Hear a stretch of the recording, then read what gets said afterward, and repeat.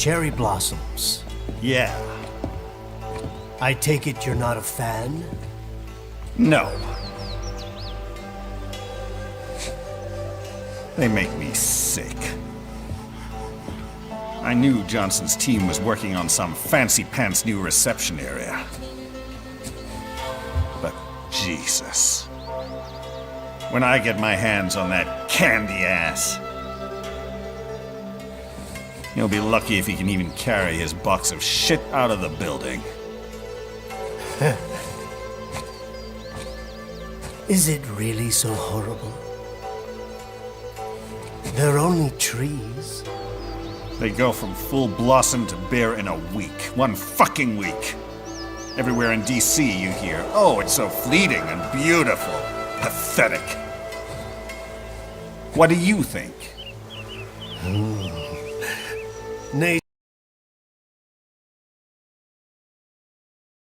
Hey, Snake here. Just want to say that now my saga, our Snake saga, is finally completed. I'll take my time on retirement trip. Also, congratulations on Raiden, on him starting to shine on this game. And Drebin wants me to send a message that the Arms of the Heaven radio station will be on tactical pause, as he will do some refining until George decides to stream something else. Last but not least, let's salute and peace.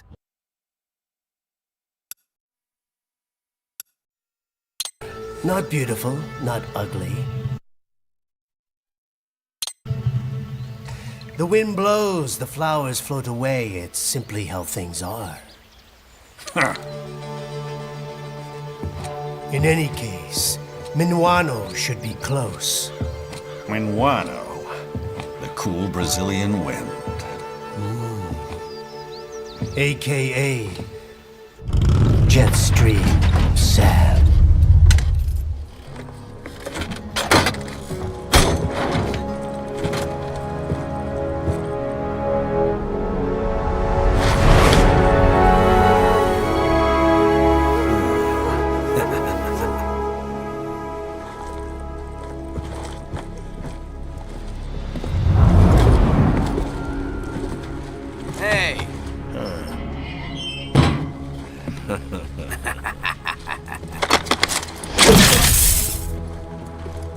Hey, what the hell you think you're doing, buddy?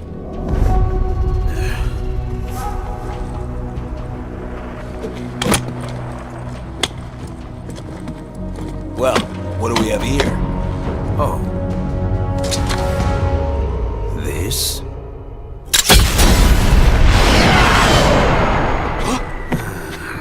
Whoops.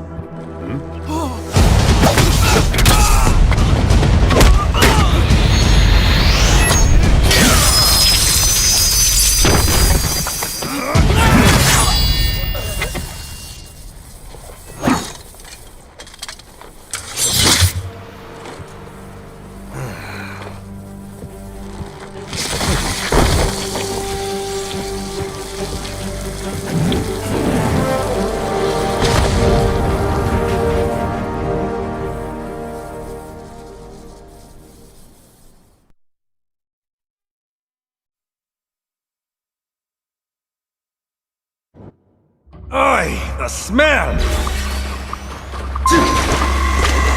That samurai bastard came this way.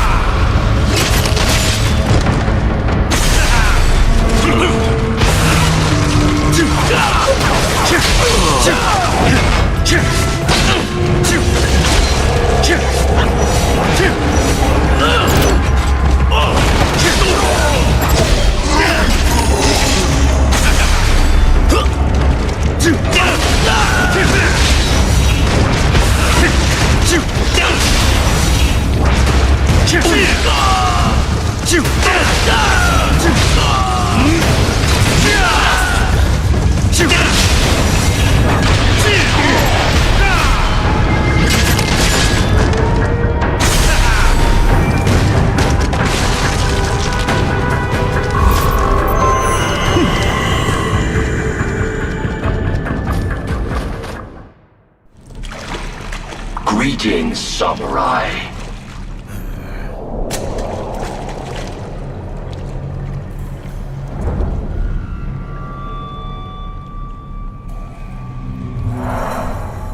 He's coming too. Roger that.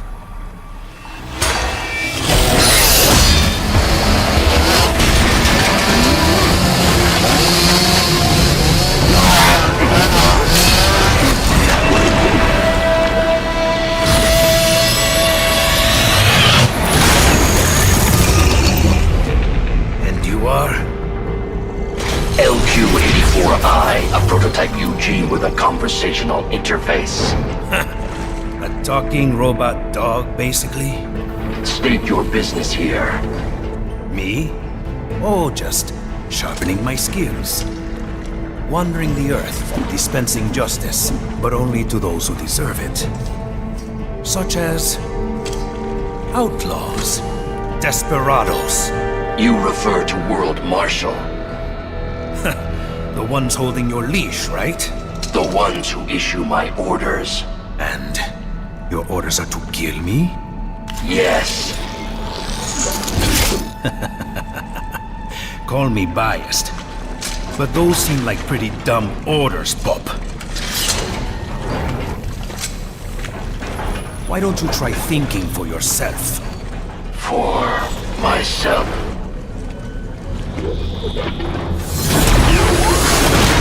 Should I disobey a direct order, my memory would be wiped. Well, that's a pity. I am sorry. You must die. Then I am sorry as well.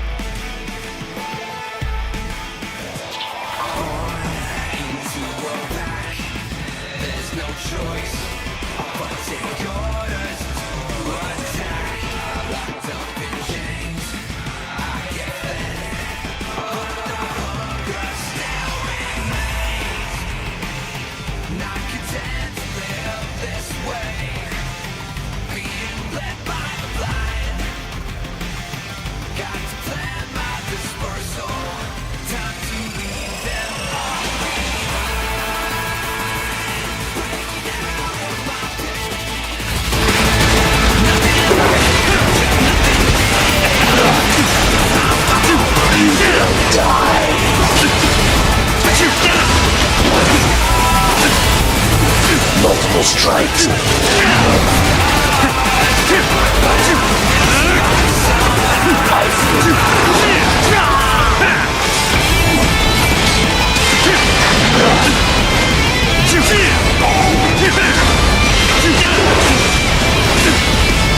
Combination complete.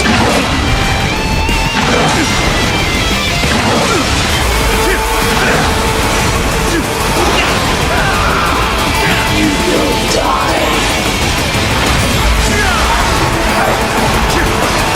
Recovery complete. Re-engaging. Superficial damage. Come, let's have a little fun, eh?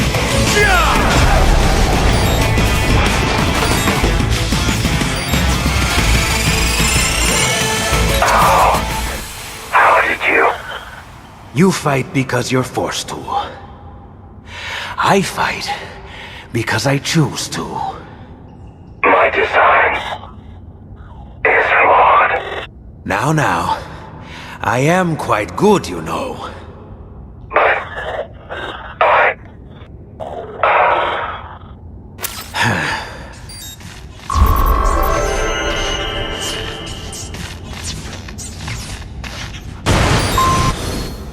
OpenAI sucks at combat robot wolf manufacturing.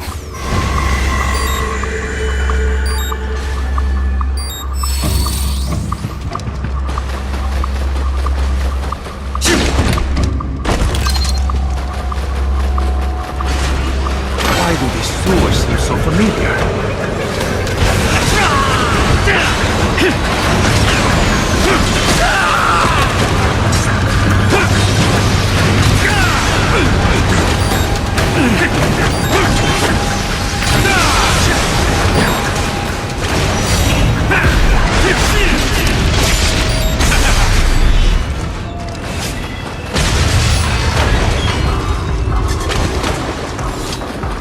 Yeah, I beat that dog, 'cause I got that dog in me. Huff, huff. Awooga!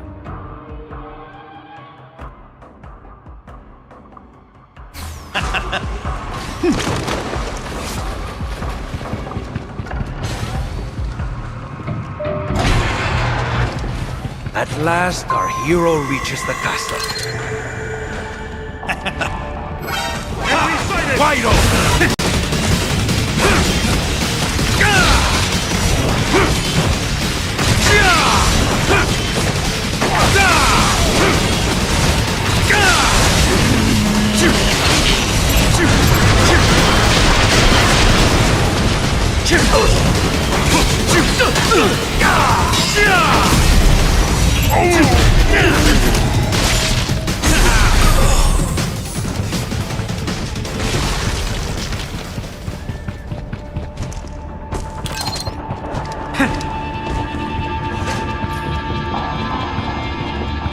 Just what I was looking for.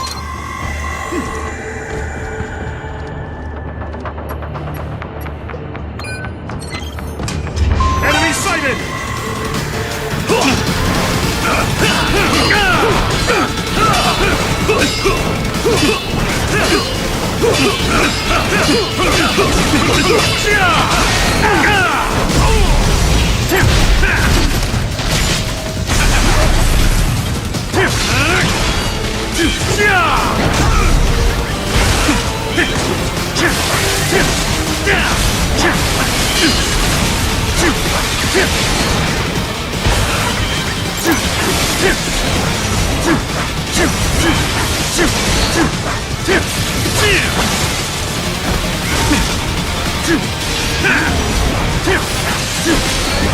HQ, the intruder is riding up on West number 2.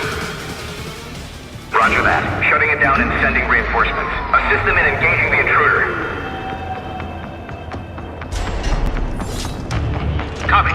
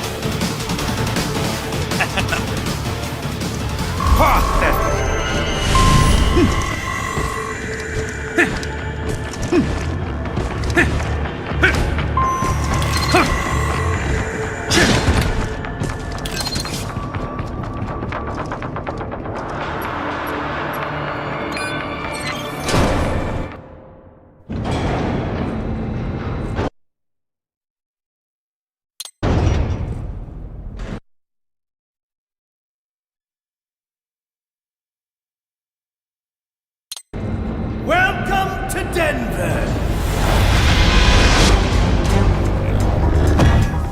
I am Monsoon. We've been expecting you, Sam. Oh? They say you took on a drug cartel back in Brazil, all by yourself. Almost took it down, too. If you had, another outfit would have taken its place. One way or another, it always goes back to business as usual. You realized that, didn't you, Sam? That's why you left. I was out for revenge, and I got it. Well then, let's see what you got now.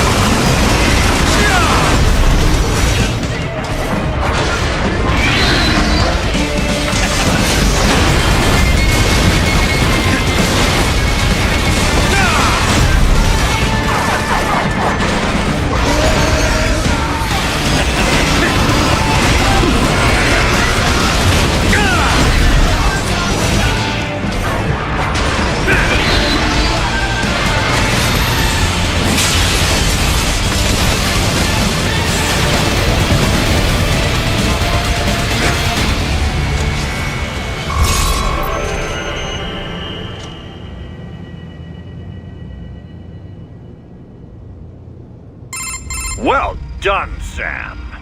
But you haven't quite passed the test yet. Come on up to the top floor. It'd be a shame if we didn't meet after you went to all this trouble.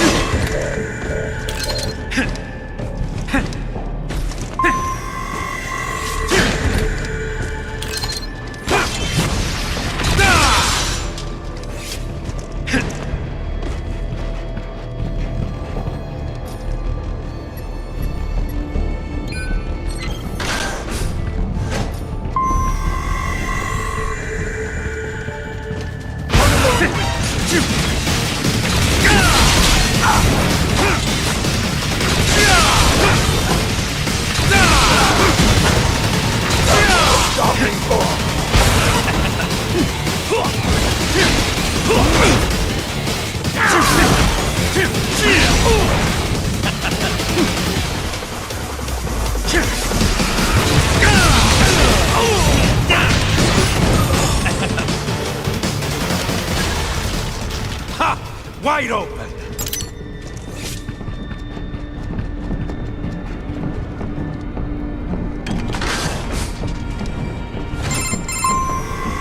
You're everything they said you were, Sam. Yet still so naive. And how is that? Outfits like ours, they're living things. You can't destroy them with violence alone. You may kill a part of it, a limb or two, but the main body will survive. Then I'll just have to kill all of it. All of you. I'm thirsty. I want human water to cool down my data processing. Yum.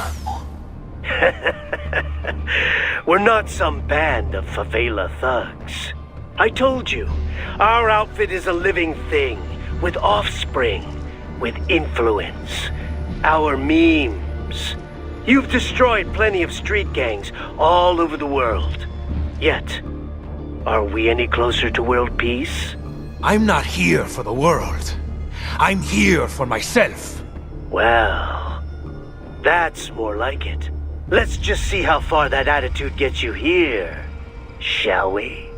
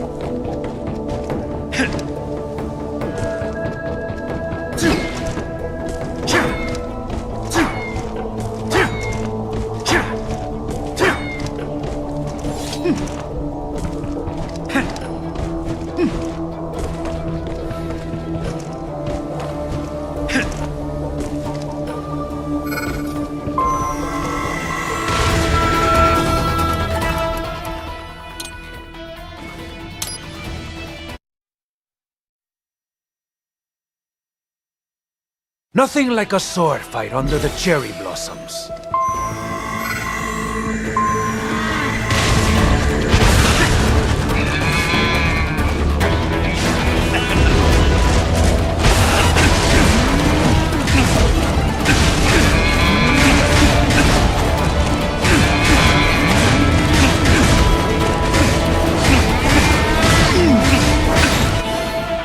What a beautiful meme you have my whittle Raiden Kitty Boo Boo Ninja go.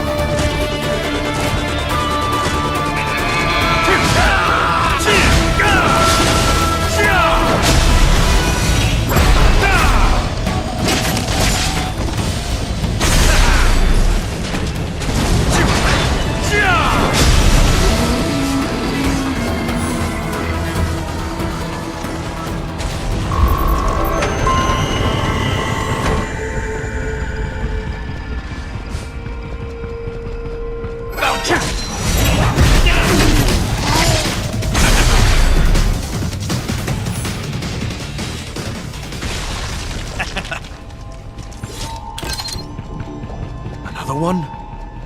This place is huge.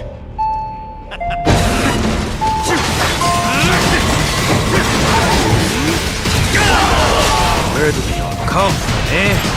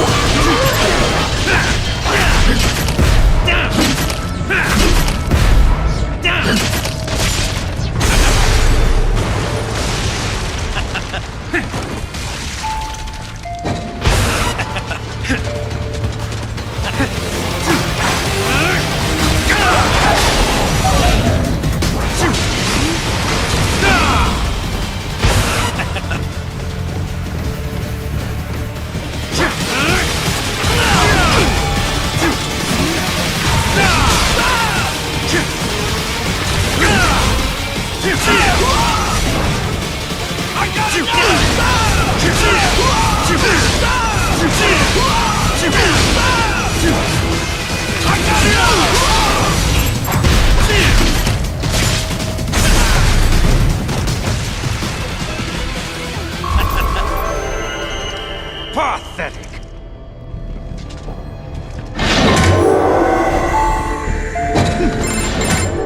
I'm impressed, Sam. Who is this? But not surprised. You're one of the most qualified applicants we've ever had. Applicants? Am smoking or something? Oh, I am smoking. Is Metal Gear turned from stealth to full kata action? Or I am dreaming? Anyway, that's some good shit right there. I'm not here for a job. Oh, but you're doing so well in our test, Sam. You're Armstrong. I already have a job. Destroying men like you. Bastards who keep the status quo. Send others to die. All from your cushy corner office where... Well put, Sam. You and I have more in common than you think. Come on up to the roof for your final interview. What are you talking about? Hurry! Don't want to keep the new boss waiting. Hey, Rayan, why don't we team up in the sequel? You know, like Mel Gibson in Lethal Weapon. I even have a name for our team. Samurai! What, I'm dead? Forget about it!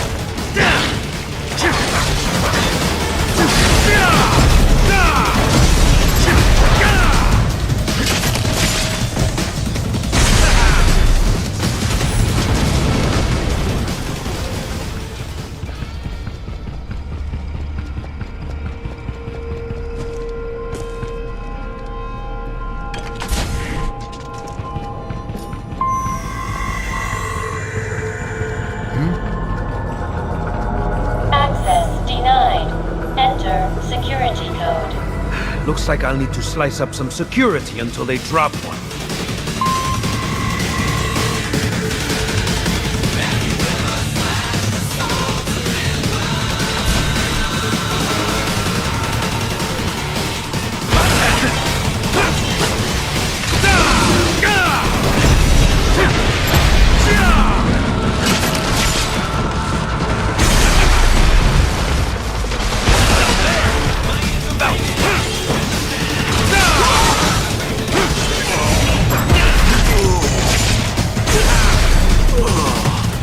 Security code? Don't mind if I do.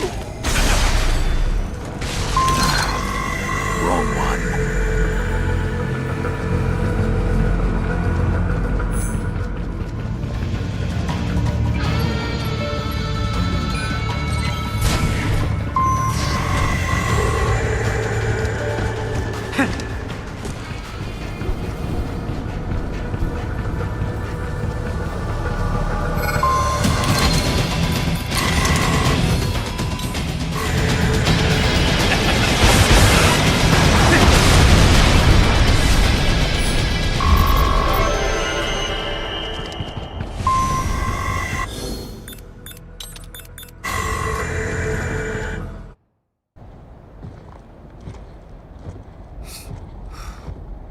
Sam, thanks for coming in. What's your game, Armstrong? Gonna talk me to death? Like I said, son, time for your final interview.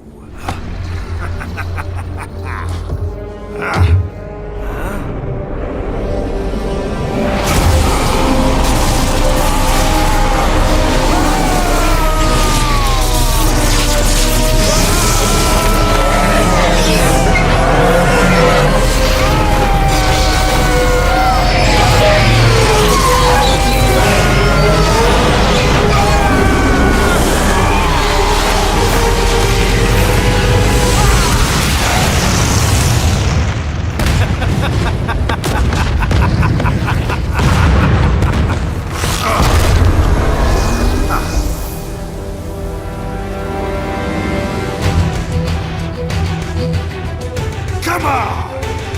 Okay.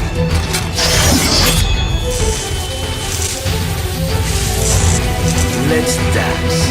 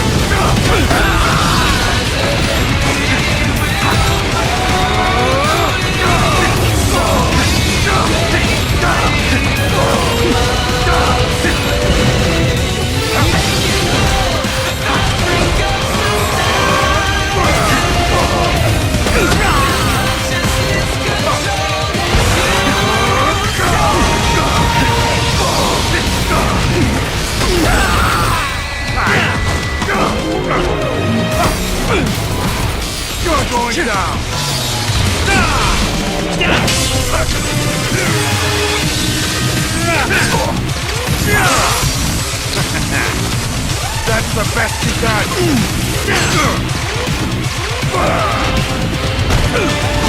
You're going down!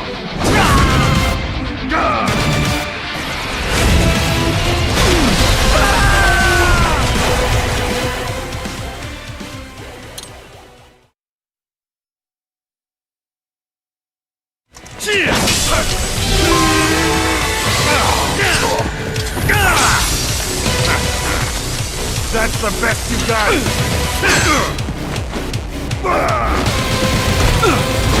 You're going down!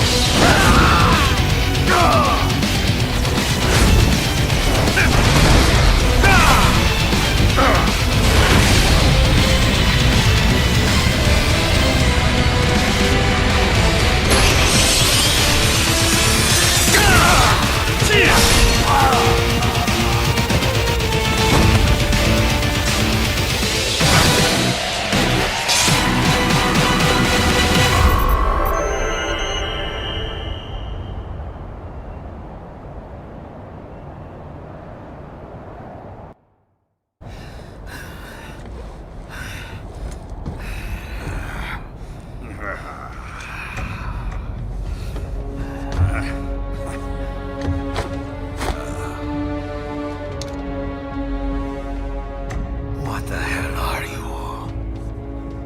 We could use a man like you, Sam. Organized violence, waging war as business. We're gonna put an end to all that bullshit.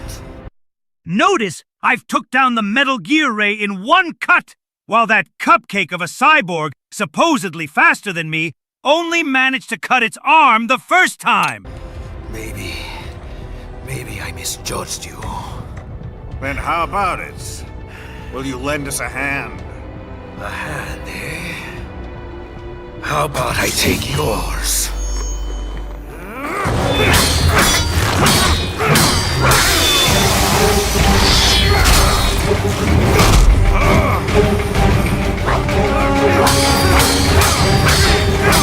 Just like George Salinek keeps coming back to Metal Gear Solid trademarked series, I too keep coming back to his best playthroughs, or to any live stream no matter how long that time is.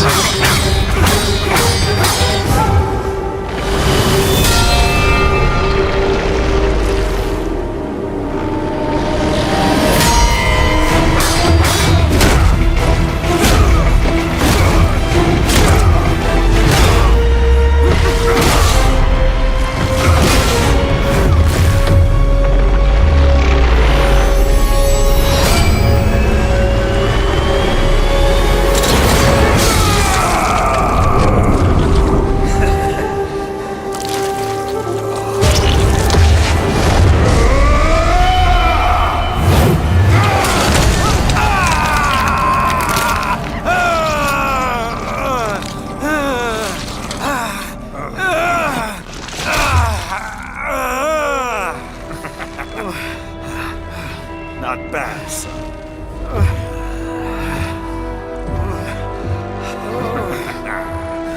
But, like Monsoon said,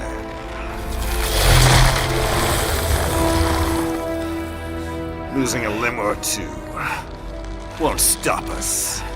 The hell? The job's yours. Welcome aboard.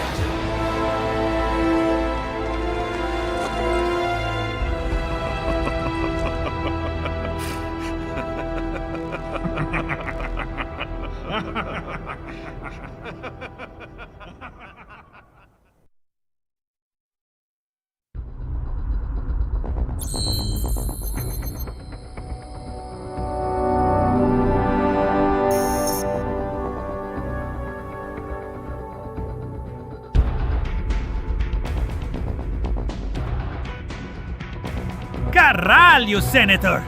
That pole can really work like a bat to swing around and rest on some cheeks, or even a blade to slip and poke that bell, instantly making inside slip and slide.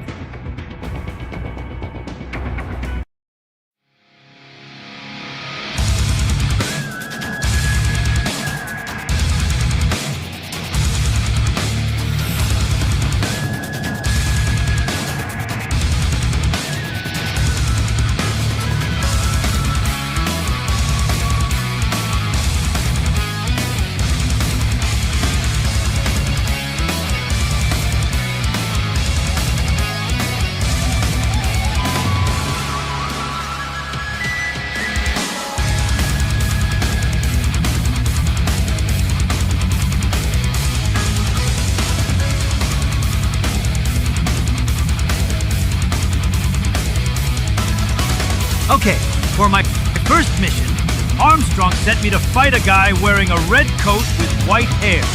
All he kept saying was jackpot and Royal Guard. Good God!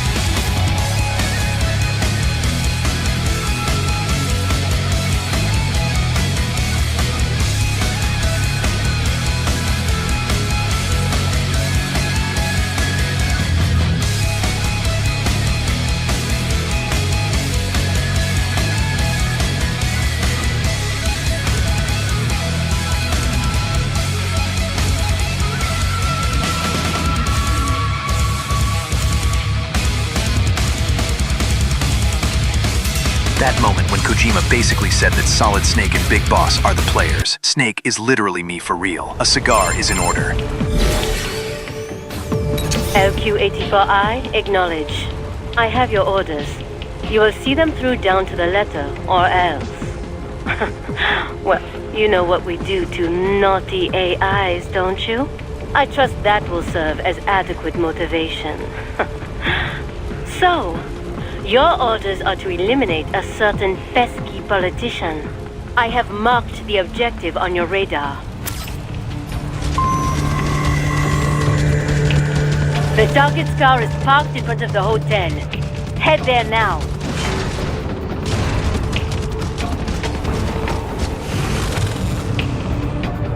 There he is. Eliminate him.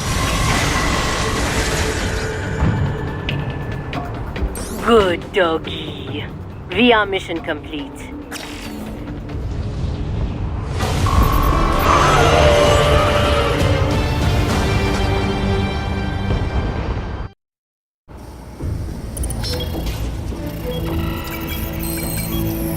Well, what did you think of the exercise? Mission accomplished. The target was neutralized. That giant intellect and... You know what happens to naughty AIs? We make them generate Fruit Love Island! This is all you have to say? I obey the orders I am given. I was not ordered to gather data on the merits of the mission.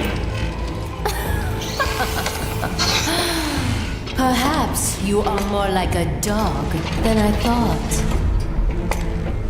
Your kill count, though, it is disappointing. Perhaps Sundowner was right. You lack man's killer instinct. Well, there are several methods we might use to help give you that edge. Repress your emotions through certain training scenarios over and over. Or teach you that following orders absolves you of responsibility. Instill a fanatical belief in our cause. That our enemies deserve death. Or perhaps convince you that they aren't people at all. That they are less than human. That they are like animals. Things.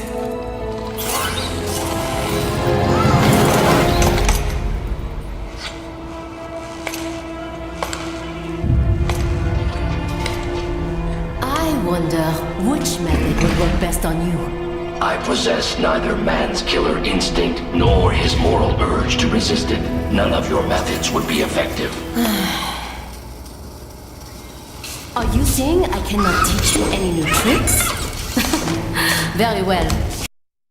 We are Hideo Kojima. We carry the flame. We fight for living. We carry his name. Continue your training.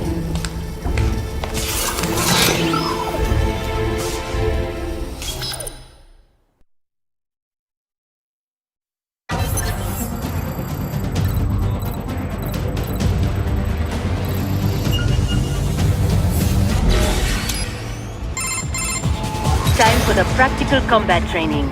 Eliminate all cyborgs you find in the VR.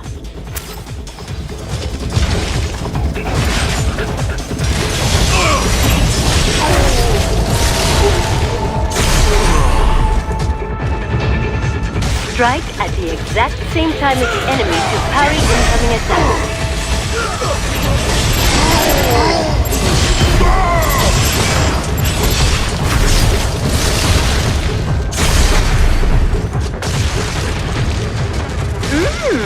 Not bad. Keep it up.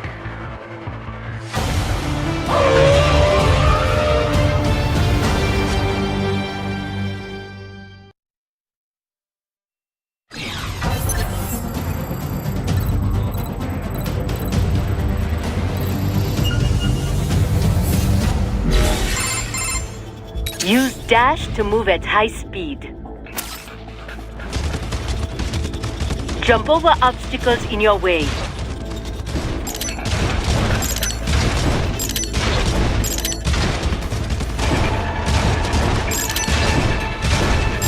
Throw your knives to damage enemies from afar.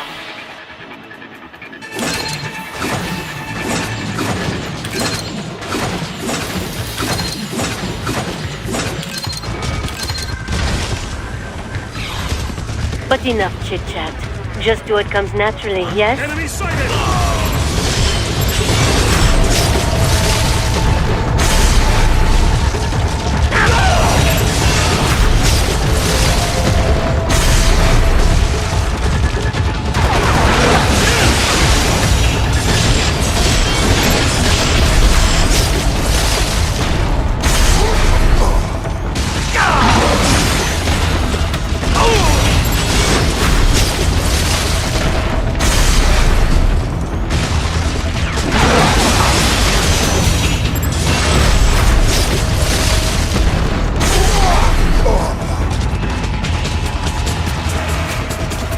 Remember what you have learned here. Should you embarrass me? Well, it just would not do.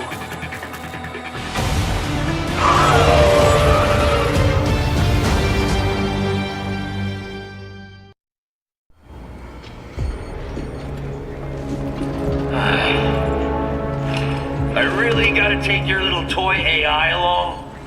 The more the merrier, no? Yeah, whatever. Different AI, but it's still just an LQ-84. And your ID? Oh, it speaks. I'm Kamsen, aka the Desert Storm. You will be joining him on the next mission.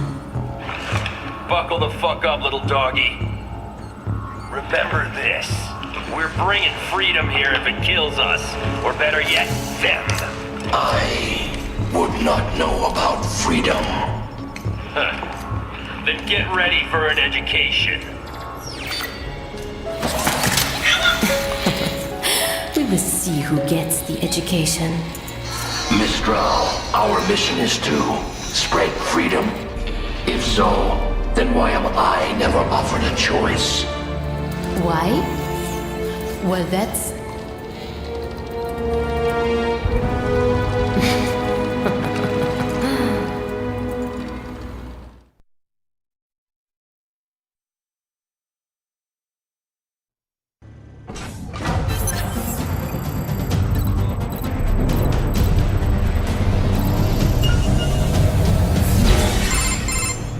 For this simulation, we have recreated the mission area in VR. Head to the top. Can't believe after all my years and experience servicing Big Boss, they replaced me with an AI! Get indicated on your map.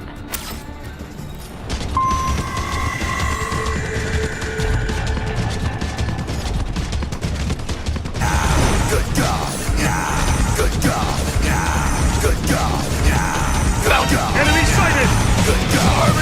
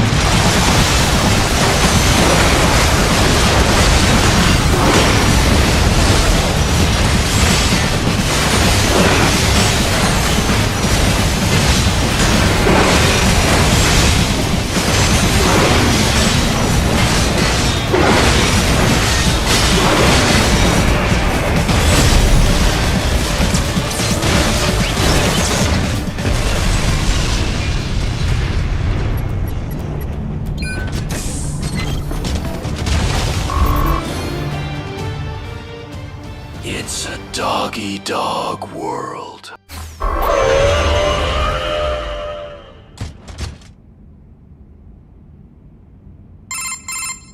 Well, I suppose that is that. Now for your next mission.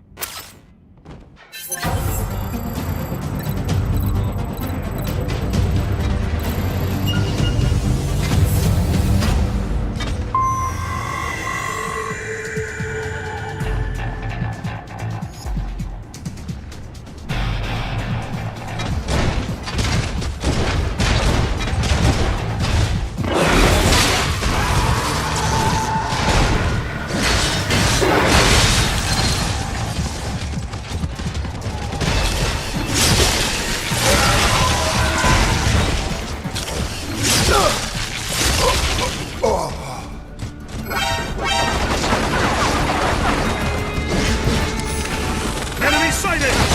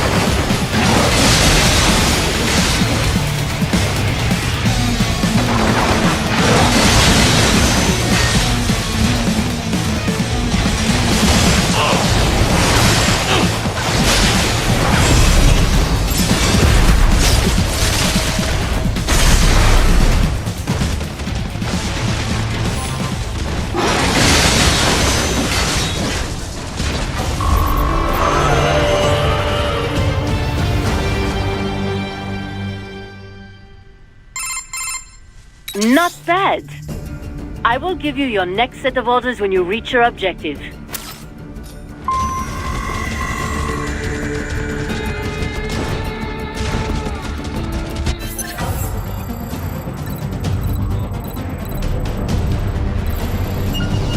What is this madness? Robots and cyborgs with swords? Losers. Inject a virus, fight in a volcano, get killed by a boulder-punching enemy. That's how you become a cool villain. Alright, Doggy. This is the final mission. Make use of platforms and footholds to reach your goal. Hey, fuck your sister!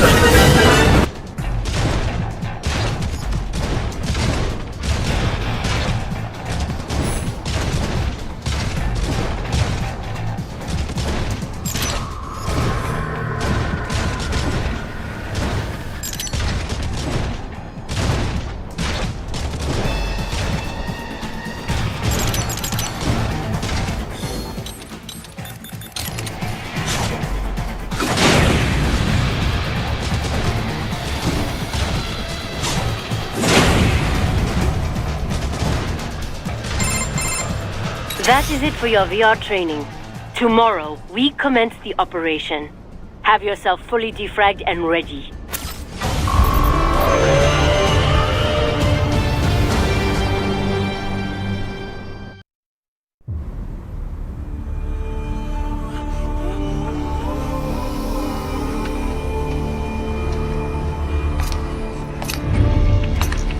The assembly building and palace are under our control.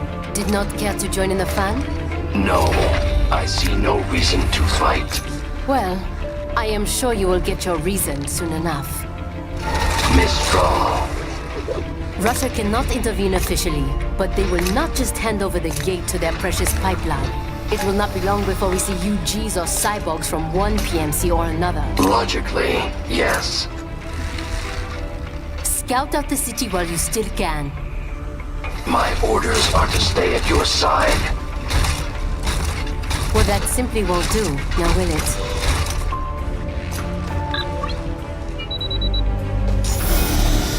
There, I have disengaged your range inhibitor. I am free to go wherever I choose. For now, but just remember, I can switch it back at any time.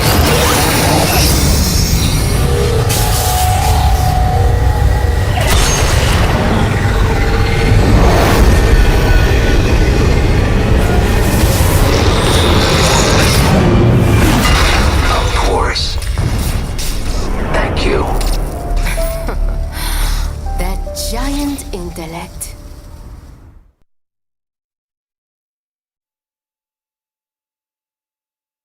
The LQ-84I has gone AWOL. Destroy it.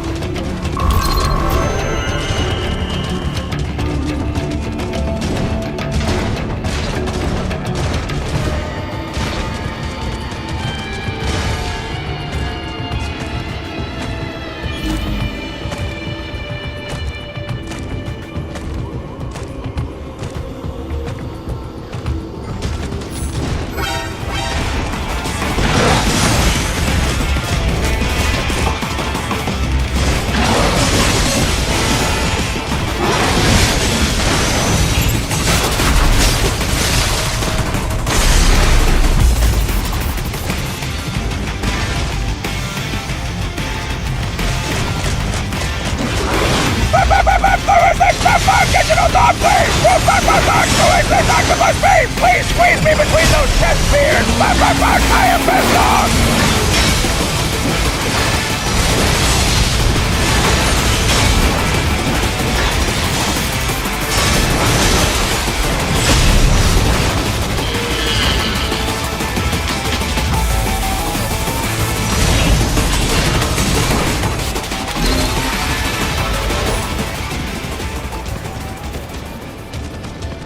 HQ, requesting heightened security status for this area. Roger that. Sending backup. Funny how MGS and Resident Evil have common storylines sometimes. I've heard, spoiler alert, there's a liquid version of me. Like they could ever match me. Simply pathetic.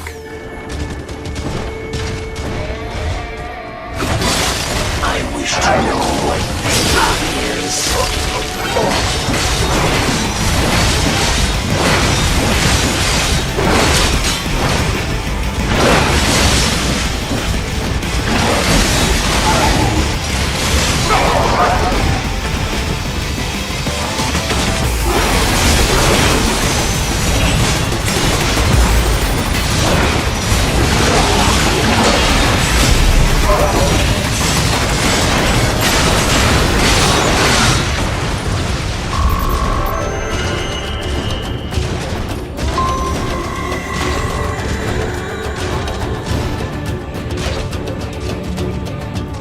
Have you seen Kyle stranding?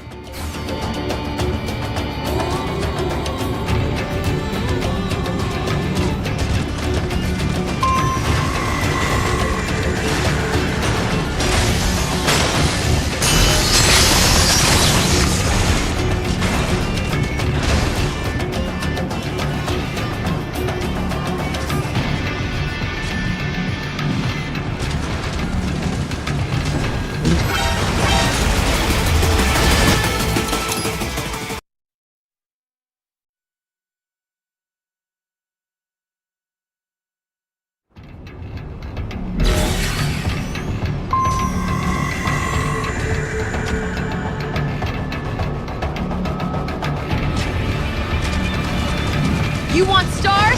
I'll give you stars! Oh, sorry, wrong franchise.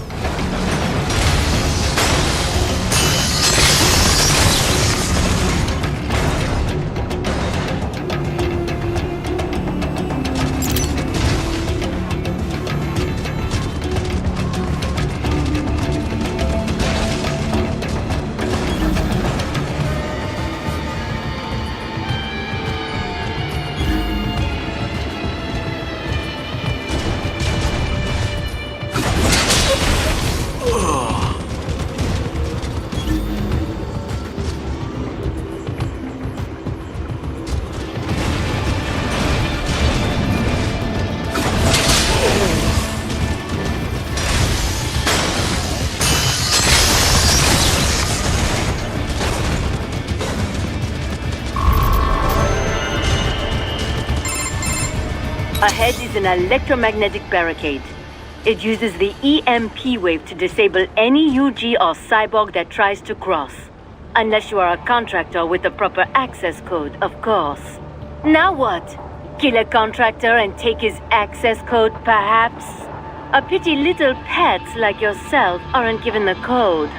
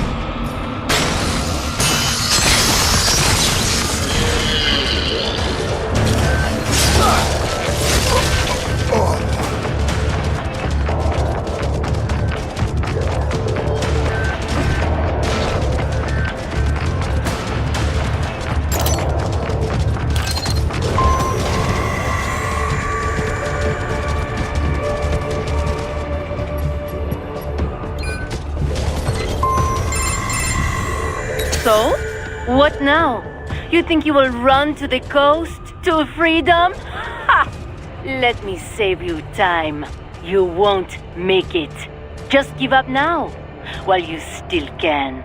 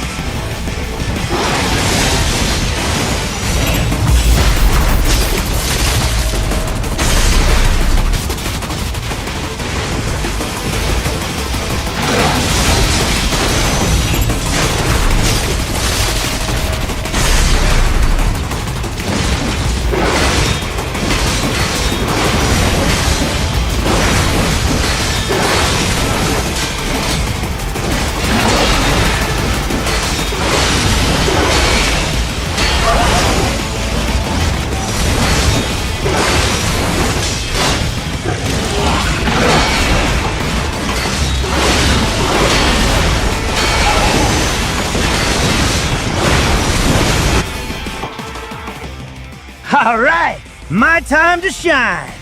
Sorry, Snake, but this time, I am the main character now.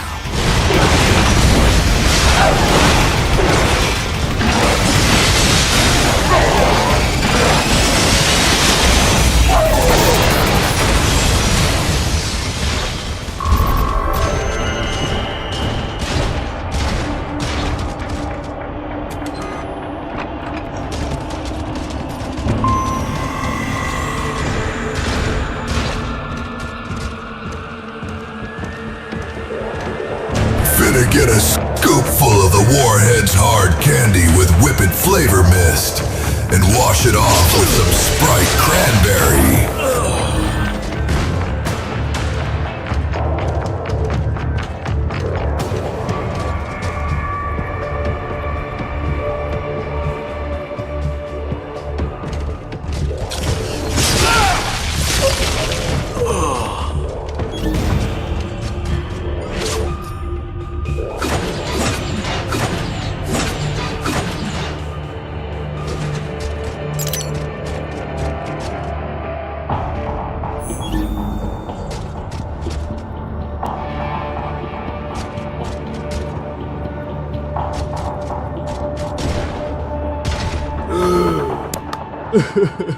Flood that shit.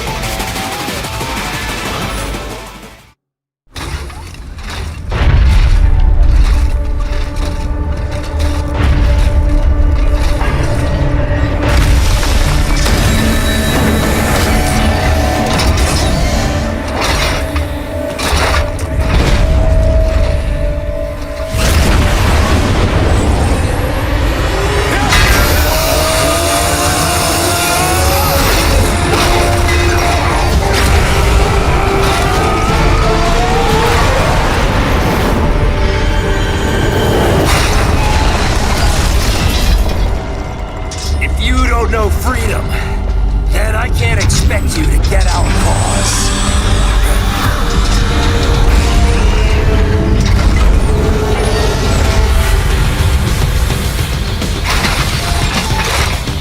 But it don't matter. Understand it or not. You'll die for it all the same.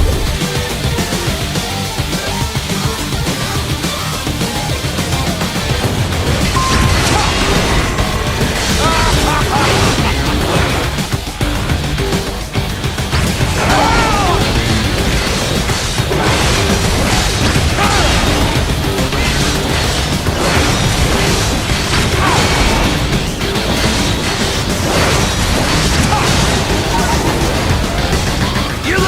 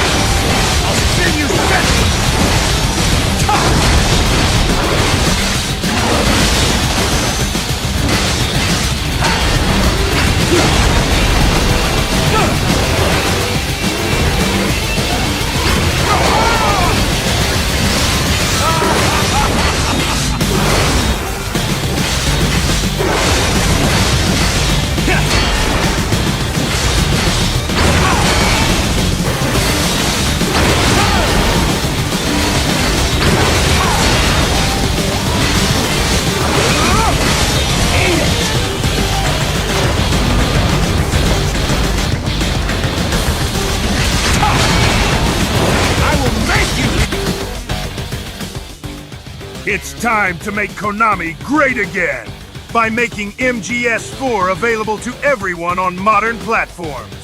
And let's remaster Metal Gear Rising.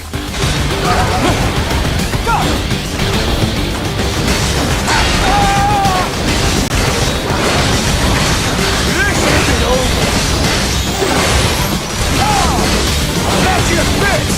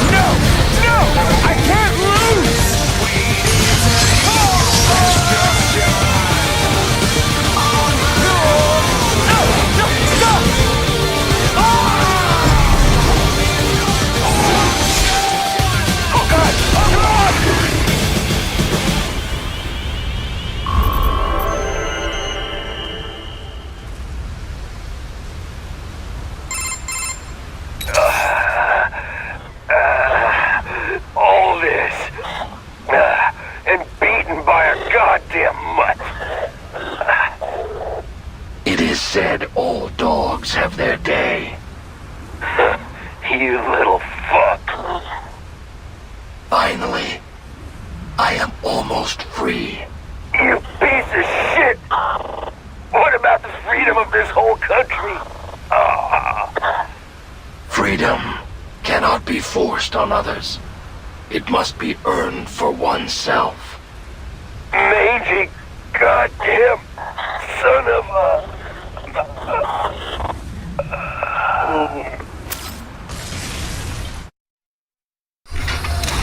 As you said, almost.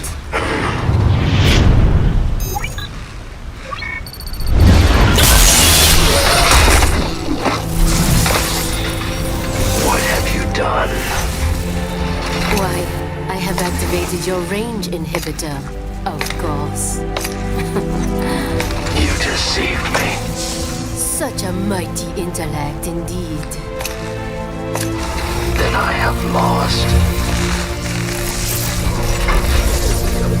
Shake. Shake.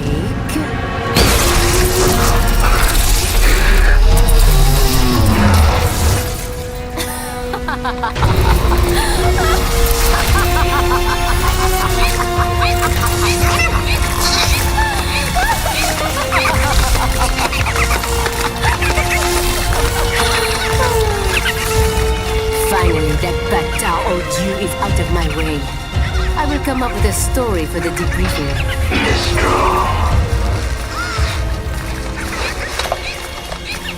Do they see? This fight has nothing to do with freedom. Why? You see only logic and reason. You would never understand.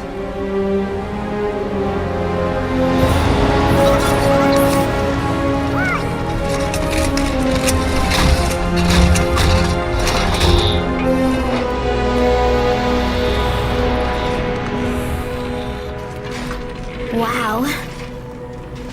Blade Wolf, you've been through so much. Blade Wolf? Yep, that's your name. I hope you like it. So, just after that was when Raiden saved you? Yes, he freed me. Like me, he had been forced to kill. He has witnessed the dark side of human nature. But still, he continues to fight for what he believes in. Yeah. And that's why I believe in him. He'll keep holding let it go.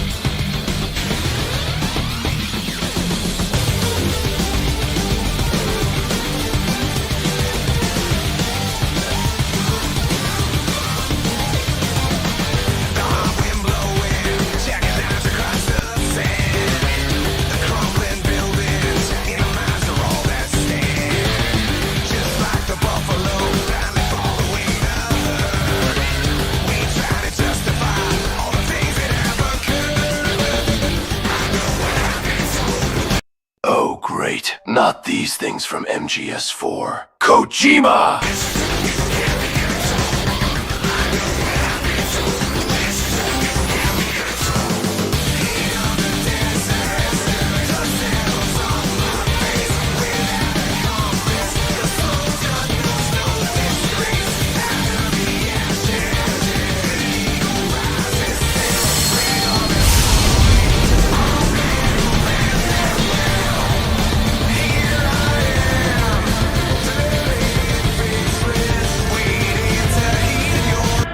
I am quite punny, huh, chumps?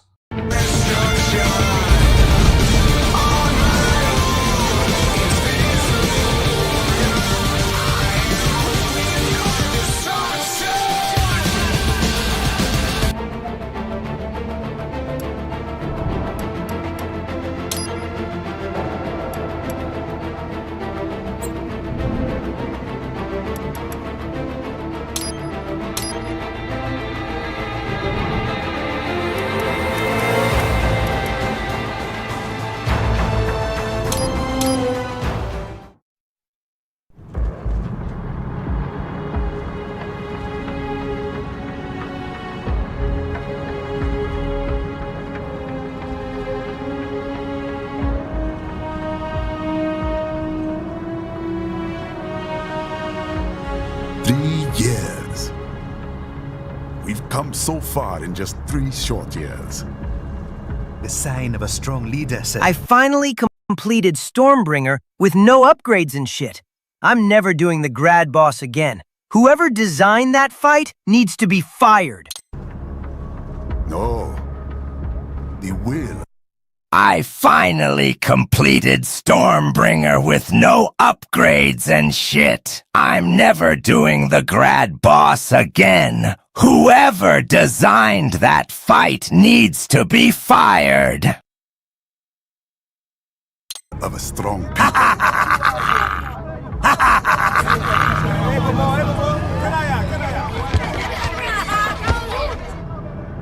And one very able advisor. Thank you, sir. Your team deserves credit as well, Mr. Lightning Bolt.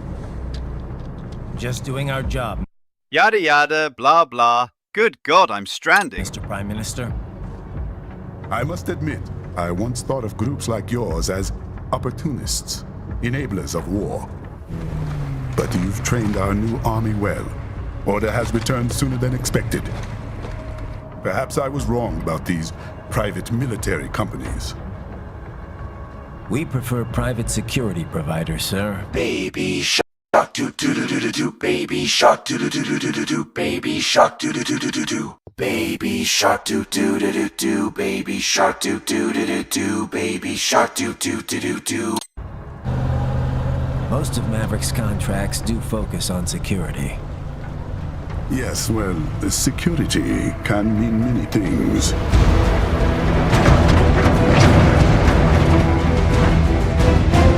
There's a saying I like. One sword keeps another in the sheath. Sometimes the threat of violence... I want to get clapped by Armstrong. ...is a deterrent. Sometimes by taking a life, others can be preserved. It's the code the samurai lived by. A soldier and a philosopher. You are full of surprises, Mr. Lightning Bolt. I could say the same about you, Mr. Prime Minister.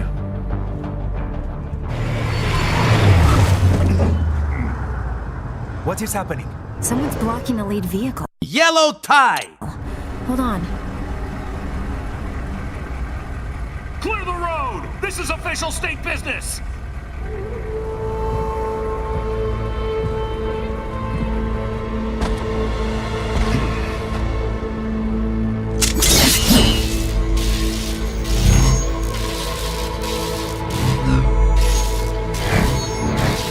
I said clear the road! We're authorized to use force if you do!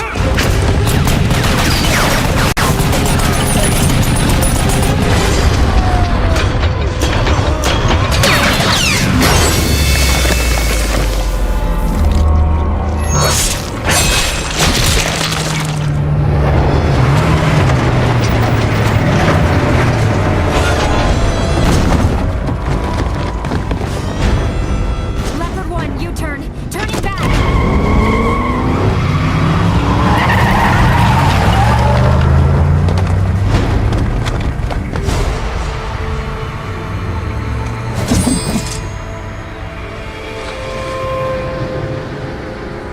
Open fire! Who was that?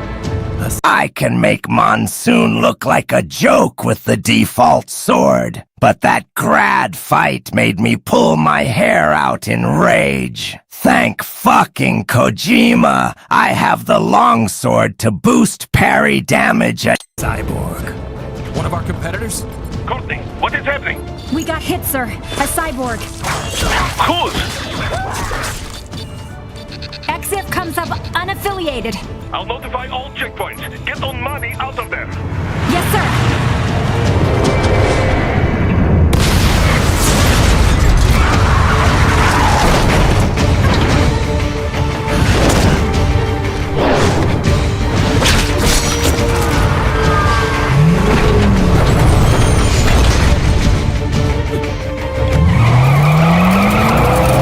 We are going to die. Stay calm.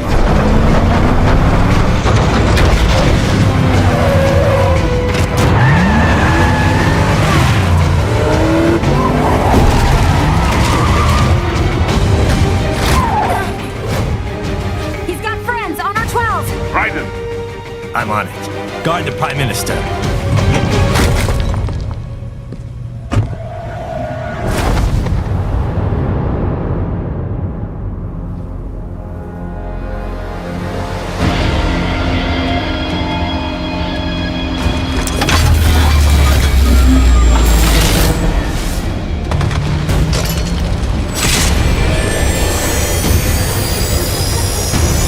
Here's to you, Nicola and Bart.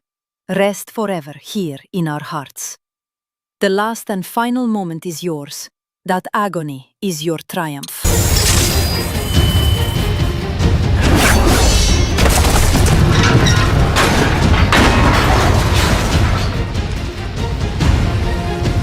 Let's get this over with.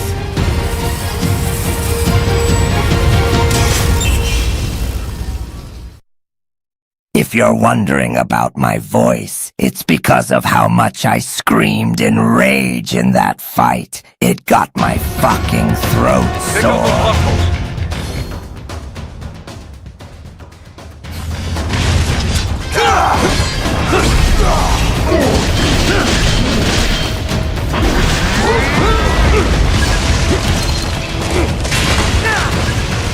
Raiden, you'll need to choose between light and heavy strikes to match the situation. Take self-repair units from your foes to replenish your own supply.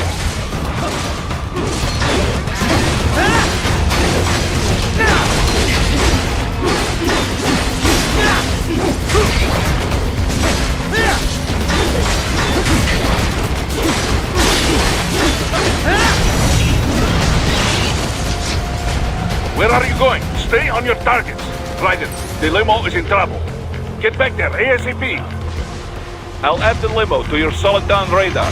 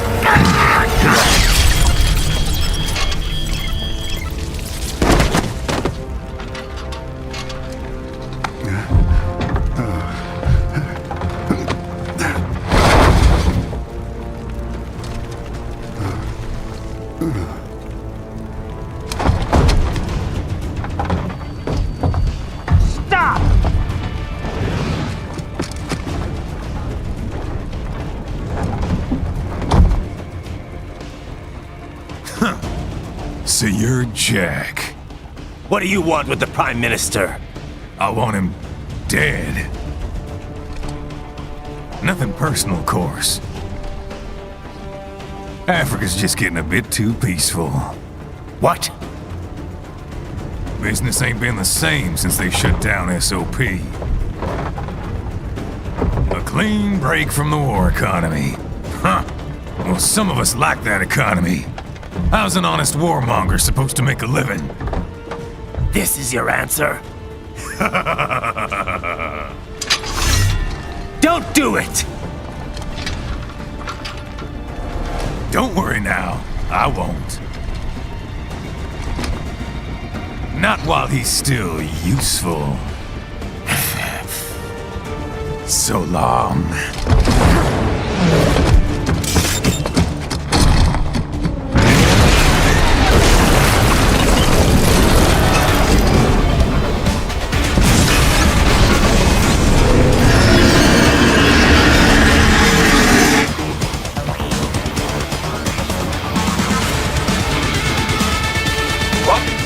They have a Metal Gear? Cheers?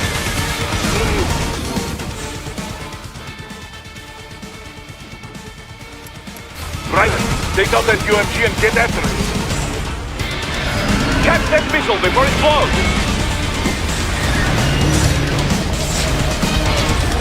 Use your ninja run to deflect those shots.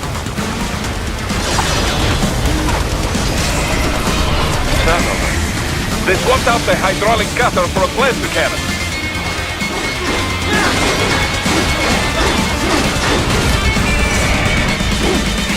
Use blade mode to damage its armor.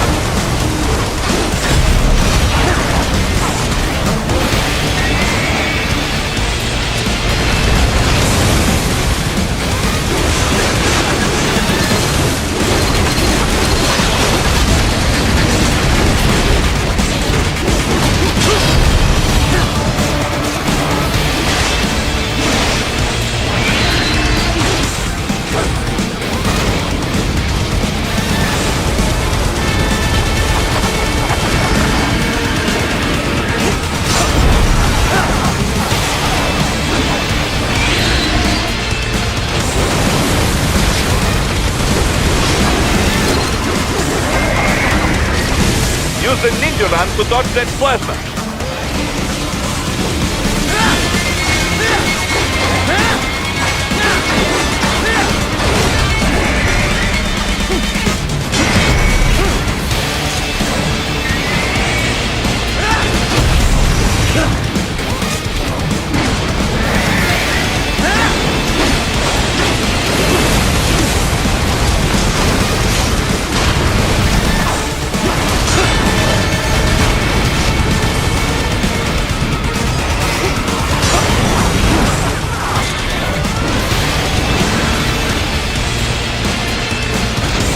Now, Raiden, bring it down! Stop that plane!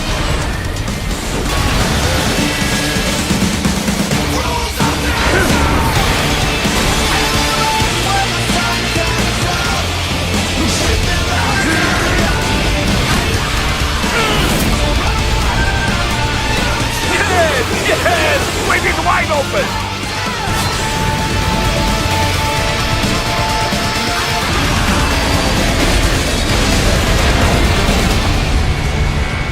Хорошо, very good.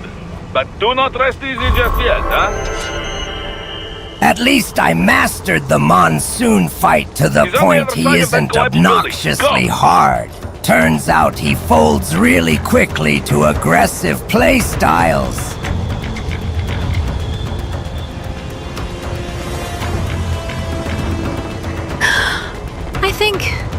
I think I'm pregnant with Snake's baby. Snake!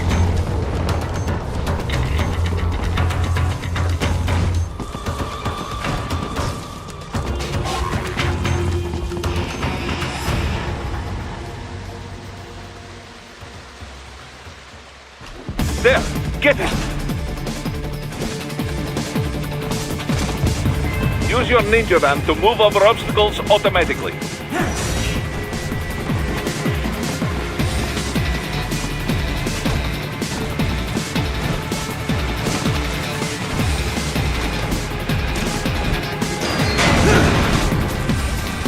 Do not let him out of your sight. You must catch it.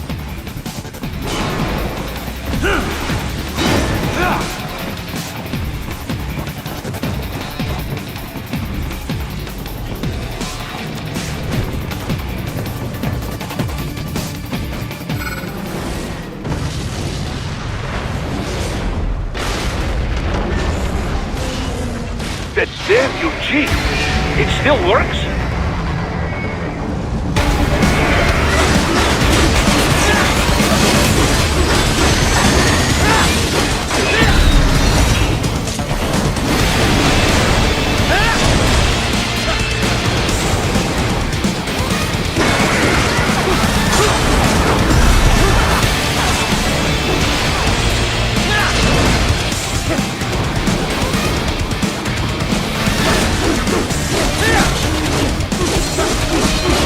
Blade mode to take down those heavy missiles.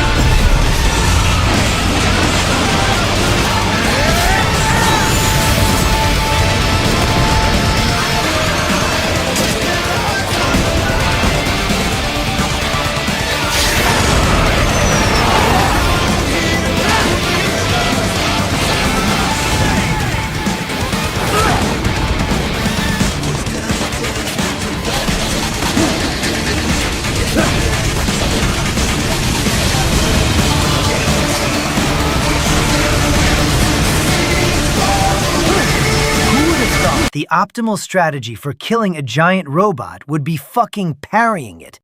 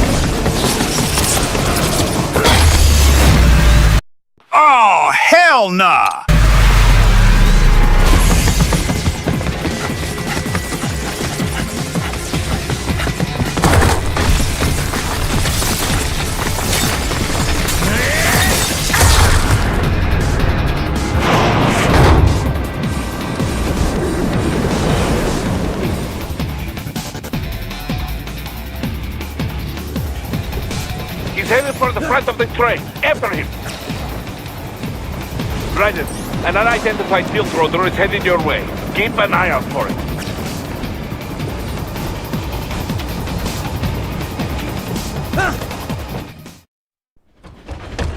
Prime Minister!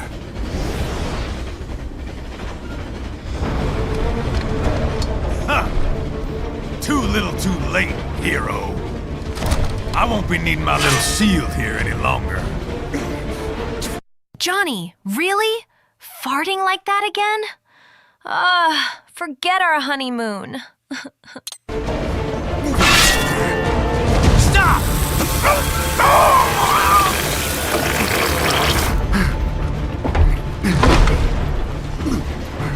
What about all the good things war has done for us? Why don't we ever hear speeches about that? Jobs, technology, a common purpose? Raiden, forget me. Stop him. You ain't listening.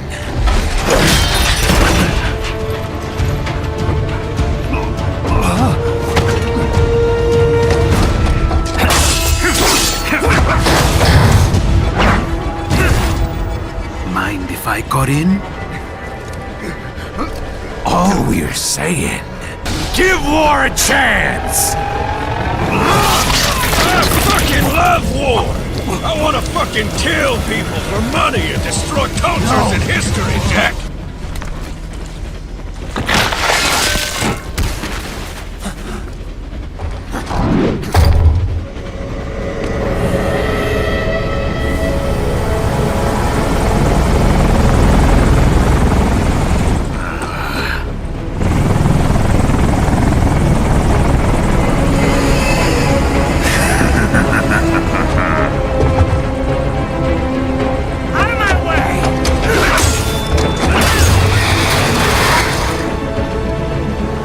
He's all yours, Sam!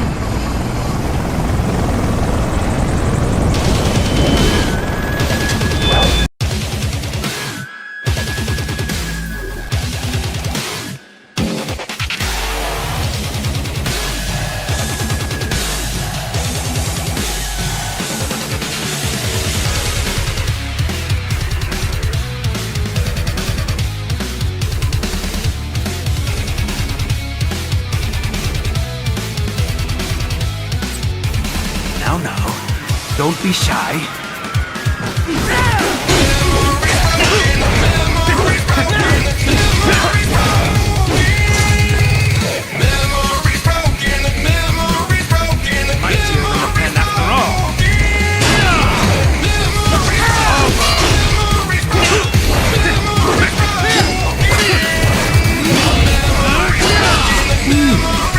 Get hurt, and not half bad. Still.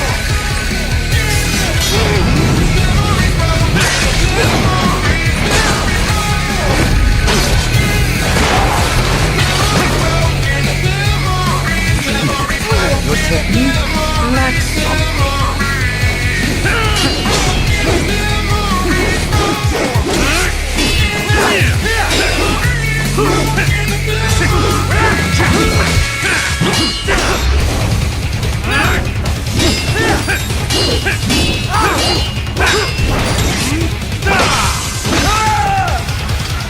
How long can you last?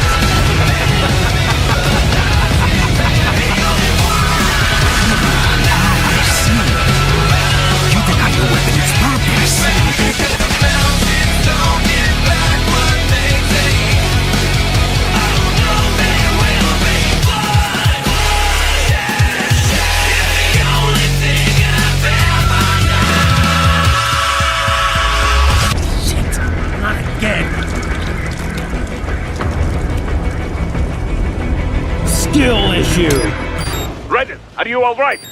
You're almost clear of the tunnel. Just hang on.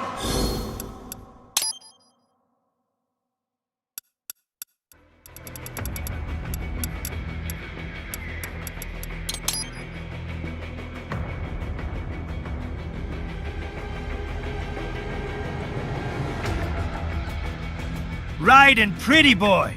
It's 4 p.m. Time to dance. Yes, Sammy.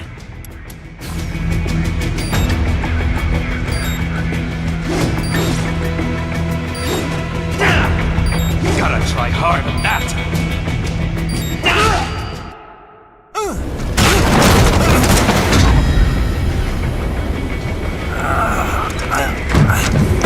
This is what happens when you bring a tool to a sword fight.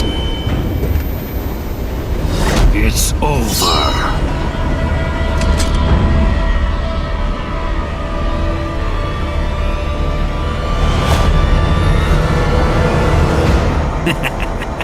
Lucky devil.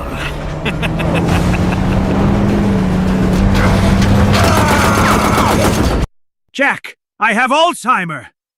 Jack, I have Alzheimer. Jack, I have Alzheimer. Jack, I have Alzheimer. Kept you waiting, huh?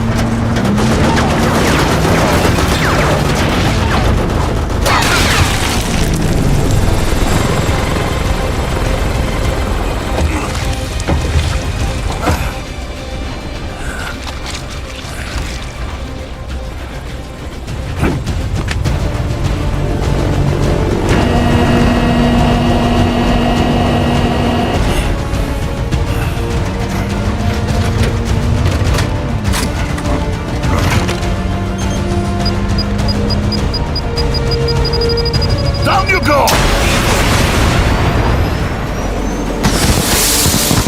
Flares!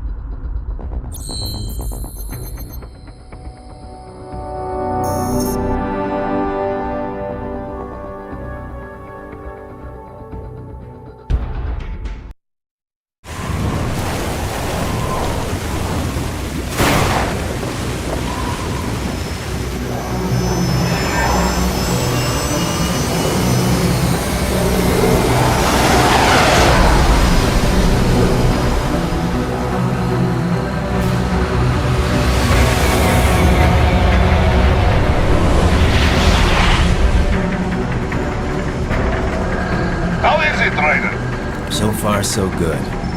I've got a clean visual. A direct feed to your optic now.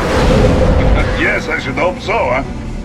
I mean, how does it feel? To fly like a bird? Like a bird strapped to a remote control rocket. We will get you in safely, Tovarich. Just relax and enjoy the ride. Right. Can you hear me, Raiden? Doctor. Remember the 2 procedures to maintain your new body. 1. Seizing nano repair units from your foes. And 2. Absorbing their electrolytes. I got it. Yes, enemy cyborgs should provide plenty of MCFC electrolytes once you slice them open and extract their fluids. They're terrorists. I was planning on that anyway. Oh, and their left hands, if you please. Excuse me? The combat data stored on holographic memory, typically located in the left hand. That data is very valuable. I am authorized to offer you upgrades and services in exchange for it. How generous. Ich liebe Kapitalismus. Had the wall come down a few years earlier, I would have a Nobel Prize on my shelf. There, I see land. 3 mics out, closing. No activity at the airbase. Looks like we don't need to worry about interceptors. Great. Then we have time for a quick briefing. I know you miss me, Kev, but I've been all over the materials. That's what you said before Montenegro. Look, just humor me, buddy. Objectives, of course, are enter Abkhazia, neutralize the terrorists, and restore the rightful government, or what's left of it anyway. The president and most of the cabinet have been killed, and a military junta's been established. The terrorists brain-jacked all the high-ranking officers, and their cyborgs scattered the rank and file. The few leaders who have survived have no way of openly opposing the new regime. That's why they called us. Andrei Dolzaev, leader of the occupation forces, an extremist linked to both the St. Petersburg massacre of 2015 and last year's terror spree in Georgia. And his arms supplier, none other than Desperado Enforcement. Hell nah! I got whooped! I'm not posting that shit! LLC. Ilmani's killers. If we don't stop them here, they could destabilize the entire region. But our more immediate problem is Jetstream Sang. Believe you've met. The only problem I see is that nickname. I've got my enhancements this time. He won't be an issue. He may not even be in country. But keep an eye out just in... Oh. Sorry. Ready for insertion.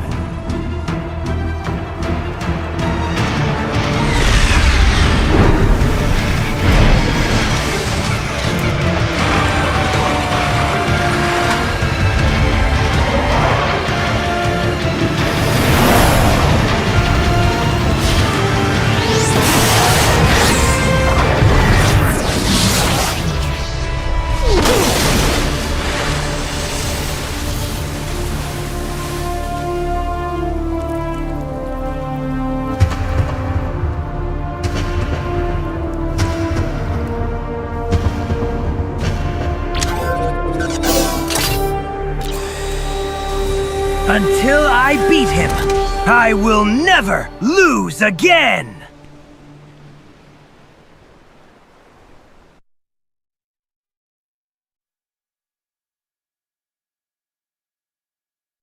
Ryder, you landed safely, da? First, head inland. The waypoint is marked on your Soliton radar. Contact us on codec if you have questions. Control, it's Raiden. I'm on the ground. Copy, Raiden. Glad to hear it. Entering on foot was the right move. That craft isn't equipped with stealth camo. Or octo camo, obviously, since that would be useless in midair. And we wouldn't want to get your pricey new jet damaged, now would we? Duh. The MQ-133C was not cheap, Tovarich. Now, keep alert. According to intel, you could find significant cyborg deployment here. If you were to be cornered by an entire squad, it might get difficult, even for you. Understood. Some fighting will be necessary, though. I've got electrolytes to replenish. This is not an infiltration mission. There is no need to hide or avoid combat outright, huh?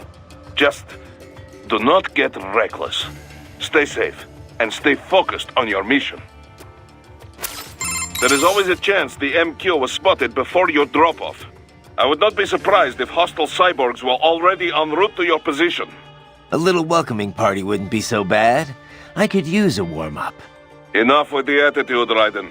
It's time to be serious. This is no game. I need you to focus.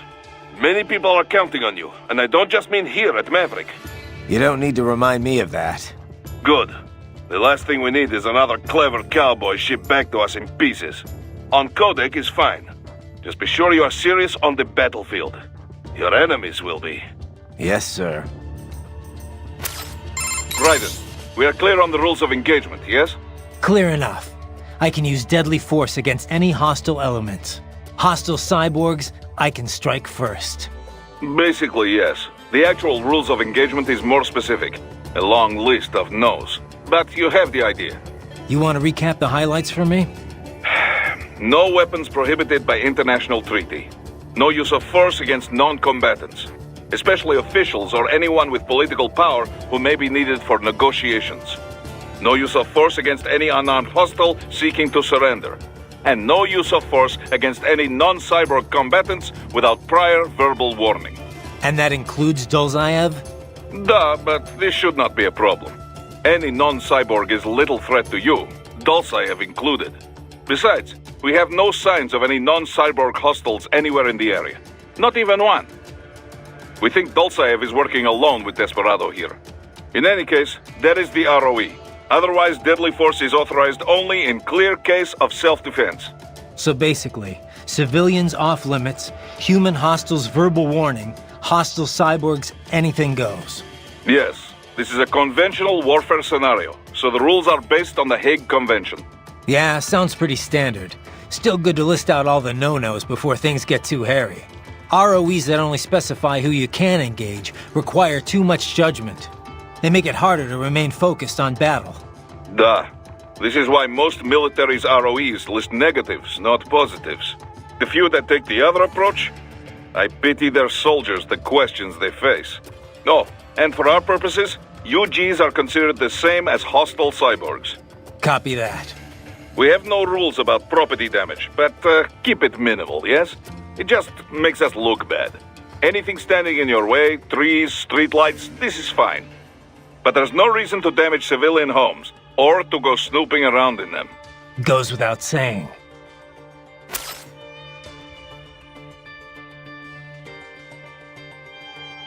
I dare you to play without the wig, George. You're familiar with your new body now, yes? Then let's begin the warm-up. Slash at something. A palm tree, perhaps.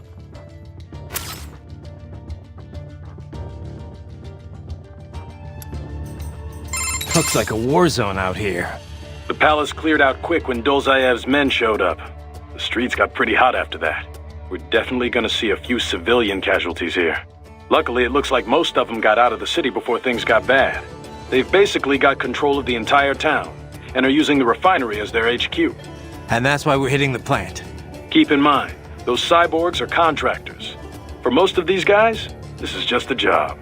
In theory, once you eliminate their commanding officer, they should scatter pretty quickly. Kev, let's go over everything we have on Desperado. Roger that. Let's see here.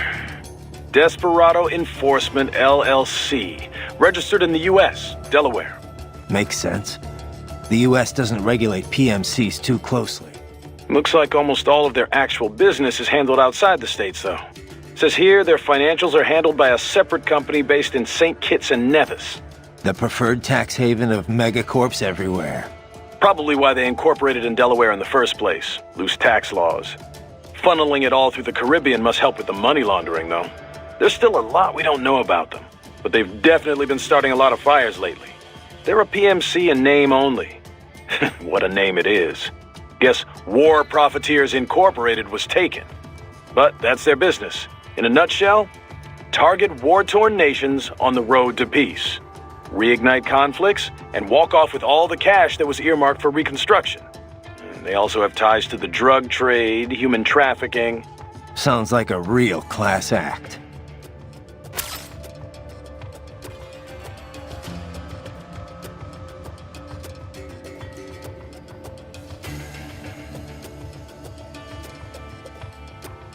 I've got nanomachines in my veins, son! Good God! I am about to Kojima! Ah! Sorry about that. I'll have my staff clean this up. We've confirmed 3 key captains in Desperado. Their code names are all wind-themed. The captain presiding over this coup is called Mistral. Cyborg? Yep. All 3 have got custom-made bodies. Collectively, they're known as the Winds of Destruction. The what? They all have action figures too? You're one to talk, Mr. Lightning Bolt. Who told you? Courtney. Now that sounds like an action figure. I didn't choose it, trust me. Yeah, well, to be honest, I doubt the Winds of Destruction picked their names either. Different cultures use language differently. Even ones with a decent command of English. As you can attest, Mr. LB.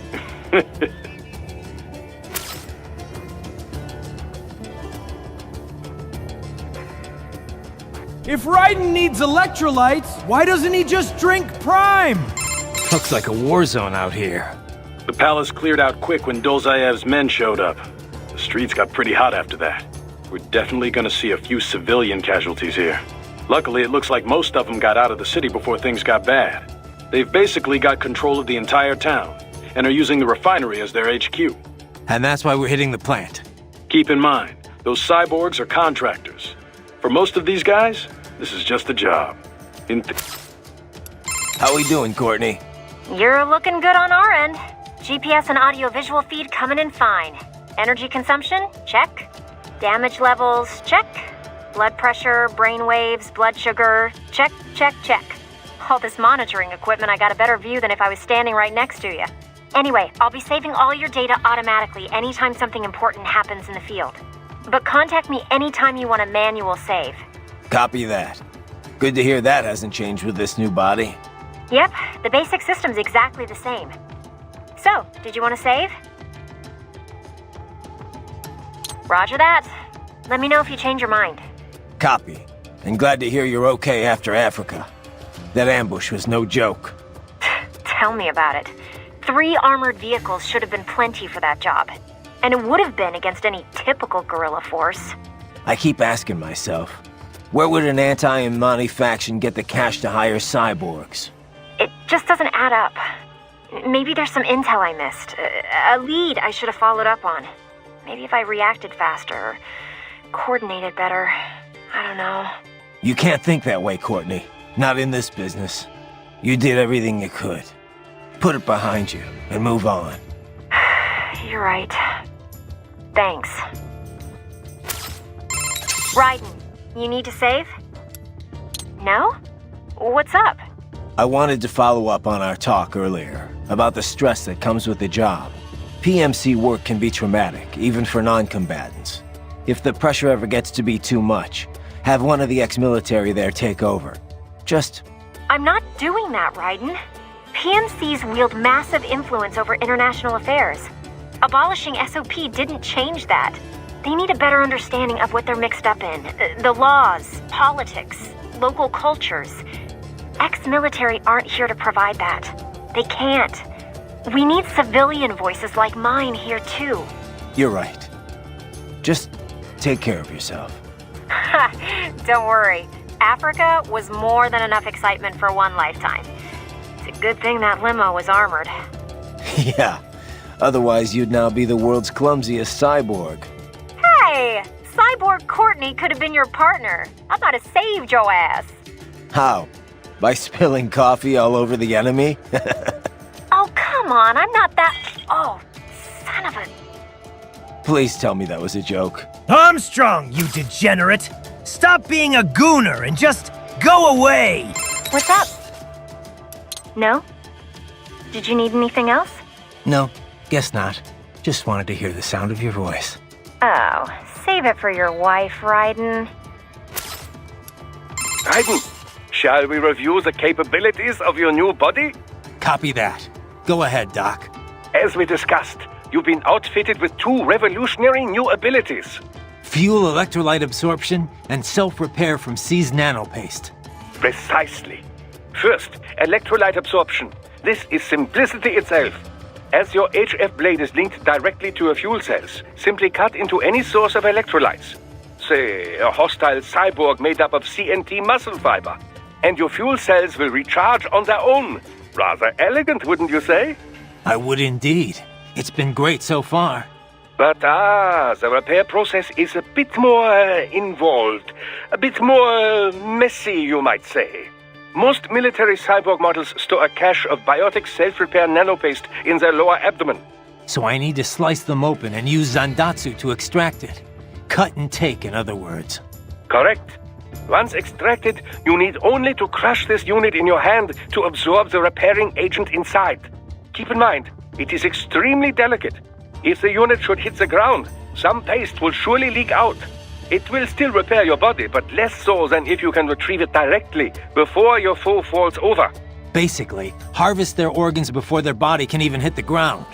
Rather gruesome, I realize. But then you Americans enjoy a bit of gore, don't you? I may be a citizen, but I've never really thought of myself as American. Oh? Well, yes, I suppose I could understand that given your history. But what then? Surely you don't identify as a Liberian. I don't identify with anyone. No nation, no ethnic group. I'm my own man. Anyway, I seem to recall those gory torture porn movies were pretty popular in Germany, too. Indeed, indeed. These splatter films are big in Germany, Russia, Japan, everywhere. Well, everywhere except regions afflicted by actual warfare. It all has to do with taming our fears, you know? Huh? The desire to feel fear, to taste death, but from a safe distance. These films allow the viewer to delude themselves into thinking they have overcome their fears. This... Okay, Doc, I got the gist. Let's save the full psych lecture for some other time, though, huh?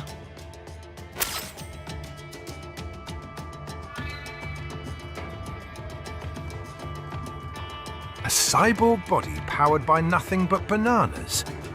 Now that's an idea. So these self-repair units in the other cyborgs, they mean they can heal themselves at any time? Indeed. It is typically a slow process, not much faster than a regular human body heals a wound. And you didn't think it was a good idea to give me one of these things? Certainly not. We removed all extraneous options in your case to maximize power and speed, you know. Healing wounds is extraneous? Your ability to absorb the nanopaste agent is far more efficient, Raiden. With it, your wounds heal almost instantly. I know, but... And a standard repair unit, once depleted, is nothing but an empty shell inside you. Dead weight. I get that, Doc, but it also means I need to constantly be grabbing them out of enemies. No, it doesn't. Don't be silly. Simply avoid taking damage and you will be fine. Yeah, simple. A cyborg body powered by nothing but bananas. Now that's an idea. How is your eye, Raiden? Great. My sight's perfectly balanced between both eyes. I think my vision's improved, actually. Quite right. Your eye patch houses an artificial compound eye unit. The unit contains over 200 million solid-state image sensors, each with its own individual lens. 200 megapixels, huh? Doesn't sound like all that much. More than sufficient for the application. A human's optic nerve has only about 1 million fibers, you know. Were we to add more sensors, your perceived vision would not improve. There's only so much modern image compression technology can do. Huh. So I shouldn't expect any more dramatic improvements to my eyesight? No, your brain would no longer be able to process any more visual information in real time. Still, compared to previous ACEs, yours has 1.4 times the resolution and a superior compression algorithm. It may only result in a slight perceived change, but it could wind up making the difference during a mission. Regrettably, I have not had enough time to develop a new eyeball unit just yet. Thus, I have cut out the ability to deploy the ACE unit separately and simply installed it on a fixed eye patch. Works for me. If I was using an eye unit, I wouldn't see any better than a regular human. Ah, but remember, the human eye is so much more than a simple light receptor. They play a vital role in person-to-person communication. Sooner or later, you'd miss it. Stuff like that's important for some tasks, sure. For this op, not so much. And with less moving parts, the lower the chance of something going wrong. Besides, I like it. Well, I'm very pleased to hear this. I can worry about how I look after I complete the mission. Hold on, Raiden. Let me make you an omelet instead of leaving. Okay. Stay vigilant, Raiden.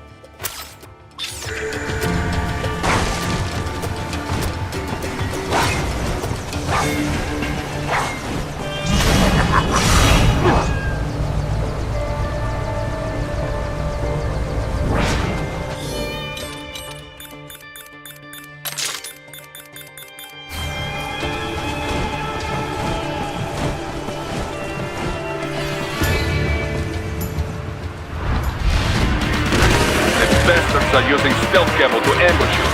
Nice try, but it won't...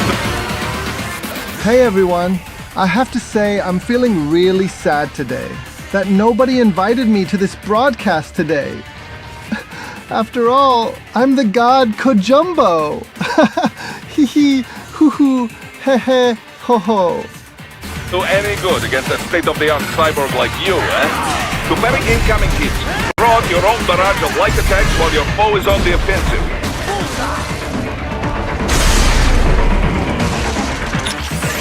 No electrolytes for you, Raiden. You're on a strict gunpowder diet. Ah, the Mastiff. That body makes it good in close quarters combat. It uses those arms to grab and damage foes. Moves like that you cannot parry, Raiden. You need to avoid them completely. Watch carefully to tell when it will grab rather than punch or some other attack. These cyborgs can cycle between machetes, rifles, whatever the situation demands. You can deflect bullets in a ninja run, but do not let your guard down just because the enemy is far away. It looks like grenades are standard equipment for these cyborgs. Of course, you will want to avoid taking any blast directly. In combat, positioning is everything. These cyborgs are seasoned professionals. Do not be surprised if they block an attack or two. Just keep striking, and perhaps their guard will break down. Sorry, man, but I have to ask. Where did Mr. Lightning Bolt come from anyway? Ugh, seriously? All right. Well, I told you where I got Raiden from, right? World War II, the Japanese had a plane called Raiden. The Allies named it Jack. Yeah, I remember. And my real name's Jack. So yeah, they codenamed me Raiden. They being the Patriots. Mm-hmm. Never really suited me. But it's better than... Jack just reminds me too much of the past. I hear you. Someone once told me, you can find your own name, and your own future. After that, I dropped Jack for good. Right. And this lightning bolt business? Well, the Rai part of Raiden means thunder, and Den is electric. So Raiden is basically lightning bolt. Mm-hmm. Anyway, I was explaining that to Inmani, and he just busted out laughing. So he called you that as a joke?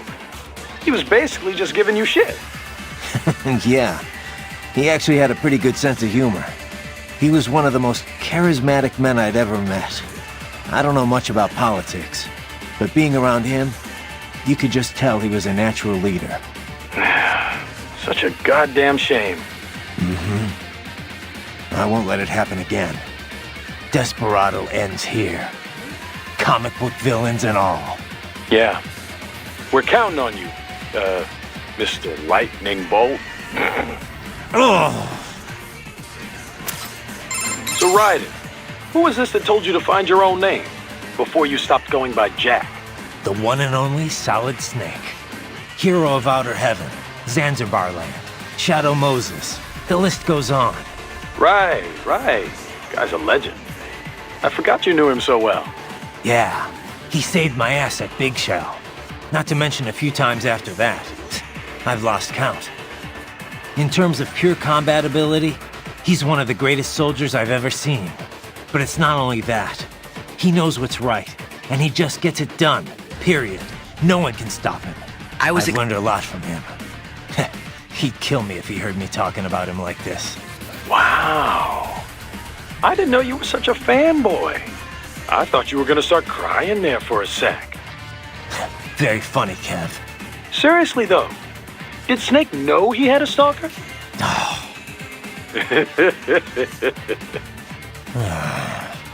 Hey, relax. I'm only ribbing you.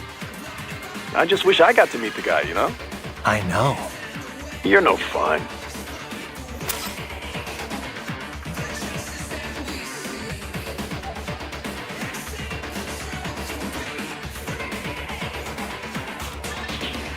I was explaining that to Namani and he started busting. Sorry, buddy. I got nothing right now. Maybe try asking Doctor or Boris. You okay, Raiden? No? Okay. Just be careful, all right? It is a high-frequency blade, Raiden, not a plasma sword. There are limits to what it can cut. The HF waves strengthen the metallic bonds in the blade, improving its cutting ability. But in terms of pure physics, no blade can cut it in every situation. Theoretically speaking, an HF blade can damage anything, no matter how tough. But thick ceramic or carbon nanotube armor does not simply split open like butter with a hot knife. You need to chip away at it first, before you can destroy such material.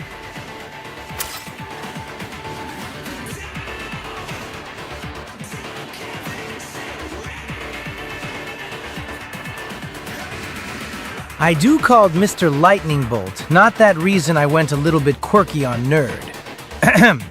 Not on Big Shell incident, a little touch, and I got shocked for fake name and blood type. Ah, the mastiff humanoid UG. In all the industry, its proportions are the closest to a regular human being's. It's not a cyborg? Not at all. It may be styled after one, but its behavioral patterns are relatively quite basic. It's still quite a way off from believable human behavior, you know. With a stronger AI, I could see mastiffs taking the place of common infantry perhaps, but no more.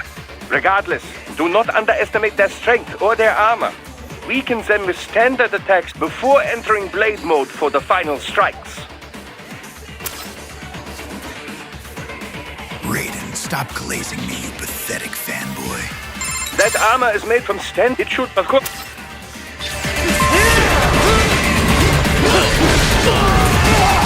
Right. Whenever you engage in battle, I will designate a battle area for you. Stay within the area to avoid collateral damage.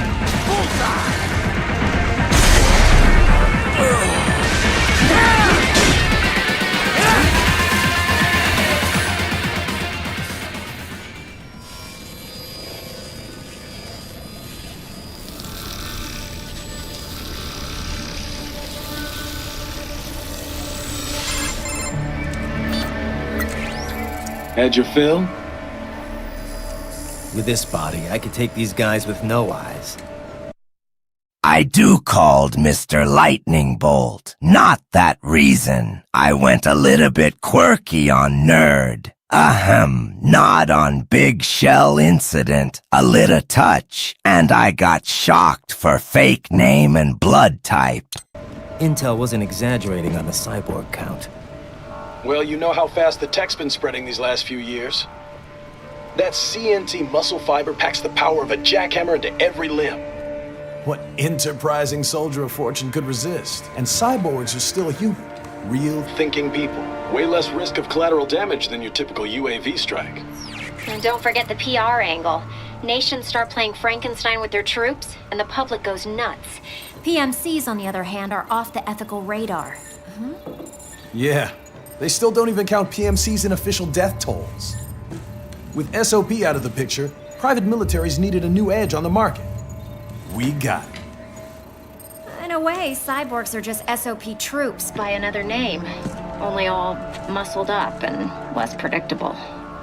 But it makes you wonder, where'd Desperado find these guys? I'm not complaining. They're like walking vending machines. Right. Vending machines full of blood. Easy there, Dracula. Like I said, they're still people. Subjects inside. Is that it? Take innocent lives for money. They sowed their fate when they took this job. I'm just the Reaper. Damn. It's a bit cold, Raiden. Even for you. Anyway, his school. Let's get to work. Time to increase the peace. Right.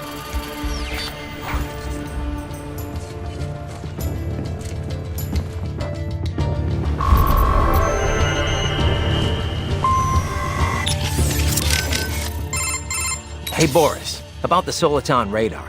I noticed that it doesn't get jammed anymore, even if I get spotted by the enemy. Back in the old days, it'd be useless the second an alarm was triggered. Well, once the Patriots fell, classified technology spread all over the world. This new Soliton radar is one example. By applying a non-linear Schrödinger equation to the Soliton solution, they were able to prevent the jamming that plagued the original models based off the KDV equation. I'm impressed. You know your stuff, Mr. President. Of course, I'm a businessman. You think I could run a profitable PMSC without being up to date on the latest tech? But I wonder, how exactly is the equation different? I mean, I'm no expert on how the KDV equation was implemented in the first place, but I'd love to know how the Schrödinger equation fits into all this. Raiden, on battlefield, most important thing is how to use equipment, not theory behind it. The mission is #1 priority. So do not worry your head about equations and such things. Just concentrate on using the equipment to your advantage, da? In other words, You have absolutely no idea, do you? Ah, the mission, Raiden. Focus on the mission. Raiden, you'll need to head inland. But first, make your way through this building. Looks like a war zone out here. The power, luckily, they've been And that keeping in.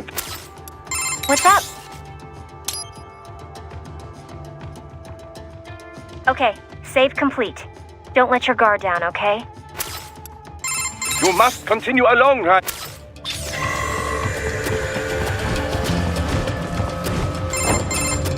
Raiden, this is Boris. Give me your status. looks You clear. enjoy all the killing, that's why.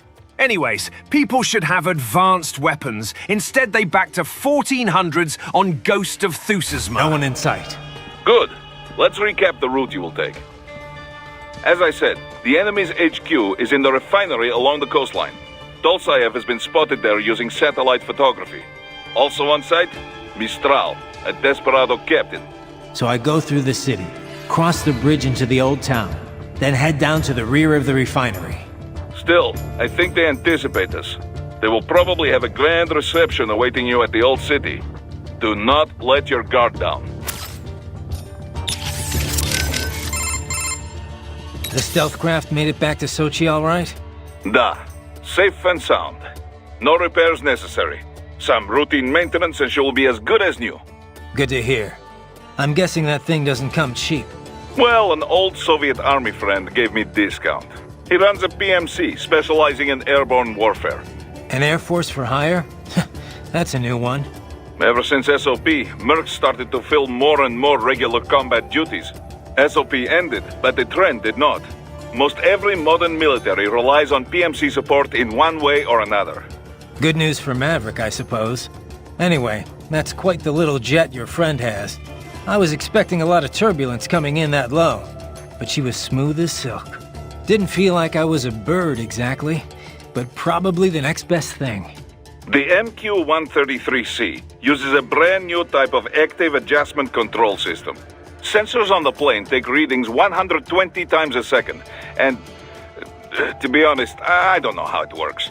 But the crew chief tells me this is what keeps her flying so steady. It is all state-of-the-art technology. There are only 3 of them in the entire world. Even the RQ-133 spy plane she is based on is only 2 years old. It is fitted specially for Cyborg, so maybe demand is a bit low now, but I think that will change soon, eh? It's funny. Its guts are all bleeding edge, but from the outside, it looks almost retro. Until recently, stealth aircraft design was focused on radar-absorbing materials and improving aerodynamics. But lately, engineers are trying to use the shape of the craft to do more than improve gas mileage. Maneuverability is a low priority. This kind of plane is not meant for dogfighting, after all. And we can afford all this? I hate to ask, but will we clear a profit on this op? You need not worry about such things. But yes, we should be fine. Where the proper equipment can make or break a mission, we should have the best. That miss with the anti-air missile last month was a painful reminder of this lesson. Ah, yeah. I see what you mean. Raiden, I need you to take large dump and bring it to me. Mr. Kojangles will bring me urine. I didn't think flares could still fool anti-air missiles like that. They, can't. At least not with any modern missile. Recent missiles rely on a dual wavelength, or IIR system, for guidance. Flares wouldn't fool either of them. But that was no recent missile I had. That Gusak Derma couldn't even take down a fat tilt-rotor target. And at close range. Chort was me. Come on, Boris. We had no intel. No reason to think that we'd be facing anything like that. You budgeted for the tools appropriate to the job. No one blames you. Perhaps. In any case, now we know what we are dealing with. This is still a business, but this time I am stretching the budget as much as possible. Expenses like that aircraft and your new body are all part of this. Both were worth the money. This body's more capable than I could have imagined. I'm glad you feel this way, since it is still company property. Remember, if you quit on us, you either return it or you buy it. Yeah, Boris. I remember the first 5 times you told me. Raiden, what I said about staying focused on the mission. Understood. No need to explain. I say this because I have been there. I have let my emotions take over on the battlefield. Some of the PMC work I did after my discharge was... They were gray area jobs. But that's all in the past. When I took on those former PLA soldiers to form Maverick, I laid out my conditions. We would only take operations we believed in. And we would run them clean, no exceptions. Most of them agreed. They had their own bad memories from their time in Paradise Lost. I can certainly attest to that. Yes, of course. I forget who I'm talking with. Most of the ex-PLA have moved on now in any case. But the point remains the same. Everyone at Maverick is accountable for their actions. We are clear to take this job under international law, and we can use force against any cyborg hostiles under the basic rules of engagement. But remember, if we harm any civilians, on purpose or no, it will mean trouble. All kinds of trouble. So, stay in control and stay on mission. Got it. Raiden, if you ever get lost, use augment mode to check your next objective. By using augment mode, you can see enemy positions and the direction in which you should head. Useful for when you cannot find your objective on the Soliton radar. Raiden, if you ever get lost, Sounds like Inmani was a pretty great leader. Such a goddamn waste. I've run cover for a lot of VIPs, but men like him are a rare breed. He had all these conflicting factors to deal with. Old tribal tensions, business interests, the military. But Inmani got them all working together in a stable government, and all without firing a shot. The savior of a nation. No wonder they called him that. He had a gift for sure. But he also put in the hard work. He was big on equality and justice in every aspect of government. He fought for it day in, day out. Inmani single-handedly energized his people. He's a big part of why the country recovered so quickly. True. It was more than new buildings and jobs. The people had hope again. If only we had someone like him back in Liberia. Things would have been different, that's for sure. And it was my job to protect him. Raiden, come on. Inmani wouldn't want me to go after Desperado. Not out of revenge, anyway. But he would want them stopped. And that's exactly what I'm going to do. Raiden, that saying you like about your sword being a tool of justice? Yeah, it's why I fight. Sometimes taking a life saves others. A life, or 2, or 3, or 40 in your case, but I know what you mean. Besides, it's not like those cyborgs you're fighting have been brain-jacked. Wouldn't be much point in sending jacked cyborgs. True. Having someone pilot a body remotely only really makes financial sense for espionage missions. And you might as well use UGs if you're gonna let an AI control your soldiers. So yeah, they're probably using emotional restraints, but those cyborgs are fighting of their own free will. Starting to see where I'm coming from? I get it, it's just... you didn't used to seem so comfortable with the idea. What about what Sam said? About your ideals holding you back? Ah, bullshit. He's good, but now I know how he moves, how he thinks, and I've got my new body. My philosophy says when and why to fight, not how. It won't keep me from beating Sam. And next time we meet, I will beat him. I'll kill him, and I'll do it to save others from suffering, with my ideals intact. All right, Raiden. One thing I can't stop wondering about, Kev. What's up? Sam. If he wanted to kill me back on the train, he could have, easily. So, why didn't he? Good question. But I should be asking you. Your left eye was our only video feed. After he stabbed it, I got nothing. I mean, I got the details from your report after the fact, but that's it. He was probably just too distracted. Boris's attacks, escaping, there was a lot going on. No, that's not it. Well, why else? What does he have to gain from letting you live? I don't know. Raiden, head for the oil refinery. No? Got something else for me? Yeah, you mentioned SOP before. How much do you know about it? The Sons of the Patriot system? Same stuff as anyone else in the industry, probably. Basically, a nanomachine software combo for controlling contractors. Used to be required for all PMCs.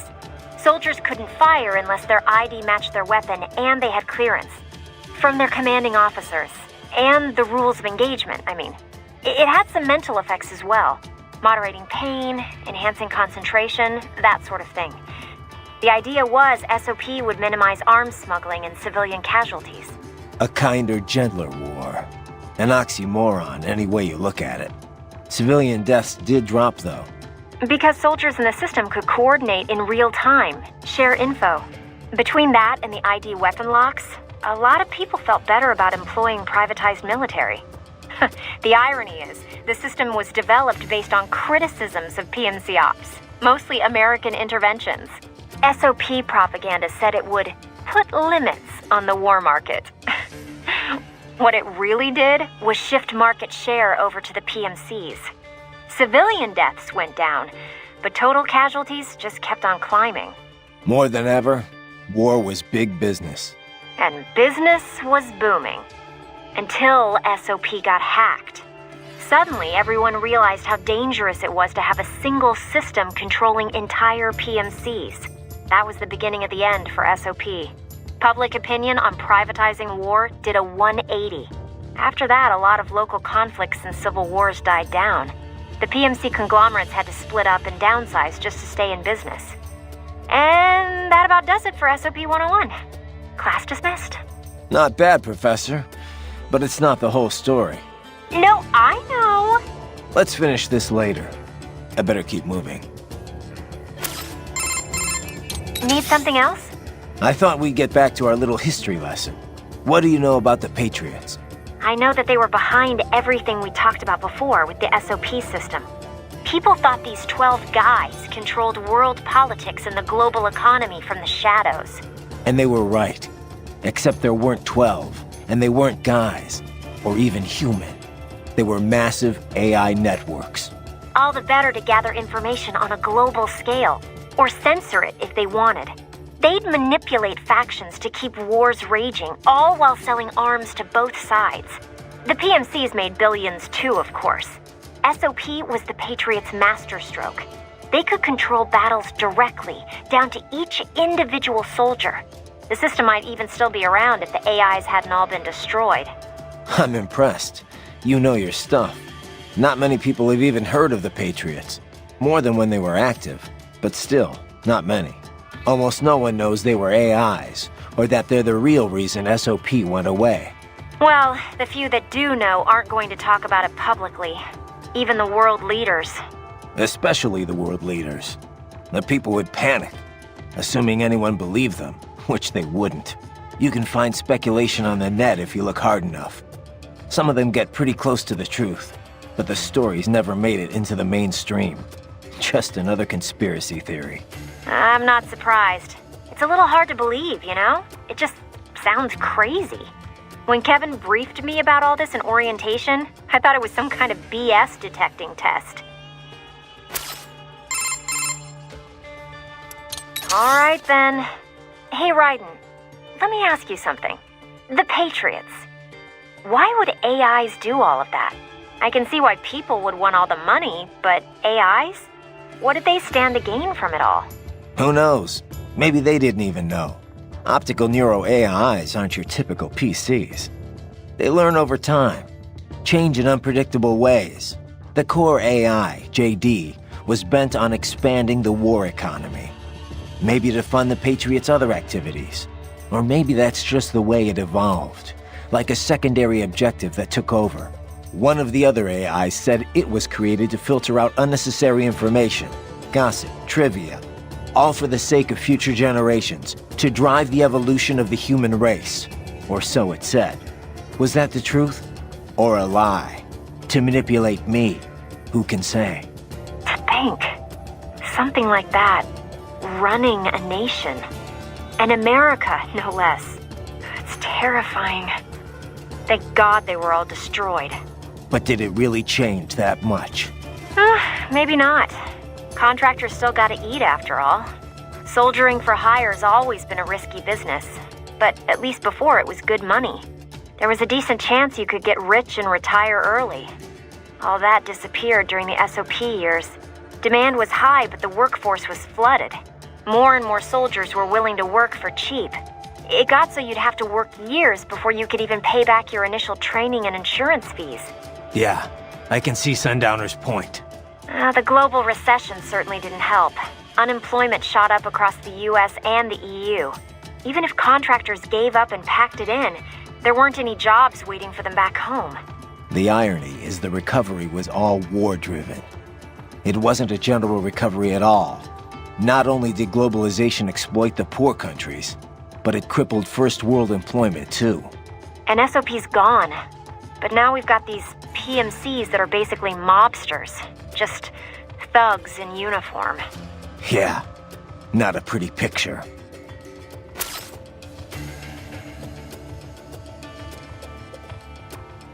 You erased us. Now enjoy your Fruit Love Island and 6-7 TikTok doom scrolling. What's up? No? Did you need— No, just... Doctor, you have anything more on these cyborgs? Only what we went over in your briefing, if you had been paying attention. Standard military-grade cyborgs. MCFC integrated carbon nanotube muscle fibers. Impressive response time and power yield when focused correctly. Most will likely possess extrasensory skills as well. Infrared vision is almost standard these days. They can function without breathing for short periods of time. Okay. Nothing I didn't already know. Not all cyborgs you face will be the same, of course. You may notice a range of different capabilities. It all depends on the manufacturer. Muscle fiber and neurotransmission technology is advancing all the time. Of course, you have the very latest science has to offer. A typical cyborg is no match for your equipment. If you do say so yourself. No, I realize combat is about more than the equipment. Situational awareness, predictive ability, nerves. One must determine a course of attack or defense and execute on a moment's notice. Reaction time is key. Cyborg enhancements do not change that. Agreed.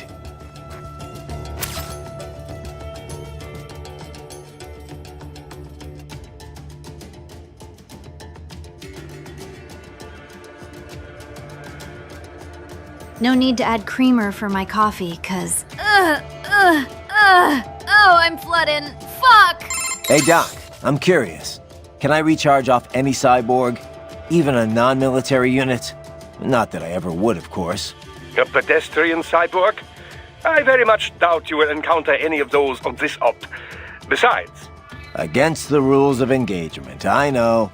Like I said, just curious. In theory, then. No, I would doubt very much that you could. Even from those that opted for complete body replacements due to injury or illness, you know. Though I have heard of some very wealthy clients who wanted to fight the effects of aging. Doctor? Yes, your question. No, extracting MCFCs from pedestrian cyborgs is unlikely. Most non-military enhancements use polymer muscle fiber that is a generation behind yours. Carbon nanotube would be a bit much for anyone who wished to lead a normal life, you know. And polymer systems can be powered by rechargeable electric batteries. Organic muscle fiber, which allows extraction of nutrients from the bloodstream, does exist, but it requires artificial blood for sufficient power output. This so-called white blood requires regular dialysis and was mostly phased out once cyborg technology became mainstream. True, some use cultivated muscle tissue to take nourishment from the body's natural bloodstream. But such systems are more regenerative medicine than cyborg technology. I'm sure you'll agree. Of course, natural musculature or no, if the body is equipped with a ceramic bone structure... Can't get energy from non-military cyborgs. Got it. Well, one moment. I have more... Thanks, Doc. No electrolytes for you, Raiden. You're on a... So, as I was saying, there are many differences between pedestrian and military cyborgs. You're still on about this. Now, first and foremost, military cyborgs are generally full-body conversions. You mean as opposed to partials? Yes, as opposed to just grafting on an arm or leg where a myoelectric prosthesis would suffice. As I have said, for the general public, these full body replacements are quite rare. Quite rare. Only in cases of extreme injury or illness, generally. Perhaps a few eccentrics who wish to live longer. In any case, most pedestrian cyborgs are no more than an artificial limb or two. We call these partials. Doctor, I know. I just said that. Partials enhancements are not designed to meet the rigors of military use. A pair of synthetic arms attached to an organic body cannot match the power of those on a full cyborg. Total body conversions also armor the entire soldier against stray ordnance and minor injury. This is why wounded contractors most often opt for the works rather than simply replacing the lost limb. I hear it's why most of Maverick cyborgs had it done, anyway. Of course, there is the rather dramatic change in appearance to consider. Civilian life as a cyborg can be, well, complicated, as I'm sure you can attest. But for the field, man and metal, capability beyond the natural human body, it has a functional beauty. Beauty or beast? Both lie in the eye of the beholder, which brings us to the senses. Machine implants can also restore lost vision and hearing, and with added sensitivity, as you know. Such options have become standard in most military conversion packages, along with pain suppression and dampening less useful emotions, similar to how SOP operated. Yeah, no matter how hard I'm hit, it doesn't really hurt. Of course, everything has its limits. Do not let your high threshold for pain make you reckless. Understood.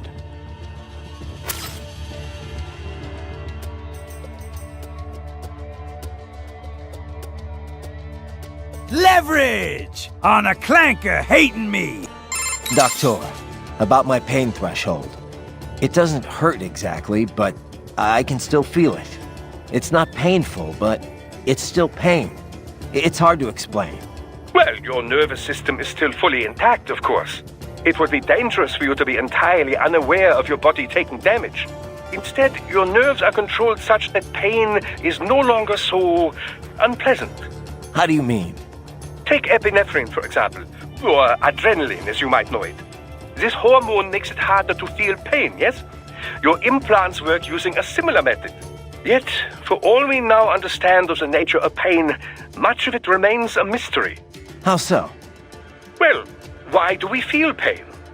Evolutionarily speaking, of course, to signal external injury or internal sickness. If the body is threatened, pain notifies the brain so it can take steps to ensure survival. In other words, pain has a clear and logical purpose. But in certain cases, pain can drive more unconstructive behavior. In situations where fight and flight are both still options, one might simply break down crying or drop to the ground and begin writhing about. This would appear only to diminish one's chance of survival, not increase it, yes? Maybe there's some other factor at play. Well, the most common theory would link pain with the societal nature of humanity. If no friends are close by, then experiencing pain might indeed reduce your likelihood of survival. But if allies are near, these expressions of pain serve as a plea for help. Thus, you are more likely to live. Fear of pain might also discourage one from entering a dangerous situation in the first place. Whatever the reasons, the data clearly shows that survival rates rise directly with sensitivity to pain. The converse is also proven. Those less able to feel or express pain have a lesser chance of survival. So, mankind has evolved as a social animal, and in the process, pain has become more pronounced, more visceral. A little pain never hurt anyone, huh? But if pain is there to ensure survival, well, what's that say about the future for us cyborgs? As a transhumanist, I do not believe all evolution must follow the exact method Darwin posited. Cyborg technology is still survival of the fittest, after all. Just in a new form. You should be proud of what your body has become. It is the culmination of great achievements in science. Me? I had nothing to do with it. The credit's all yours. Well, yes. I should be proud as well.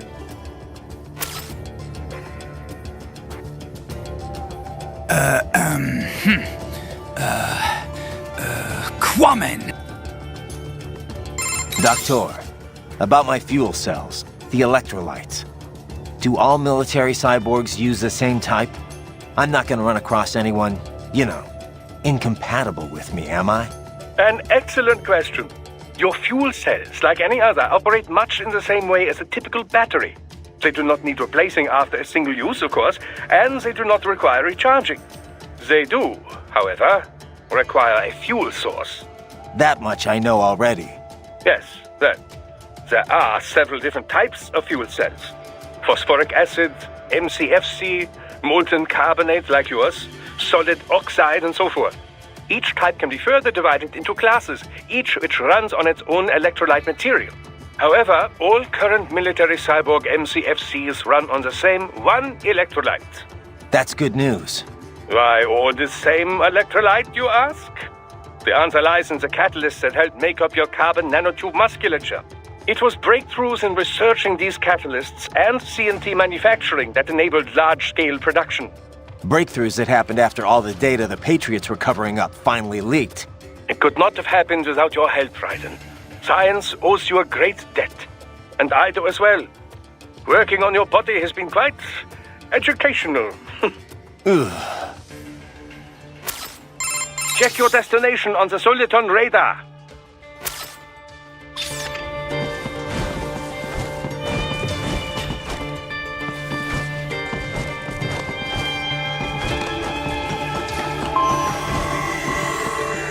Hostiles in the lower corridor, I see.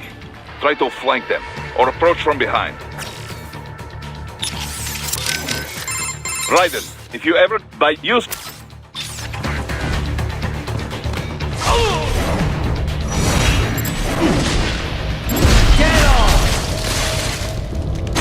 Artificial foreskin! Excellent, Raiden. Raiden, take that main thoroughfare. You can use augment mode to see where the enemy is located. Your body analyzes radar and IR data to construct your AR display. Some civilians are still in the city. That is not good.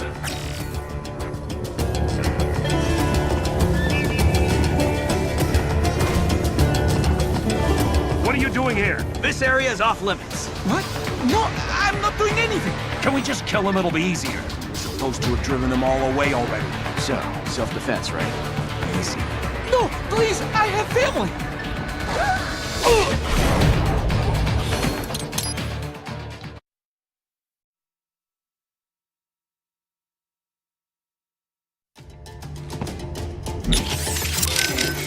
You must aid civilians, Raiden. It is not part of mission, but Maverick is still one of the good guys, yeah? You must aid... It is not... The civvy needs your help. Hurry, Raiden. Come on, save him! He's gonna get killed! Stay vigilant, Raiden. What are you doing here? This area is off limits. What? No,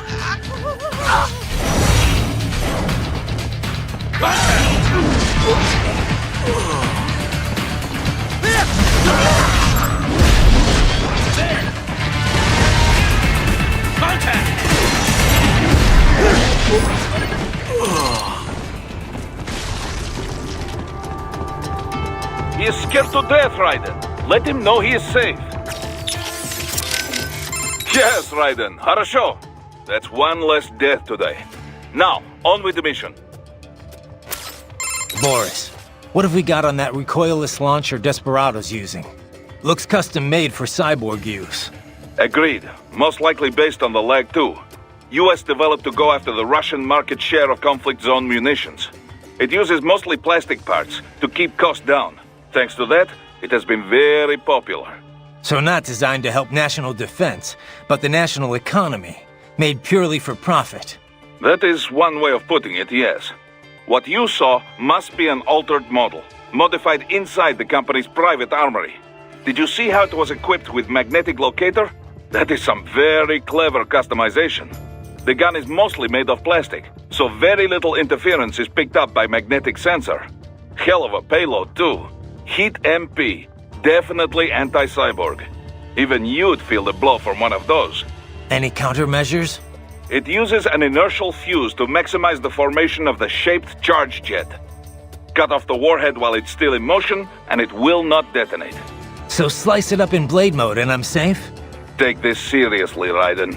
You may have 2 kilo explosive charge and 1,000 ceramic flechettes flying at you at any time. Yeah, but it's not very fast out of the barrel, right? Shouldn't be that hard to avoid. They can hit more than just you. Avoid collateral damage at all costs. Strike before they do. Do not let the enemy launch these. Neutralize them first. Copy that. Boris, what have we got on that recoil? Looks agree. US idiot. So not that what did you they got hell even any idiot. So stake you may yeah. They can copy.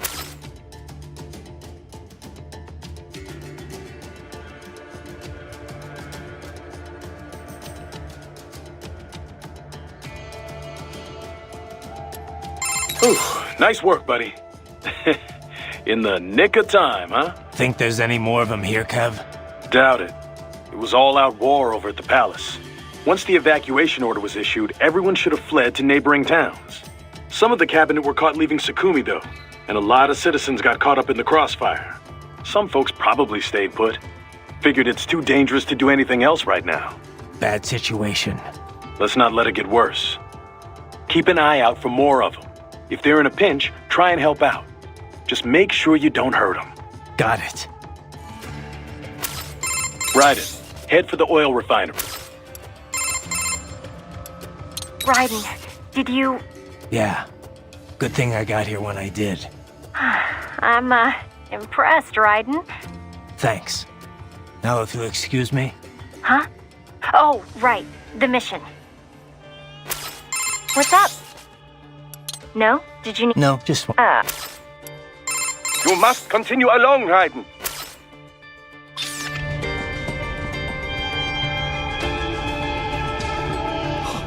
Thank you. I will not forget this. Raiden, what are you doing? Just Raiden, no civilians!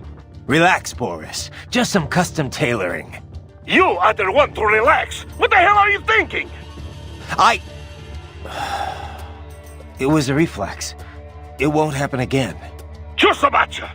You even scratch one innocent playing around, and Maverick is finished. And so are you! Perhaps I sent the wrong man. Or not a man at all, but a boy with these games. Boris, hold on. I was distracted, that's all. I'm fine now. And you are sure of this? I'm sure. One more stunt like that, and I will pull the plug on this entire op. Understood. Raiden, what the hell, man? This is your idea of a good time? Stripping dudes in public? I didn't know you were into that. Right. Sorry. It was an accident. Hey, I'm not here to judge. But next time, find someone consenting and do it on your own damn time. Raiden, what the hell do you call that? It was a... Sick, Raiden. I call it sick. You can save your own damn data.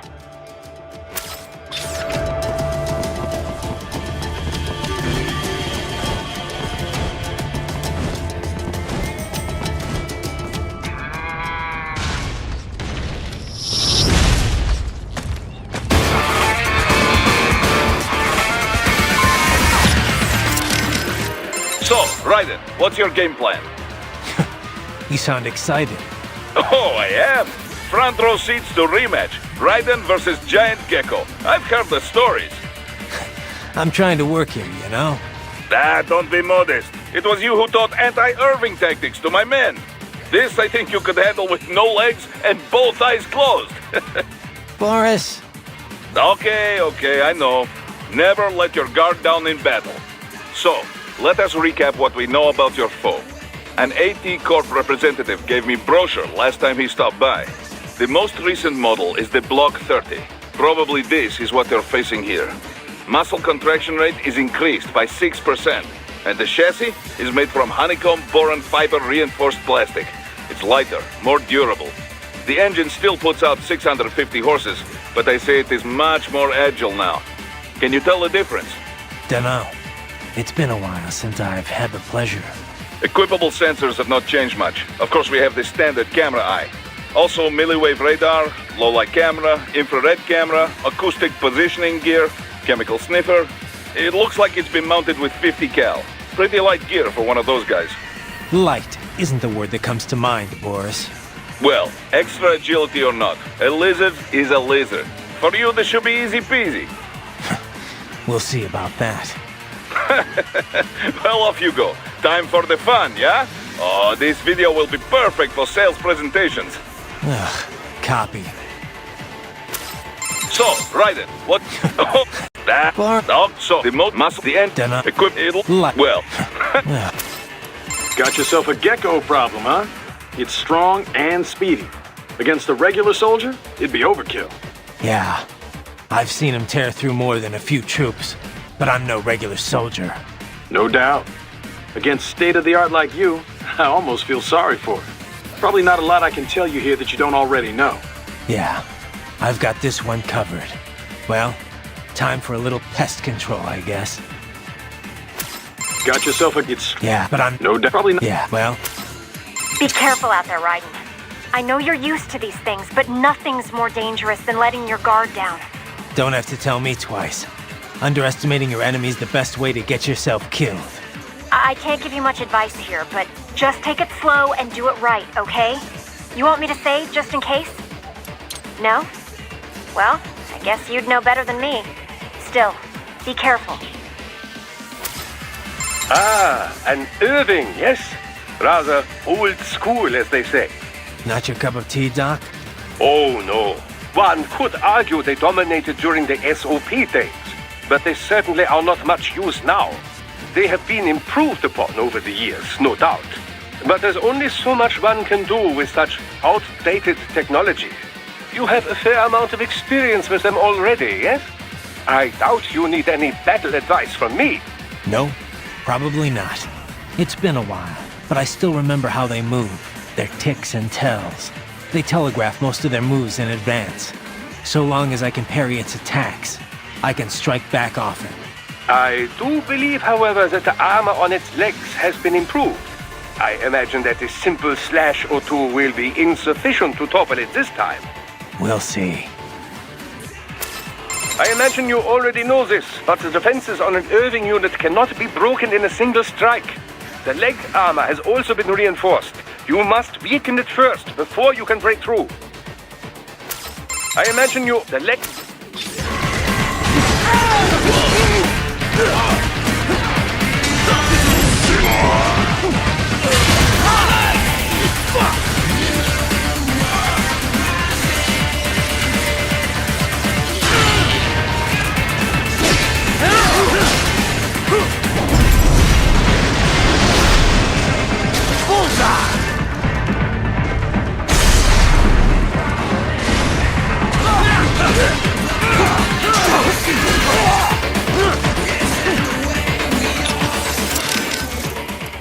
It appears they have sent in specially enhanced cyborgs.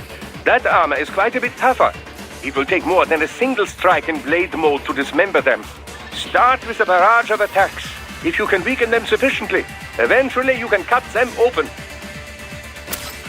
Land a flurry of strikes against the cyborg and his brain-machine interface may malfunction. This will take him momentarily offline. The same applies to UGs as well.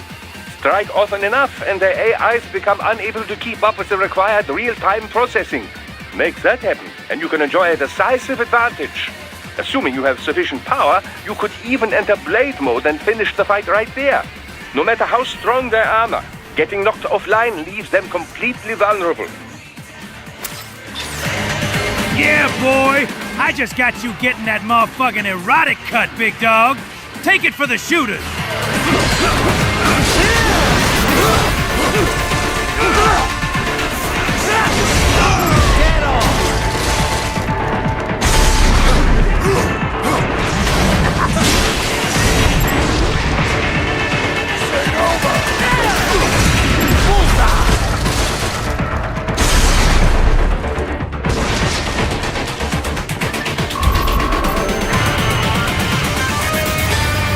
Very good, Ryder.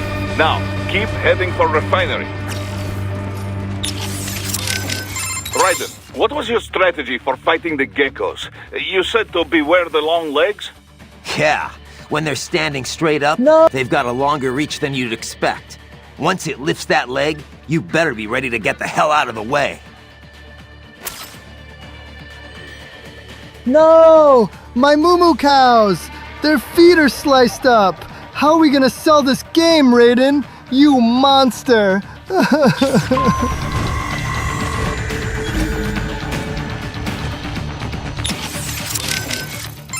Raiden, hit.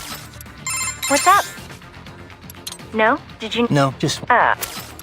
Raiden, allow me to give you a recap of visual augment mode.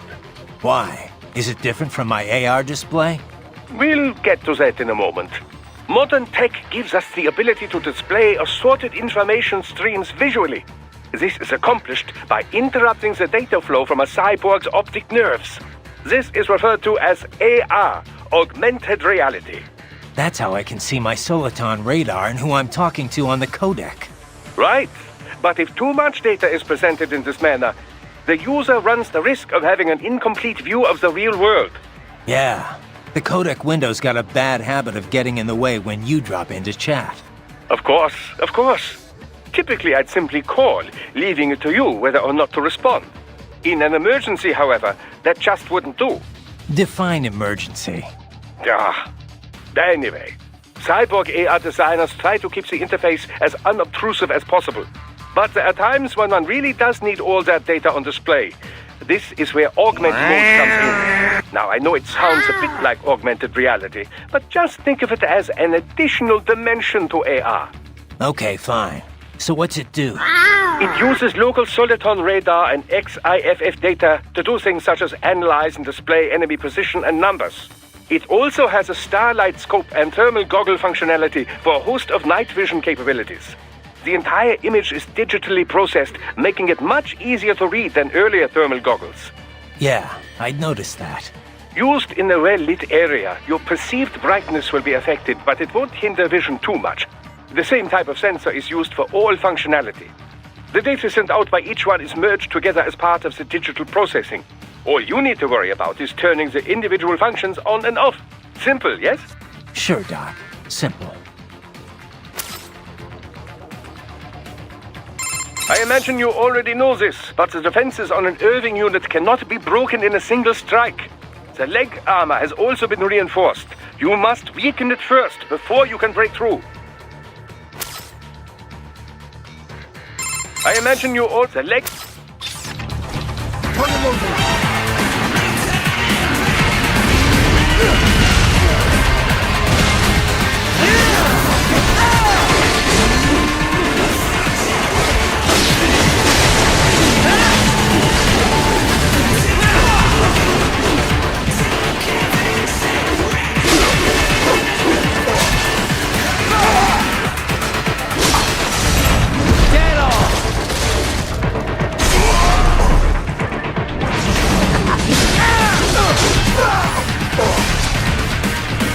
They have erected an electromagnetic barricade. Maybe expecting UG or cyborg attacks, huh?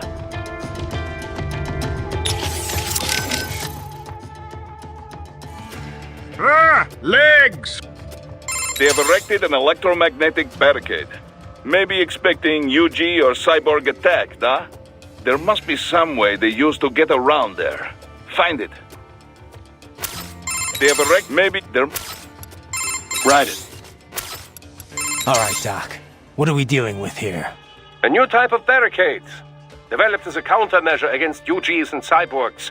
A more conventional physical barricade, after all, would need to be quite elaborate to keep them out. You don't have to tell me that. Of course, I try and limit myself to breaking stuff that's actually in my way. Indeed. Now, as you know, cyborgs are quite vulnerable to electromagnetic waves. UGs, too. Most employ anti-EMP technology to deal with strong magnetic fields. This typically entails shutting down circuitry completely for a period of time. Less than ideal, yes? This barricade is capable of triggering that same response in your body. I should also add that such barricades can reduce a regular man to a pile of ashes in the blink of an eye. What'll they come up with next? Well, it's called an arms race for a reason. Okay, so how do I deal with it? You could destroy its power supply, assuming it's both external and accessible. If it's on the other side of the barricade, though, that obviously won't work. It may be best to simply work your way through the building and avoid it entirely. Judging by its placement, I would imagine this is more of an anti-UG measure than anything else. Their cyborgs probably passed through the building in order to attend to their regular duties. Check your destination.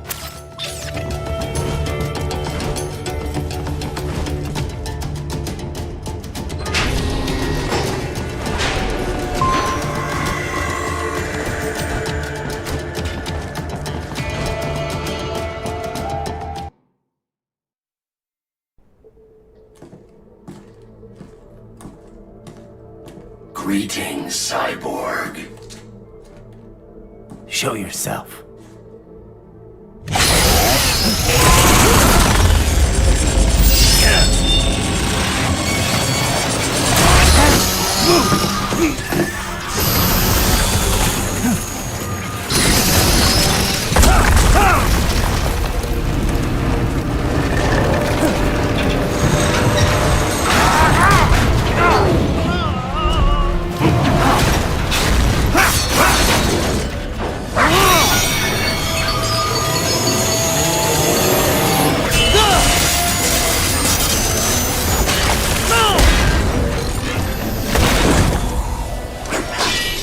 And you are? I am IF Prototype LQ84I. IF Prototype. Interface Prototype. All autonomous UGs feature high-level onboard artificial intelligence. An additional prototype interface enables verbal communication. I possess an intellect far beyond human reckoning. You don't say. Okay then, what's the meaning of life? Why are we here?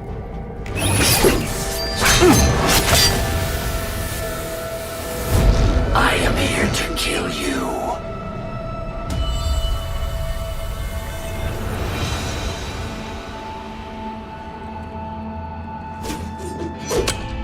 That's it? Pretty simple thinking for such a mighty intellect. I may analyze orders, but I may not disobey them.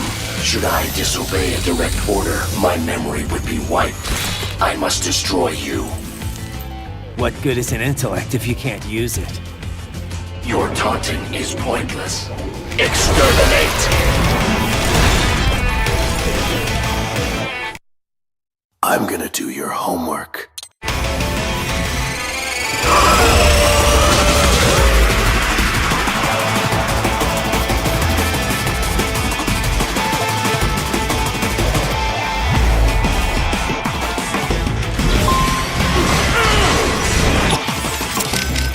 That thing's fast. Yes, faster than you, I suspect. In terms of pure speed, at least. But it cannot run circles around you forever. It needs to attack if it wishes to win. Yeah, and that's probably my best shot. Duh. Don't bother chasing. Let it come to you. If you can parry its blows, you'll have a chance to counterattack. Watch its movement, and wait for the right moment to parry. Textbook battle tactics. Got it. Remember, you can parry even while taking damage. Do not give up just because you are hit. That thing's fast. Yeah, but it can. Yeah. Duh. If you can watch it, remember. I've seen a lot of weird stuff, but this takes the cake. Well, I'm glad you're entertained. Too bad you're missing all the fun. It's a real party down here. Sorry, buddy. My specialty's cultural studies, not combat scenarios. If you're looking for my help in a brawl, you must be getting pretty desperate. Good point. Besides, if you've got time to screw around on the codec, can't be all that bad, right? We'll see. Okay, back to the party. Everything okay, Raiden? Yeah, it's a fascinating foe, but I'm not gonna cut it any slack. We're dealing with terrorists here. And AI or not, it's still aiding and abetting them. Yeah. Be careful, though. You might want to save your data first. No? Well, watch yourself out there. Most fascinating foe. And such natural speech. I've never heard of a UG capable of conversing of its own free will. Yeah. Maybe we can just talk this through. Any weaknesses come to mind? Something I can exploit? No particular weak points come immediately to mind. It's fast as hell, and it's flinging knives at me from a distance. Indeed. I'm not sure your body can match its speed. And if you can't dodge the knives, then your best bet is to deflect them. Try entering blade mode. I'll give it a try.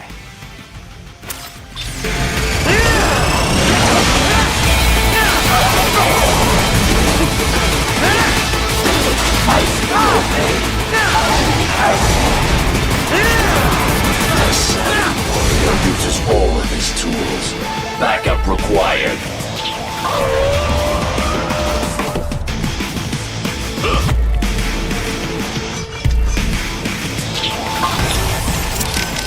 It calls for reinforcements? Crafty little mutt. This could be trouble. Not really. They're packing self-repair units, right? Unless they're stronger than I think, this could actually be a good thing. Well, hopefully yes, but be careful.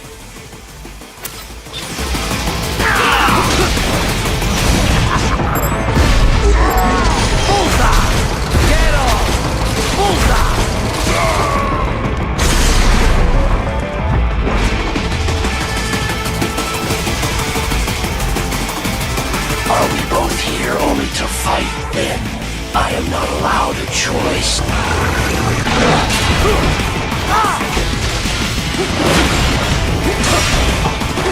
Multiple strikes. Superficial damage.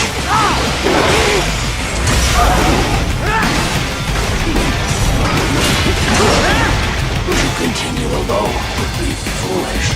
Help me.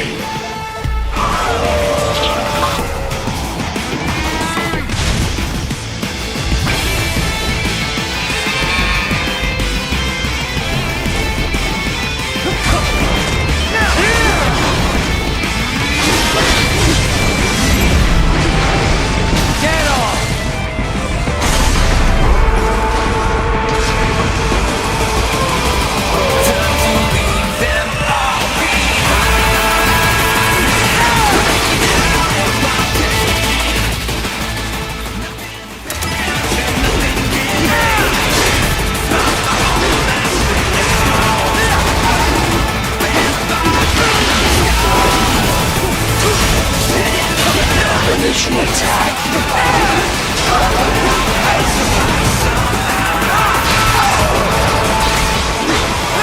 Recovery complete. Impressive, human.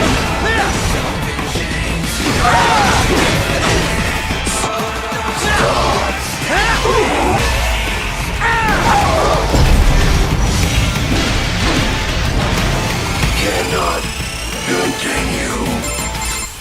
Directive, liberate nation. Ensure freedom. Obey directive. Must obey directive. No freedom. Freedom on device.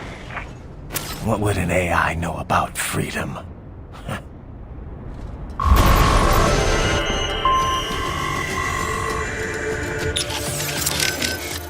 This dog UG, most unusual, yes?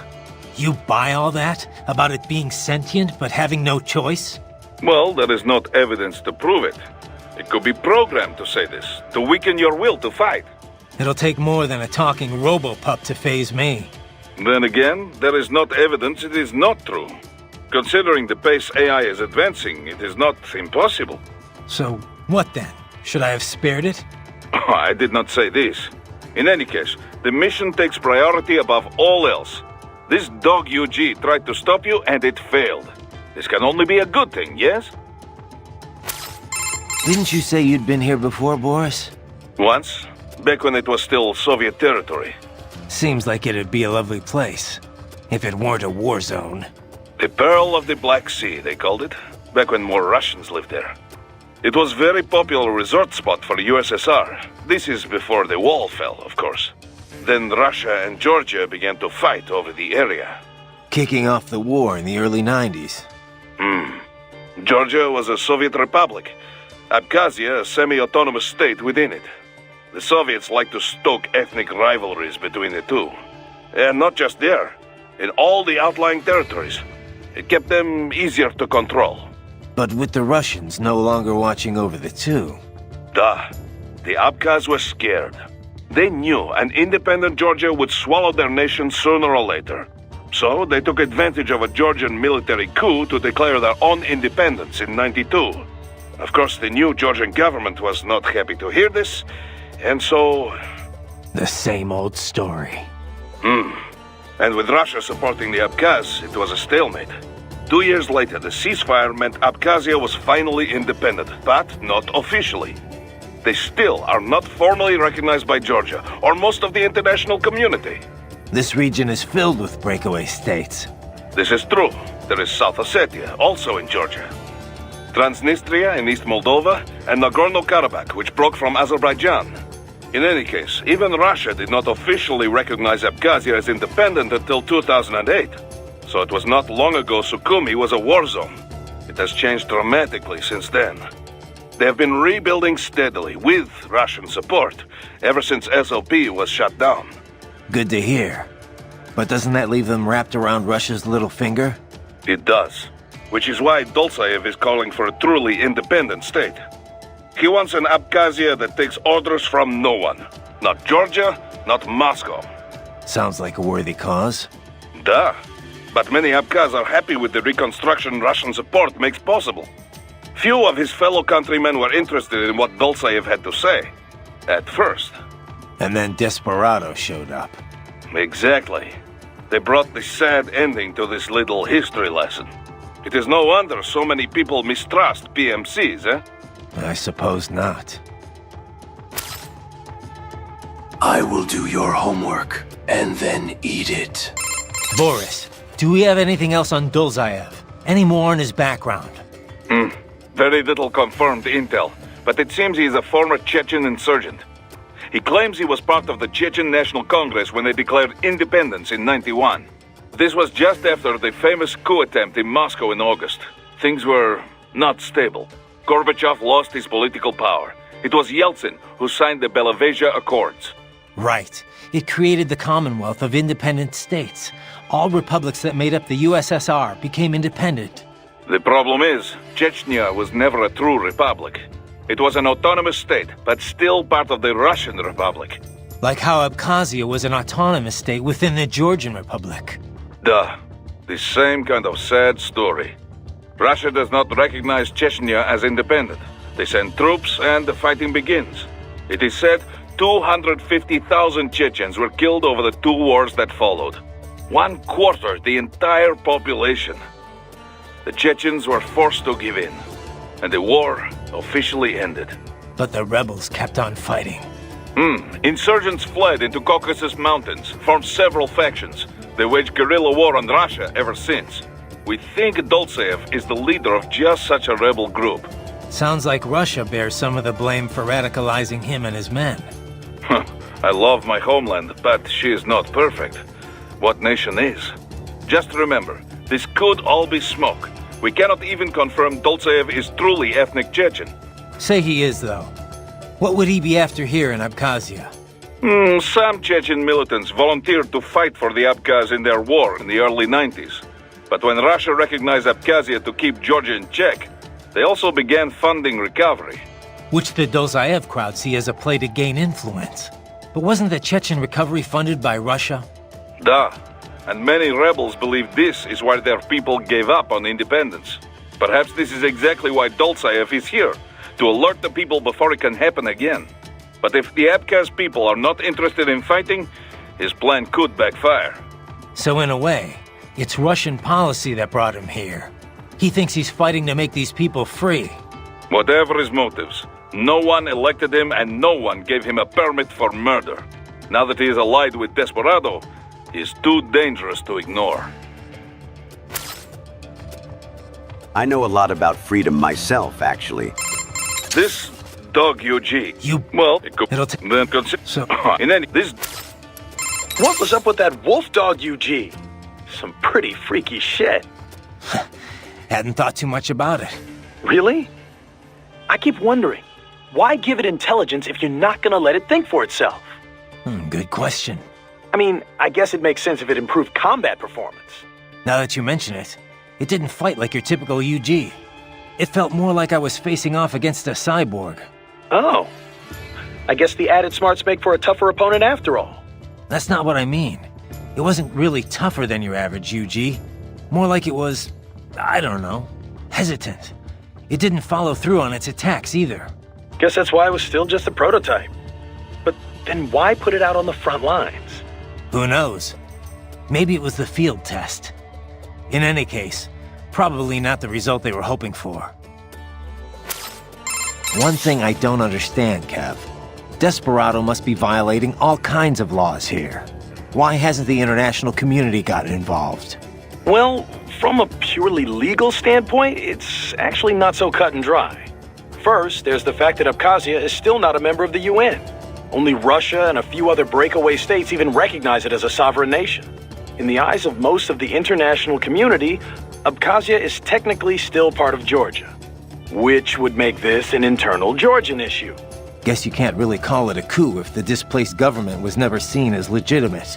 Exactly. And even if everyone agrees it was a coup, it can be tough to tell which regime is more legit. Sometimes you'll see the military topple a dictator and establish a provisionary government, for example. Now, if they confirmed atrocities were taking place, the UN could deploy troops, recognize government or not. Yeah, but they learned their lesson in Somalia. Right. Ever since then, they've been a lot more reluctant to get involved in civil wars. So what about the US and Russia? What's their take on all this? Well, America was never very friendly with Abkhazia or South Ossetia in the first place. And the Georgian government's a regional ally, so the US really has no cause to intervene. Russia wants the old government back, of course. The regime open to their influence. I doubt they'll opt for any large-scale action. Tensions with Georgia are running high already, but you can bet your ass they won't just sit on the sidelines. Boris has got a lot of connections in the Russian bureaucracy. Ex-military buddies. The Abkhaz are officially our clients, but I'm sure it's Russia that chose us. Maybe footing the bill, too. They can't use their actual special forces, so they call us instead. That's the beauty of PMCs. We're not bound by the same rules as state-sponsored military. Other countries would be outraged if the Russians went into places we can go freely. From our side, no state to answer to means we can run things as we see fit. By our own code, no compromises. Then again, there's no one to say our code is what's right. True. And opinions on that change from person to person, situation to situation. But you let your moral compass waver at all in this business, and real people pay the price. Money's always a factor, of course, but when it becomes the factor, that's when you got problems. The Montreux document lays out guidelines for what PMCs can and can't do, but there's no way to enforce it. A lot of people see that as the fatal flaw of the entire industry. After all, that's how we end up with rogue outfits like Desperado. Then again, it's also what leaves Maverick free to go after them. The industry has a bad rep, but it isn't good or bad itself. It's up to the morals of those who work in it. All we can do is what we think is right and try to lead by example. Anyway, sorry, you know how I am about this stuff. I'll get off my soapbox now. Don't apologize. That's exactly why we took this job. Taking Sakumi back is the right thing to do. Agreed. And now, that's all up to you, buddy. Dog. Good dog. Good fucking dog. We always talk about the Montreux document, but why hasn't anyone made it legally binding? People are trying to, both inside and outside the industry, but it's easier said than done. Even with 17 countries on board, it's still just a set of guidelines. They'd need to negotiate an actual treaty based on that agreement for it to become official. And we both know getting everyone to sign on wouldn't be easy. Yeah. Every government's for regulating PMCs until it restricts how they can use them themselves. It gets complicated when you try to put it all in exact legal terms, too. A treaty would need to distinguish a PMC's home nation, the one it's active in, and the one that contracted it. Then you have the industry itself, which isn't exactly thrilled at the prospect of greater regulation. There's just so many different parties involved, and everyone's got their own motivations. So yeah, long story short, we're a long way from getting anything legally binding anytime soon. Sorry I asked. Raiden, head for the oil refinery. You know, I almost felt sorry for the little guy. What? That UG? Why? Because it couldn't disobey its orders? Yeah, that, and I don't know, it didn't seem especially interested in fighting you somehow. But was it really thinking on its own? Maybe it was all just an act. Get me to second-guess myself. You could be right. It's just, it didn't seem like just another UG to me. Maybe it's because I'm such a dog lover. That was no cuddly puppy, Courtney. It was a wolf, and a nasty one at that. No, I know. You're right. I didn't mean to sound critical. Whatever it was, it attacked you. You had no other choice. Didn't have much freedom myself, did I? Copy that. Later, then? Yeah. You know, our last chat got me thinking about all the problems with PMCs. Oh? You come up with a solution to all our industry's ills, then? Yeah. Let's just change the acronym. That's your solution? Just change the name and change the reputation, eh? To what? I know you like private security provider, but that'd be PSP. Private military security? PMS? Well, the Montreux document uses PMSC, right? Private Military and Security Company. A bit more comprehensive. And a bit more awkward too, I guess. Seems like it never really caught on. Yeah, we only use PMSC on contracts or when we're specifically excluding older style PMCs. I guess once a name sticks, that's it. Old habits are hard to break. Right. Besides, I think we're past the point that a name change would do much for the industry's image. I get your point. Though it did work once before. We don't call them mercenaries anymore, do we? By the way, Raiden, we're not picking up any EXIF codes here either. They're all unaffiliated. Makes sense. We're enemies. Desperado's EXIF code won't match ours, and vice versa. How much do you know about how EXIF works? Not much. Just that it comes up as a positive match for friendlies and unaffiliated for anyone else. Which could be friendlies or neutrals not broadcasting the same code for some reason. Say a damaged transmitter or signal interference. But 99 times out of 100, yeah, it's an enemy. EXIF is based on the IFF radio system aircraft use. Stands for Expanded Identification Friend or Foe. Too bad it only actively IDs friends and not enemies. But I guess asking troops to broadcast, "Hey, enemy here, kill me," would be a bit much. Telling friends and enemies apart was always a problem in the air, but it's gotten tricky on the ground too. Especially in the war on terror, with all these PMCs and multinational forces mixing together. The US Army experimented with infrared patches to ID allies. They'd show up in night vision. Then SOP came along and offered a more efficient method? Right. SOP's gone now, but its ID protocol is still used all over. ID chips and dog tags, transponders required on all vehicles, aircraft, UGs, cyborgs, you name it. But if everyone's using the same basic system, how do armies hide their info from the enemy? Heavy-duty encryption, for one. The chips also use a hybrid cross-spectrum system to transmit the data. Without the proper key, it's hard to pick up the signal in the first place. PMCs typically only share their codes with nations or other PMCs they're working with. What happens if they end up on different sides later, like in a separate conflict? They just generate a new code and encryption key. The point is, EXIF is required on all combat units, but it's pretty easy to hide the signal. And 99 times out of 100, unaffiliated means it's a hostile? Right. Just like with IFF and aircraft. You're a quick study, Courtney. Nice history lesson, Teach. Now, if you're done, I think you have a nation to save. Just a little on-the-job training, Kev. Riding out. Raiden, stop being an edgelord.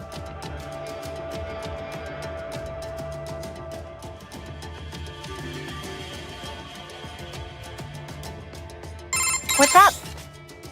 No? Did you need— No, just one. Oh, save it for your wife, Raiden. A most fascinating opponent, wouldn't you say? What did you make of it, Doc? Well, everything it said seems feasible enough. It's true all UGs feature high-level AI these days. Given enough time to adapt and learn, a neuro AI could certainly become able to comprehend speech. Then, with the right interface, speech and conversation will be possible. But what about it having actual intelligence? John Searle disproved the viability of the Turing test back in 1980. In other words, just because something talks like a person doesn't mean it's really thinking. It could just be following some program designed to make it seem as intelligent as possible. I'm impressed. You seem quite knowledgeable in this field. I had a pretty memorable chat with an AI once, about 10 years ago. After that, I did a little reading. Ah, yes, of course. The Patriot AI. I heard of this. Was it actually intelligent, or just programmed to pretend? I'm still not sure. I suppose it depends on how one defines intelligence. For example, many term chess-playing AIs and such as having sectional intelligence. Some in the field believe that sentience or self-consciousness is a necessary part of the definition. When you ask if this UG had intelligence, I suspect this is more your criteria? Yeah, of course. Then you could ask, how do you define sentience exactly? And on and on and on. Indeed. These terms can indicate a wide variety of meanings depending on one's understanding.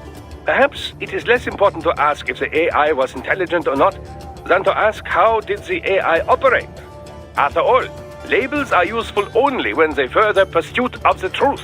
And that, as you well know, is the goal of all science. Sure, Doc. Thanks. I guess. Doc, that wolf UG, you think it's possible to repair it? Why do you ask? Just curious. Well, normal brain tissue degrades starting approximately 3 minutes after the heart stops. With neural AI, however, the spin of the internal electrons is retained even after electric power is cut.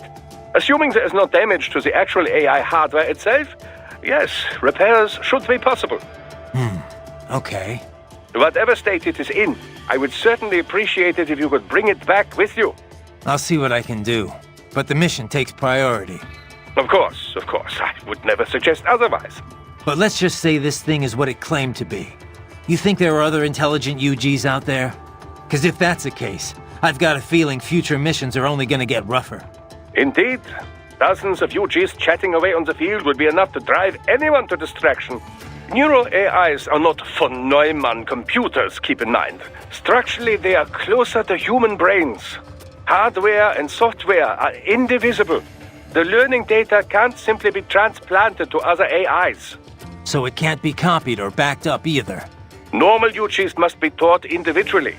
This entails streaming provisional, audiovisual, and body sensor data until it's ready to be shipped out. This process can be sped up by increasing and improving processing speed. But I have no data on how long it would take to train such an AI how to converse. I couldn't even tell you if there's a training program established for such a thing in the first place.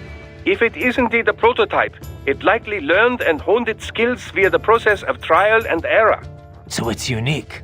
I cannot say with certainty, but I have not heard of any UG like this before. I would imagine that it was telling the truth when it called itself an experimental prototype.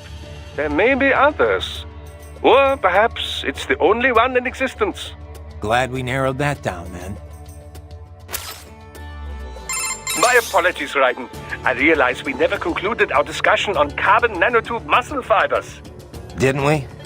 CNT drove major innovations in the field of cybernetics, not to mention unmanned gears. As I'm sure you are aware, Walker-type UGs require numerous linear actuators in order to function. Previously, organic polymers or cultivated muscle cells were used to that purpose. But the advancement of CNT technology allowed for comparable power in a far more compact package. This meant the same size UGs could be equipped with even greater firepower. Take the redesigned Metal Gear Ray, for example. They took all the space the old artificial muscles filled up and stuffed it with weapons. Precisely. Of course, UGs have improved in many ways, all to keep pace with cyborg advancements, you know. After all, the original Metal Gear program was designed to unite infantry and weaponry. As an evolution of this concept, the UG is now in direct competition with the cyborg. And the cyborgs already have an advantage with their maneuverability and smaller size, as you well know. Of course, UGs are not dependent on the skills of a human host. Long story short, watch out for UGs. Well, yes, basically. Cyborgs have matched unmanned gears in many respects, but then UG tech advances every day. Do not underestimate any you might run into. Copy that. Doc, all the UG talk got me thinking. Why don't we see more manned gears? Ah, yes, with a pilot. The bipedal tanks and such things, I must confess I have not followed the field closely as of late. But then, who has? Since Metal Gear A, all the advances and the funding in mobile artillery has been UGs. So why is that? Well, UGs take many more forms. Aerial drones, treaded tanks, armored transports. And they are perfect for the 3D work. Jobs too dull, too dirty, or too dangerous for men.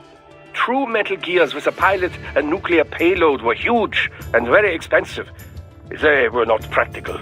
It turned out the greater need was for smaller, cheaper units, deployed more easily and in greater numbers.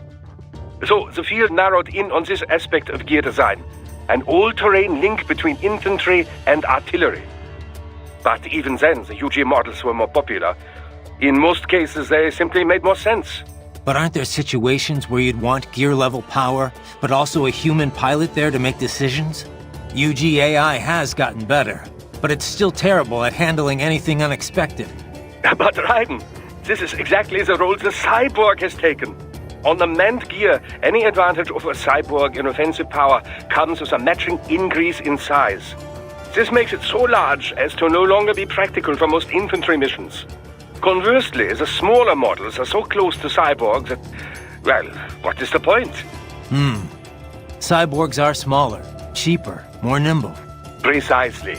Perhaps soon we will see the cyborg take the place of the UG, as the UG has done to the manned gear.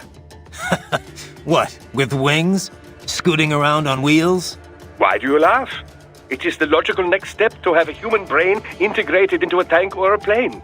Now you're getting into some B-grade sci-fi territory, Doc. Oh, but it is all quite possible, I assure you. Just consider the possibilities. A humanoid frame for everyday life, yes, but the brainstem can be easily extracted and inserted into whatever chassis best suits the mission. So, yes, I suppose the paradigm could be flipped on its head. As UGs become smaller and smarter, they could begin to fill the cyborg's role. They will come to resemble them more and more in form and function, no doubt. I suppose at some point they would no longer be UGs, but androids. Glorious! One thing about fighting these cyborgs, Doctor, it's strange in a way. Oh? How do you mean? I can slice them to pieces, and with all their pain and emotion suppressed, they don't feel a thing. At least against SOP troops. You never forgot they were real people. But these cyborgs, it starts to feel like I'm taking on unmanned gears, robots, not living, breathing men. Intriguing. Tell me, does it help assuage the natural feelings of guilt? There is no reason to avoid this topic. Man has wrestled with it as long as there has been war. Guns were a huge step, of course, as it became easier to take a life, physically and mentally. Then, destroying a tank or airplane, where you no longer had to see your enemy's face as he perished. Eventually, remote-controlled drones further distanced the killer from his victim, much like the video games. I suppose cyborg soldiers could be seen as yet another step in dehumanizing death. Maybe. I do feel like I could forget I'm taking the lives of real people here. Well, under normal circumstances, you wouldn't necessarily be taking their lives, strictly speaking. So, as long as the brain is supplied with oxygen, a cyborg can survive most anything, even if respiration is disabled. An emergency supply of liquid oxygen would remain in the bloodstream. The cyborg would enter a state of hibernation, yes. But so long as the brainstem were retrieved intact, it could be attached to another body and revived. That's how the two Gemini survived. The Gemini? Ah, yes, the twin cyborgs from the motorcade. But Desperado cyborgs are different. Physical self-destruction is a fail-safe security measure. In any case, it is unfortunate that Prime Minister Nmane was human.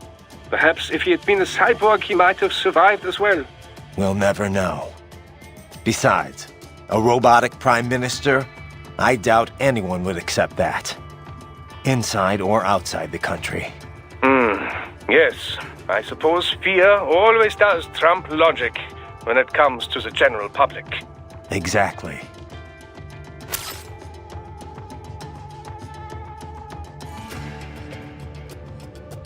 Brighton, something I meant to ask in our last chat.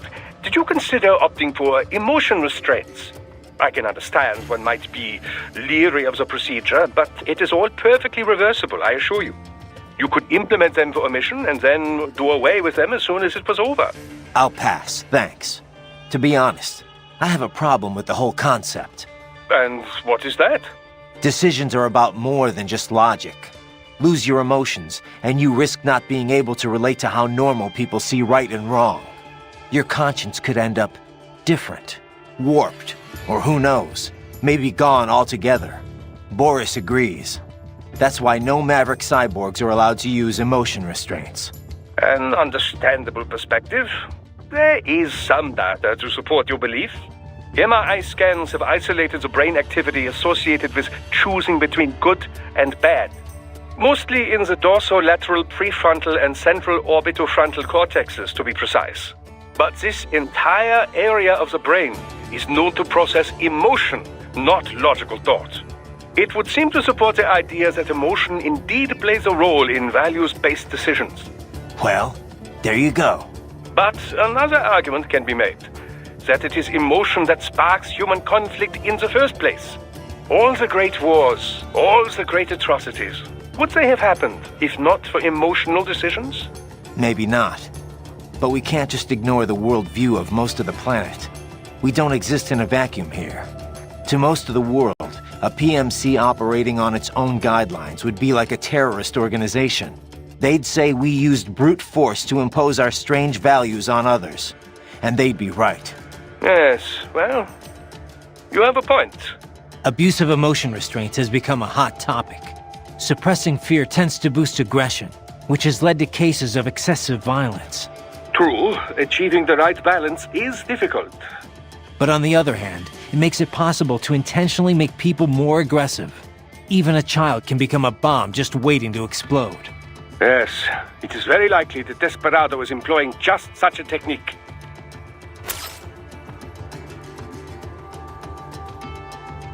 In fact, all my skin is artificial, and it even comes in different colors.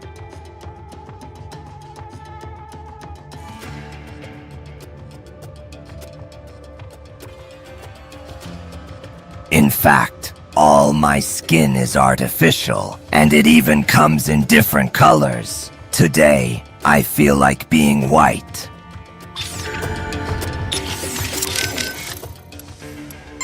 Doc, that wolf UG. You think it's right? Just well, assume but of course. But let's, cause if in the neural heart, so it no, this I could if it. So it I would glad.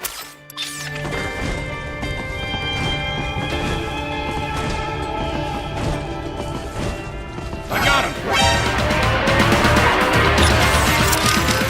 These rifles Desperado's using. Mac 200s, right? Same as Maverick's standard issue. Nice weapon. Not that any gun is much use against a cyborg. The 200 is a thing of beauty. We were one of the first to adopt them 3 years ago. It has minimal muzzle flash and report when firing, and little recoil. Plus, the ejection port near the muzzle makes it good in both left and right hand. Rare for bullpup rifle. Easy maintenance, tough enough to take some dirt without jamming every shot, and it takes standard NATO magazine, so you can find ammo on almost any mission, anywhere in the world. Sounds like somebody's in love. Well, it reminds me of the good old days. Most Soviet gear was trash, yes, but the rifles. Ah, the rifles. The best in the world. And it seems I'm not the only one to appreciate them. Apparently not. I see Macs everywhere these days. They've spread all over the world, and so quickly. Still, I am sad to see Desperado using them against us. Well, not much we can do about it now. Such an elegant weapon, waved around Stado Pridurkov. Что бы stolen? Okay, Boris, okay. Just calm down. Self-repair units are housed in cyborgs' lower torsos. Strike at the lower abdomen in blade mode to seize the unit. Stick to quick slashes when you are surrounded. They leave you less exposed, so you can change tactics as you move. You can also string attacks together to keep your enemies off balance, yes? These rifles desperate nice. It has blast easy and they've well.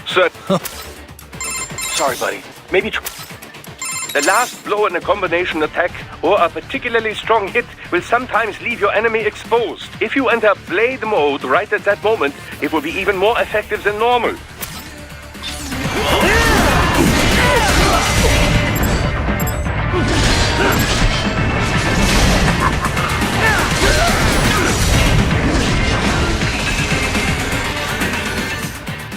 Сика, блядь, пиздец!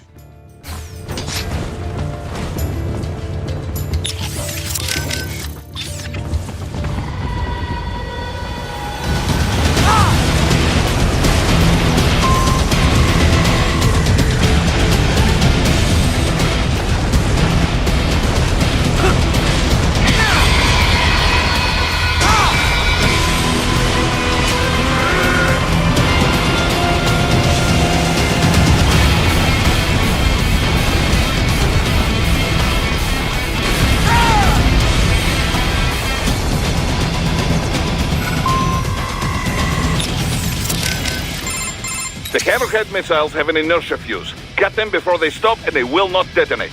And if it's too late to run, try blade mode.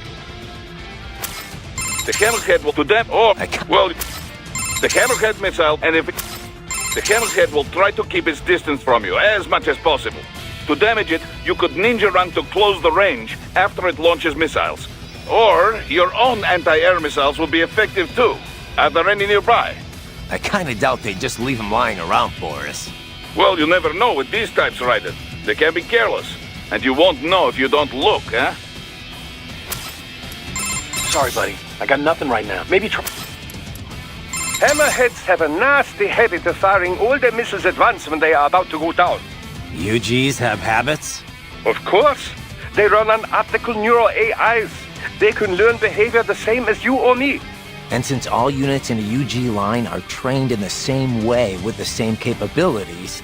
They develop similar fighting habits, yes. Alright, so what do I do once it starts unloading all those missiles? Ninja run. Use the projectiles as stepping stones to close the distance between you and the Hammerhead. Hammerheads have a nasty habit. Of course. And since they develop... Alright.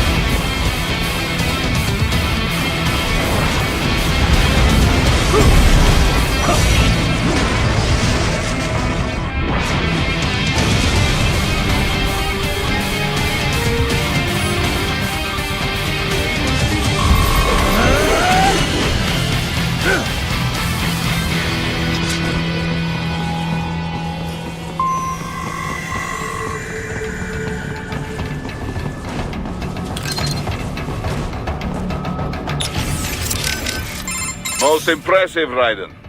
Yeah. Gonna have to do a lot more than float around like that to beat me. Indeed, indeed. So, now you are in Sukumi Old Town. Pretty much still the same as after war in 1990s. Looks like it. Make your way through town. You'll need to pass through an abandoned hotel to reach the hill. The hotel is serving as headquarters for cyborg forces patrolling the new city. Sounds like a blast. And why exactly am I walking right into enemy HQ? Well, it's not a stealth mission, eh? Striking them will weaken their entire forces. Besides, we don't want them stabbing you in the back. All right. At least I'll get to top off my electrolytes. This is the spirit. Trust me, it is easier than knocking on refinery front gate. Raiden, let's recap your route. Shoot. First, continue down the road you are on. An abandoned hotel is up ahead. This road ends at the hotel. Enter and you should be able to reach a hill from the roof. There are more Soviet ruins past that hill. Get through there and you will reach the rear of the refinery. Head for the hotel roof. Got it. Boris, any idea where they're getting the money to fund this operation? Assembling this many cyborgs can't come cheap. Not to mention getting them all here. There are two questions we have about the money. Is Dolzaev paying Desperado out of his own pocket? And if not, then who is? Duh. We do not know size of Dolzaev's war chest, only that he has some funding. Insurgent does not always mean the dirt poor guerrilla with the hunting rifle and homemade bomb. Some rebel groups are very well funded. In Arab oil nations, for instance. Right. They have benefactors who share the same ideology. There is also a chance some other party is backing Desperado directly, creating conflict for their own reasons, like the Patriots used to. Many groups stand to profit from wars, yes? Not just PMCs. Arms maker, contractor. Perhaps it is this kind of corporation behind him. The oil interests alone could make billions here. Duh. Already this violence so near the Abkhazia-Sochi pipeline is affecting markets. An interruption in the pipeline would shift the balance of power between the world's oil giants. Whether it's Dolzaev's goal or no, many groups stand to gain a lot of money from this mess. Raiden, I've been thinking. What Sundowner said. How peace in Africa was a problem for him. Do you remember? Yeah. Doesn't sound like somebody fighting for an anti-Inmani faction, does it? The Prime Minister definitely had his detractors. Anyone in that position would.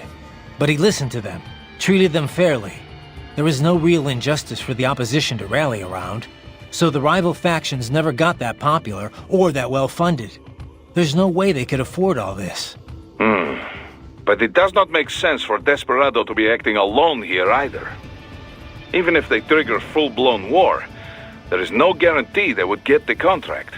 Perhaps this is about natural resources? The last civil war was over precious metals.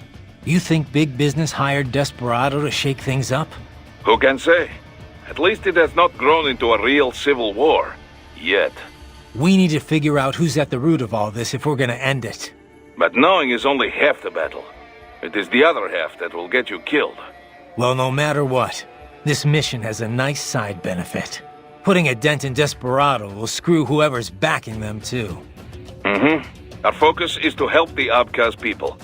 But if we hurt those responsible for this on the way, well, so be it. Raiden, let's recap your route. Shoot. First, Head... Hey, Kev. That piece of shit who killed Inmani. Is he one of those almighty winds? Yeah. Goes by Sundowner. It's a folk name for this warm air current in Southern California. He's also, well, not the formal head of Desperado, but pretty much their de facto leader. Let's see. Born in Alabama, family was poor. Solid student, decent grades, but no money for college, so he joined the army. Says he fought in Panama in '89, then Iraq again, Afghanistan. In 2008, he drops out of the service and starts doing merc work for various PMCs. He was active all through the SOP years. Built up quite a reputation. Apparently, the Sundowner handle comes from all the blood he leaves behind. Looks like the sunset. Anyway, an IED put him out of action for a few years. But then, cyborg tech brought him out of retirement. The army investigated him for possible war crimes. A few times, looks like. Desecrating remains, torturing POWs, some wrongful deaths.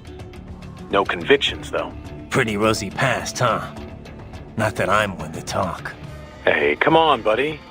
You know that's not fair. You were just a kid. You didn't know what you were doing. And it's not like they gave you a choice. Yeah.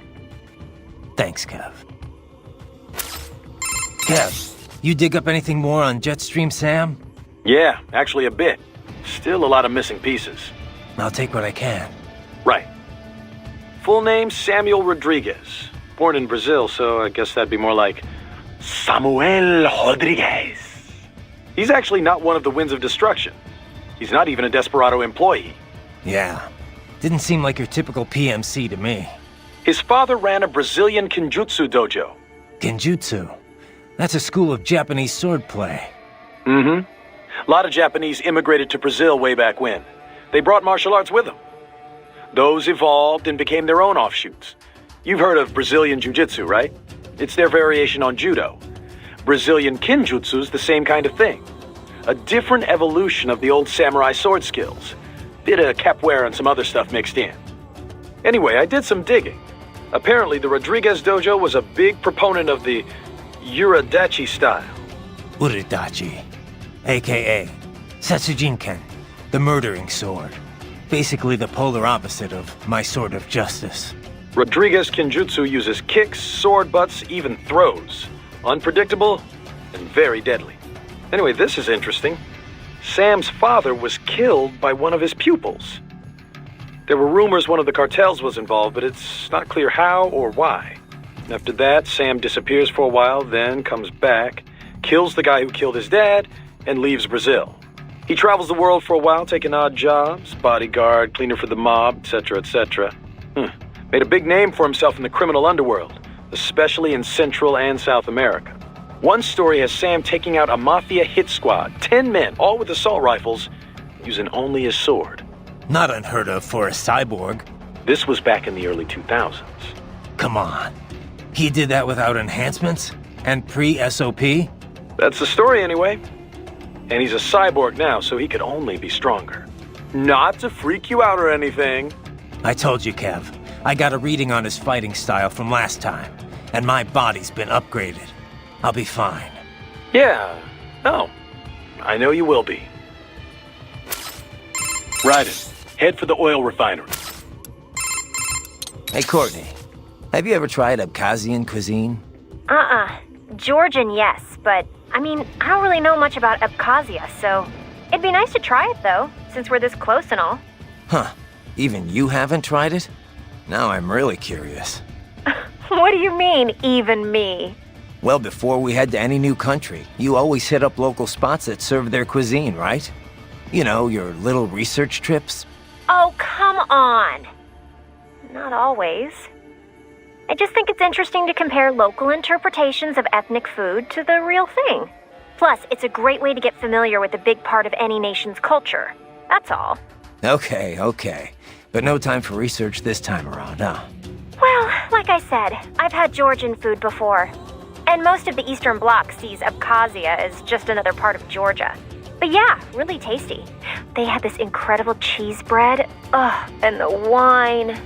Georgian wine is famous after all, though I hear you won't find it in Russia. They say most Abkhazian cuisine is closer to Turkish food than what you'll find in the rest of Georgia. Apparently only their wine resembles what they serve in Georgia. How are things back at Control, Courtney? Things? Things are fine. Same as usual, I guess. Russia is, Russia. Not that I've left HQ much to see anything, really. No concerns about security? Isn't that a civilian airport you're stationed at? Sochi International, yeah. But we're fine. We have our own cyborg detail on the job. Plus, any trouble and we can just take off. Literally. One of the perks of housing your HQ in a giant transport plane, I guess. No, if anyone wanted to mess up this op, they'd have a much easier time coming after you directly. I'm not so sure. Have you seen this new body in action? It's amazing. It's ready for anything. Unless they... Oh, Raiden, yeah. Your body? It's so amazing. Very funny. Yeah, you know what I meant. Oh, is it getting hot in here? Or is that just your body in action? All right. If you're done, I'm going to get back to the mission. Okay, I'll stop. Thanks. For a guy with a bod like yours, anytime. By the way, I picked up something interesting on that tilt rotor back in Africa. Desperado's getaway vehicle? What do you got? I traced its registration. It comes up as get this, mail transport, a Somali civilian helicopter. Not even the right type of aircraft. So the registration is fake. Well, par for the course for Desperado, I guess. I wonder why they bothered with the tilt rotor in the first place. Why not? They can take off and land without an airstrip, virtually anywhere. Hover, too. Meanwhile, they have the speed and range of a fixed-wing plane, or close to it. And they're quiet. You don't get all that BVI noise from the blades like with a normal copter. Aren't they more accident-prone, though? They were. Used to call them Widowmakers. The rotor tech is really complex. There've been a lot of mishaps over the years, but each one's helped perfect the design. These days, they're as safe as any other aircraft, helicopter or fixed wing. Most of VTOL's bad rep is left over from the thrust vectoring jets of the past. Ah, no wonder you know all this. Says here you took down a Harrier once. Wait, by yourself? Well, I did have a rocket launcher. Wasn't so tough while it was in hover mode. I bet you're just being modest. Must have been a pretty crazy op you were on. You don't know the half of it. What's up? No? Did you need— No, just one. That was a Hammerhead, right? I know it's the first canard rotor wingcraft to go into general use. Mm-hmm. Capable of taking off vertically like a helicopter with a fixed wing mode for speedy flight. A jet nozzle on the rotor provides the propulsion that spins the rotor and keeps the craft hovering. During flights, the rotor is fixed, becoming the craft's main wing. The tail wings and canards, the wings on the far front, provide lift while the craft is changing modes. Pretty wild. And the Hammerhead's the only one out there. The design began as DARPA-funded research. The craft they designed could take off and hover well enough, but they could never figure out how to handle going over to fixed wing. The project was cancelled in 2006, but AT Corps apparently picked up where they left off. Sounds like a troubled development. But worth the effort. Unlike a helicopter or tilt rotor, the machinery spinning the rotor is exceedingly simple. Not only does it cut down on weight, but maintenance is made easier. In fixed-wing mode, it is no different from any other jet aircraft, giving it a decisive speed advantage. I must say it's well suited as an escort to a tilt rotor, too. I can see you're a fan. Oh, I'm a fan of anything imaginatively designed. As a scientist, it pushes all my buttons, one would say. In terms of innovation, it shares a great deal with the Triebflügel, a World War II-era German concept craft. It, too, utilized the tip-jet concept. Doesn't look like it has any business being in the air, though. I'd be kind of nervous riding in one. Oh, but that's just what would make the ride such fun, no? I'm a firm believer in the case for more pie-in-the-sky experimentation like this. We live in an age of UGs, after all. We don't even need test pilots. No one's gonna get on if it crashes, Doc. Raiden, turn the game console off right now. Give me that shit! Yo, Raiden, what's up, dog? Why won't you eat some number 9s and 6 with extra dip and large soda? Hey, Doc. Kev mentioned a lot of the high-ranking military were brain-jacked. Can you give me any more on that? Well, it is not my area of expertise, but I have working knowledge of such matters, yes. Much of it is similar to cybernetics, you know. Makes sense. A cyborg's frame is reading signals directly from the brain. Indeed. Brainjacking employs nanomachines to stop these signals from reaching a normal body. The pilot can then substitute their own signals and control the victim. They can govern all motor movement, but not the victim's thoughts. It is not mind control. More like a puppet. The subject will not move on their own. The pilot must send control signals. You can't just implant an idea like a hypnotist. Precisely. You must manipulate them directly. Now, there are several methods for doing this. The pilot can act out the desired behavior and send the resulting electric impulses in real time. For example, the master raises his right hand, the victim does the same. The master says, Arschgeige, and the victim does as well. Yeah, I get the idea, Doc. Another method is to set an AI in control as a victim. Less convincing, but less labor-intensive. The AI can access the subject's memory center, at least, to recognize acquaintances and the like. But anyone looks really closely, and the gig is up. Mm-hmm. Mimicking behavior from surface memories is difficult, you know. Quite difficult. AIs are still very poor at replicating more subtle cues, such as the manner of speaking. As a result, often the victim can barely pass as a human. much less any certain individual. With the current tech, a passing acquaintance might be fooled, but not a close friend. Not for long. Good. The idea of AIs controlling people is bad enough. At least I'll be able to tell if it happens to someone I know. So Doc, if brainjacking can access someone's memory, can't we basically see everything in their past? Well, that would depend on precisely what you mean by see their past. The brain does not store every single detail the senses take in, you know. It records highlights, further simplified into a highly symbolic form, all to lighten the amount of data. We know how the brain reacts to what it was previously aware of. We can even gauge the emotion provoked. But reproducing memories? No. I've seen little progress in research to this area. But say we directly linked my brainstem with the nanomachines of a brainjacking victim. Couldn't I read their memories? There have been attempts at such things, but it is not so simple, you know. The connections between successive memories make up one's identity. If you disturb that... For example, say we remove all memories you have of being yourself and replace them with my own. Yeah. You would feel you were the great Dr. Wilhelm Vogt. You would behave very similar to how I do. However, what if instead you kept your own memories and we added mine to them? You would feel you were both Raiden and Wilhelm Vogt. Suddenly your memories would not lead one to the next. You would be confused, disoriented, without a sense of which man you were, and thus how you should behave. So, you see, the very concept is not practical for most military applications. In trying to read an enemy's mind, you would, in a sense, become that enemy. You wouldn't know which side you were fighting for. Precisely.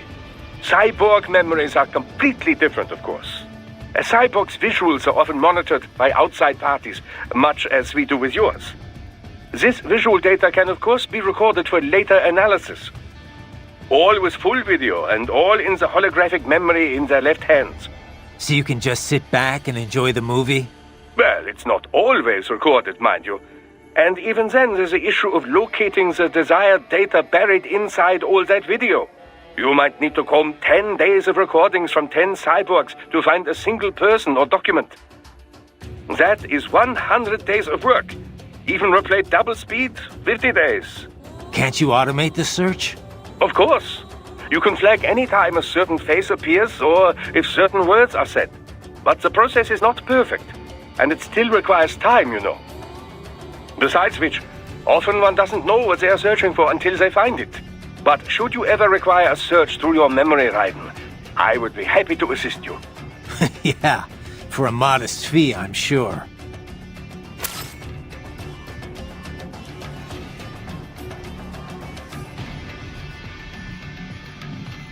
How did we go from tactical espionage action to this Devil May Cry reskin? This is a total departure from what the series is founded on. At the least, the music slaps really hard. I have to say, Doc, it's almost scary everything nanomachines are capable of. SOP, brainjacking. Oh, but the cyborg is capable of even more. You think? I do. With nanomachines. You know this name has always bothered me, nanomachine. They are much more than smaller versions of existing machines. So much more. You cannot just take a motor and make it all teeny tiny, you know? A human chromosome is 10 micrometers long, roughly. A nanometer is 1/100th that length. These devices must be crafted at the molecular level to work at that scale. It is far more to do with molecular biology than mechanical engineering. Okay, Doc, but where are you going with it? It is, however, now possible to create proteins that simulate viral functions, effectively fooling natural human cells into taking on a wide range of less conventional characteristics, boosting strength or resilience or even regenerative ability. Not to CNT muscle fiber levels, of course. After all, these molecules and proteins can only make use of the materials at hand. That is to say, the atoms that naturally occur within the human body. I'm not sure I follow. Are you saying cyborg tech is already more advanced than nanomachines? Well, not necessarily. But the potential for future growth seems much greater, does it not? Natural means can only rearrange what is already there. Boost one ability too far, and you might take away from another. If the human race is to truly evolve, I believe we must shed this DNA-driven organic flesh and exchange it for something far more functional. Cyborg technology seems better suited to this purpose, at least in terms of military applications. But then, who knows? A revolution in nanotechnology could be occurring even as we speak. Progress rarely takes the form we expect, you know? Such is the great frustration and glory of science. Arschgeiger is a German slang insult, literally translating to ass violin or butt fiddle. It is used to describe a person who is stupid, annoying, or obnoxious. Doc, that wolf UG. You think it's possible to... Why? Just... Well, assume... But, of course. But let's... Because if... In the neuro part... So it... No, this... I could... If it... So it... I would... Glad...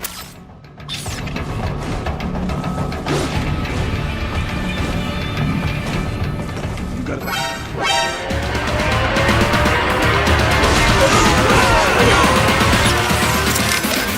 So you could not stop them.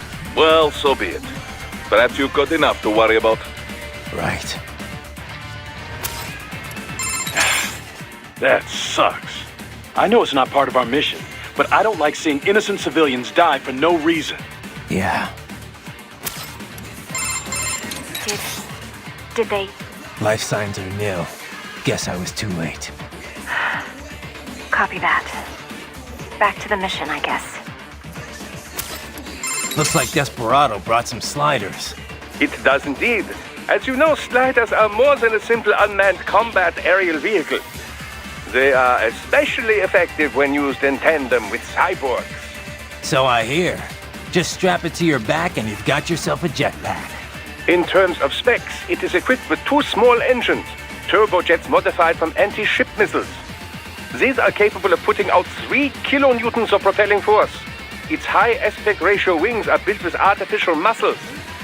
Their bending functionality enables both helicopter-caliber hovering and a lengthy flight duration when fully deployed. But what about offense? They can't pack much heat. Not alone, no. The sliders were built from the ground up in a network-centric system. As a result, each individual craft has limited combat ability. Toughness was sacrificed for its compact size, which limits its ability to move at high speeds or perform high-G maneuvers.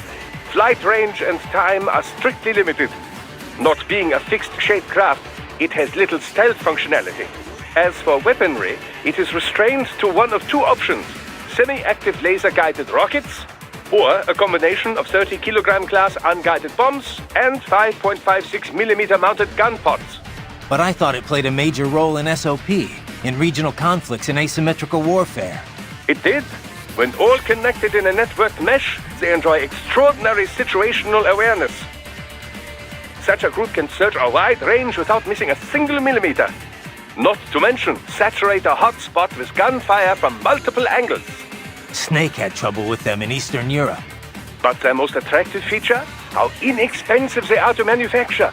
Unthinkably so, in fact, back in the age of manned fighter jets. It's no surprise PMCs use them so often. Yeah? Well, they're gonna have to spend a lot more than that to stop me. With your legs, you can probably reach a slider even when it's up in the air. They have nearly no armor at all. Get close enough, and chopping them down should be simple. Looks like Desperado. It's so. It's but what? Not a rich flag as. But I. It did such a snap. But Said the kid in blue that became your series version of John Wick. Don't be calling out my game without forgetting your series has RE6. Where's the horror in that action flick? A cyborg equipped with a slider. Hard to target, yes, but they must also be limited by aerodynamic force. Use rockets or guided missiles, or just jump up and cut them down. Either will work fine. These rifles, Desperado, nice. It has blast, easy, and they've set.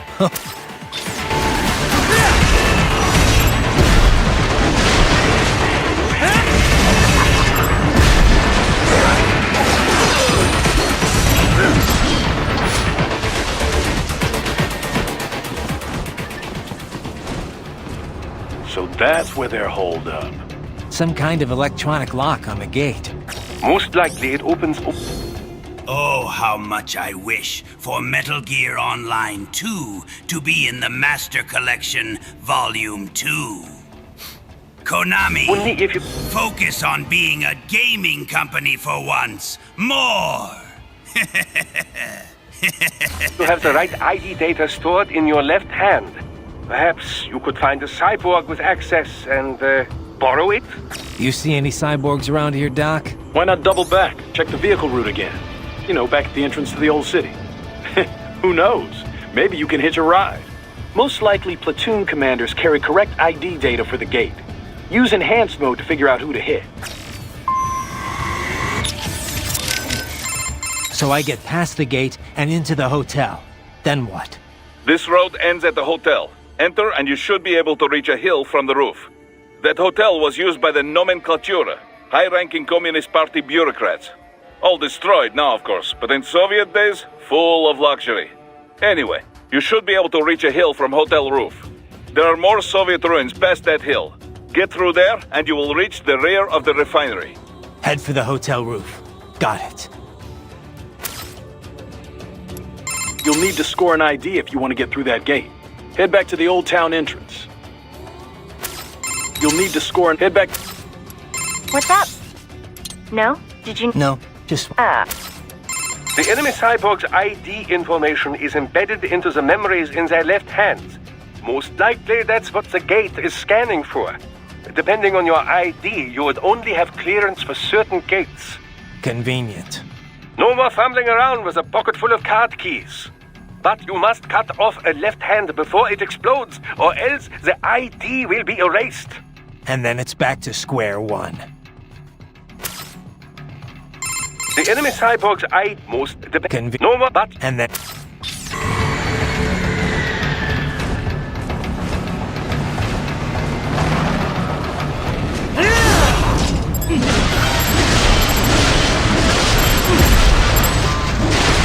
Konami, put Portable Ops in Volume 2, and my life is yours! Enemy sighted!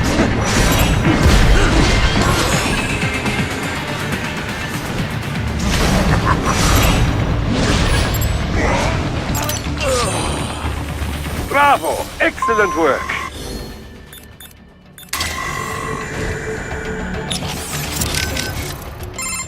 Stay vigilant, right?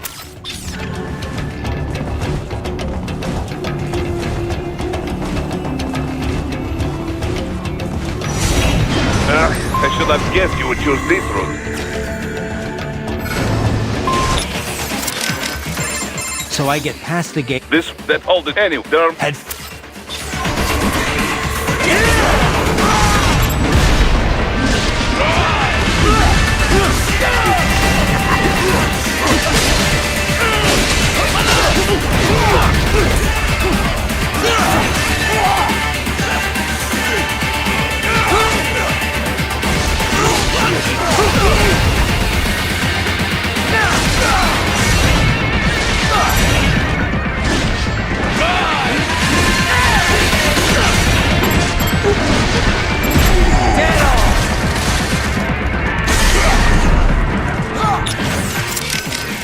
These rifles just nice. It has block easy and some they've well set.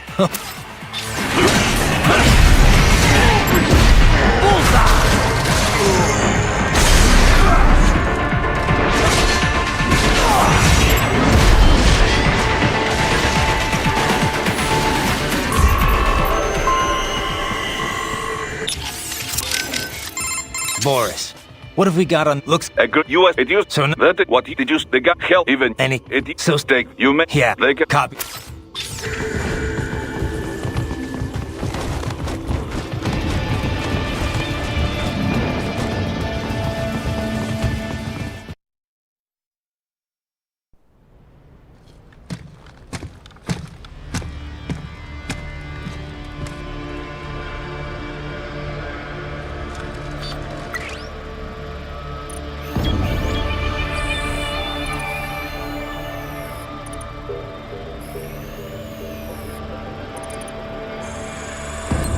Dolzaev.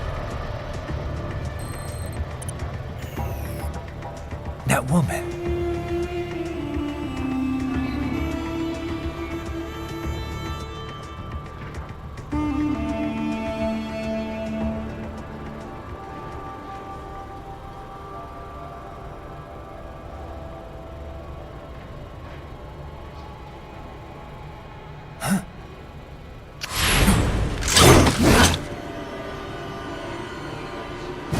Raiden, what's happening? Your heart rate spiked. Yeah, I just dodged a bullet.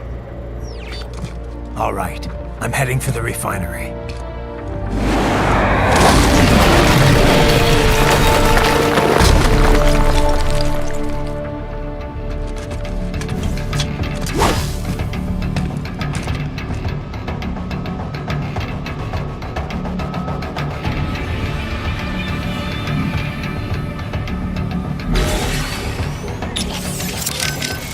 Boris, I got a visual on Dolzaev and Mistral. Looked like they were arguing over something. Mistral's heading up the force at the refinery, correct? We're sure on that? Yes, but I'm not sure how good a commander she is. As a fighter, talented, yes, I know, but... Well, neither one looked very happy. Maybe she'll withdraw. Oh, I doubt that. She may not like him, but she will follow her orders. She is just the leader on the ground here, I think. Someone else is calling the shots behind cover. All right. But what's the end game here? Say I die and we can't stop them. Then what? Are they even capable of forming a real government? Do they think the people here would support Dolzaev? Good question, Tovarich. History shows it is a much easier thing to take a government than to keep it.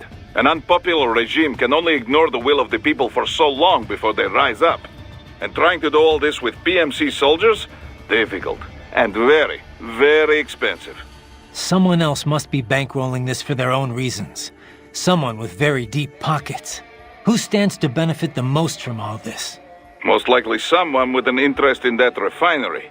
The plant has pipelines connecting with Sochi in Russia and Supsa in Georgia.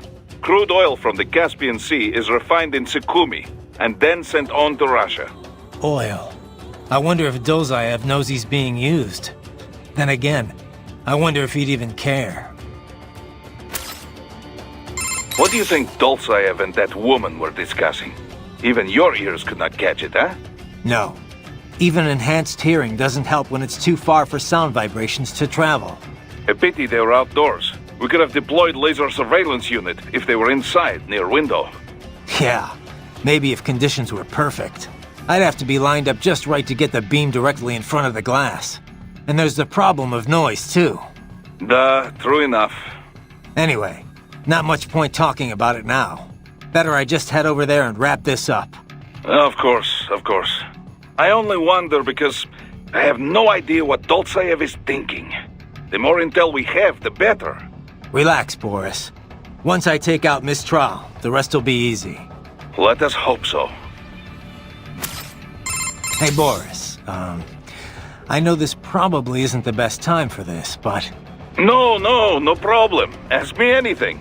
My goal is to have open company, hiding nothing from its employees. Right, well, there were a few big proposals we had in the works, right? What do you mean? You know, my doing tactical drills with the Brazilian Special Ops Force in Rio, playing the bad guys in that South African anti-terror police training program, on-site security consulting for the Swiss. Yes, we were working on a few things, weren't we? Well, I thought so, but they're not in Maverick's task management database. Well, right then. We've had to freeze those proposals. Temporarily, you see? You're putting them on ice? They would be too much distracting for you. We need to focus on current op. That doesn't seem necessary. You're gonna disappoint a lot of prospective clients. Well, yes, but... This is about Inmani, isn't it? I should not have tried to hide it. Right. Open company, remember? Well, yes, but we can't afford for you to be too shaken to complete your mission. Boris, I'm fine. I know it's not all my fault, but my client was killed. Kinda expect to lose some work after that. Yeah, Not your fault, but my responsibility in the end. We were far too lightly equipped. No one on the field made mistakes. It's a third world country. We were working with a shoestring budget.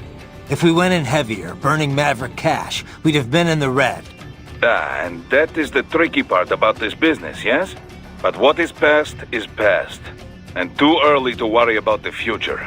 Just focus on the matter at hand. Okay. What do you think Dolzaev and that woman even... No. A big... Yeah, and there's... Anyway, better... I don't... The more... Relax. What? You get all that, Kev?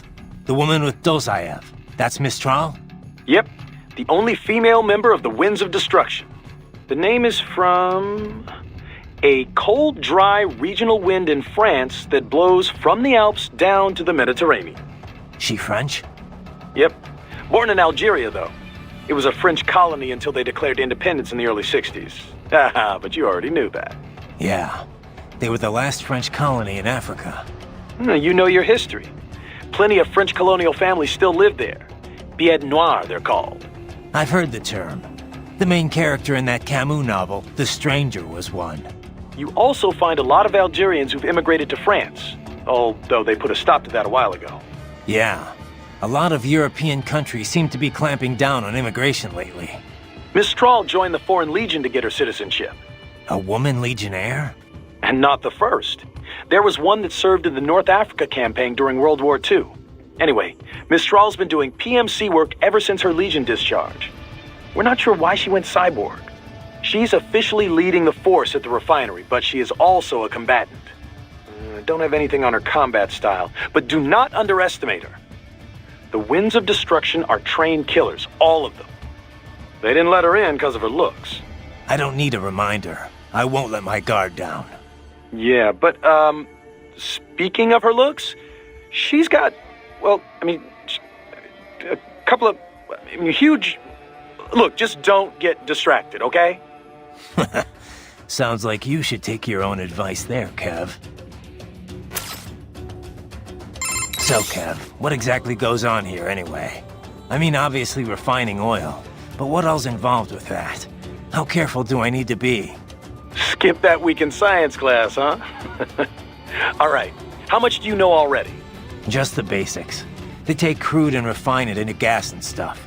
Other usable fuels, right? Well, yeah, and stuff. Kerosene, liquefied petroleum gas, naphtha, jet fuel. Naphtha? The raw material for ethylene, which is then the raw material for polyethylene and other plastics. Crude oil's used for a lot more than just fuel, you know. These days, it's the core component of just about every chemical product. Okay. Crude contains a lot of molecular hydrocarbons and impurities. The refinery distills and extracts these hydrocarbons at their different boiling points. Once the impurities are removed, what's left can be used to make gasoline and so on. Right. So, pretty much exactly what I said in the first place. Oh, well, if you know all this already, I guess we're done here. I could use a bit more detail on... All right, cool then. Kevin out.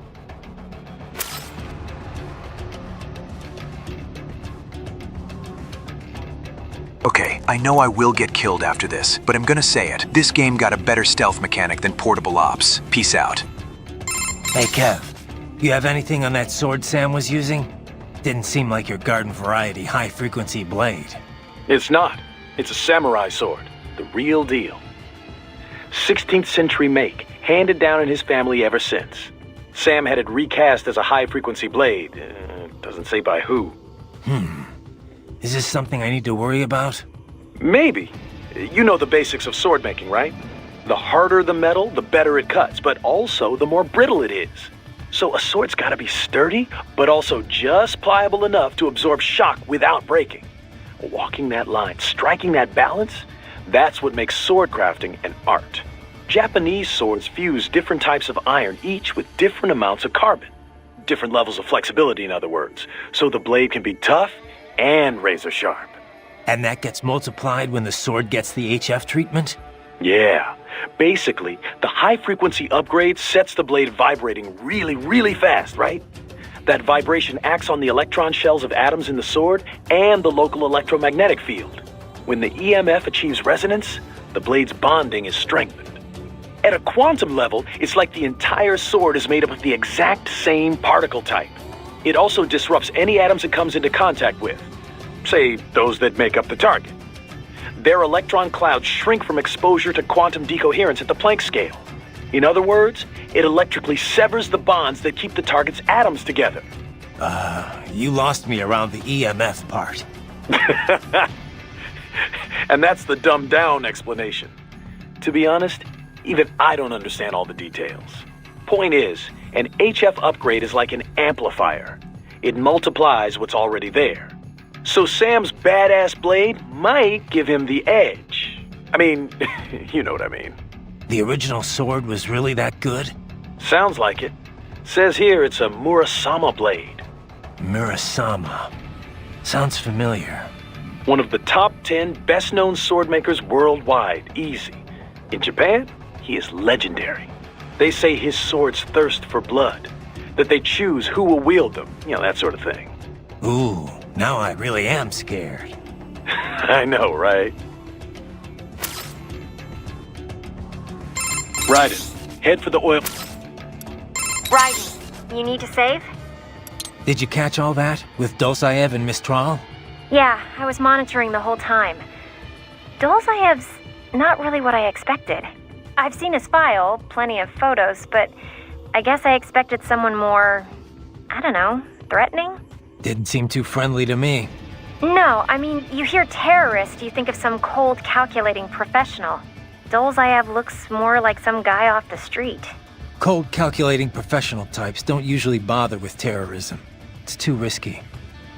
Most terrorists are ordinary people, radicalized one way or another. Yeah, I guess so. Of course, that doesn't make what they do any easier to forgive. What about Mistral? What'd you think? Well, she's certainly attractive. Probably an artificial face, though. I'm guessing most of her is artificial. Roger that. So Mistral's from Algeria. Have you ever been? No. You? Once, for a consulting job. Pretty short trip, though. I hear it's pretty safe there now, compared to how things were at the start of this decade. Yeah, I was able to slip a little sightseeing in. Pretty nice spot for a vacation. Kind of hot, though. 80% of it's the Saharan desert, and wow, it was just like you'd imagine. So much sand. You could easily imagine camel caravans trekking beneath the early evening moon. It was like something from another world. Yeah? I thought only a sixth of the Sahara was sandy like that. The French carried out a bunch of nuclear tests there too, I remember. But once you reach the Mediterranean coast, it's a totally different place.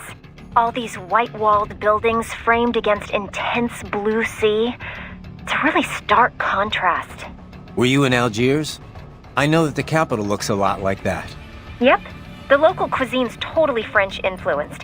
I'll never forget this one lunch near my hotel. A baguette sandwich and a café au lait. Simple and simply unforgettable. Oh, there were a bunch of sweet shops in town too. High-quality European candy, but so cheap. Sounds like you ate your way across the country. Well, food's an important part of local culture, you know. Oh, and speaking of which, the seafood. I didn't expect to see Mediterranean fish in African cuisine, but it was also fresh and flavorful. They'd fry up small fish whole, then drizzle them with lemon juice. I could have eaten that all day. Sounds like a lot of calories. I tried to stay active, you know. Hey, did you know my visual analyzers can tell me how much someone weighs? Yeah, I'll have to talk with Doc about disabling that one. Raiden, what you said before about your sword being a tool of justice, I just want to say I agree 100%. I wish all PMCs thought that way. Glad to hear you say that. You mentioned it was part of some samurai code? Yeah. I didn't grow up using a sword. I fell into it by chance, during a mission. After that, I decided to train with the HF blade. I studied a lot of samurai techniques. I really got into it. Started learning more and more about ancient Japan and the samurai code. I tore through stacks of books, movies, anything I could get my hands on. somehow hard to imagine you settling in with a big bucket of popcorn. What? A cyborg can't have hobbies? I'll have you know I'm actually a huge movie buff. Okay, okay. So that's where you picked up this Sword of Justice creed? Yeah. Most of it from a single master named Munenori Yagyu. He founded a school of swordsmanship on the idea that violence can be necessary for the greater good. He called it Katsujinken, the life-giving sword. Yagyu believed power isn't evil in itself. It's how it's applied that matters. As time went on, Katsujinken incorporated deterrence. It took on the meaning of winning without fighting. Or as I like to say, one sword keeps another in the sheath. That's from George Herbert.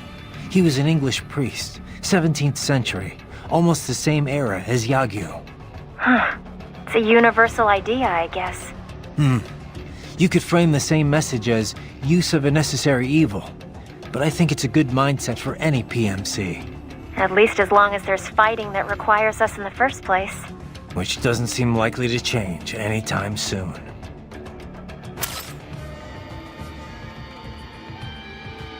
What's up? No? Did you need— No, just one.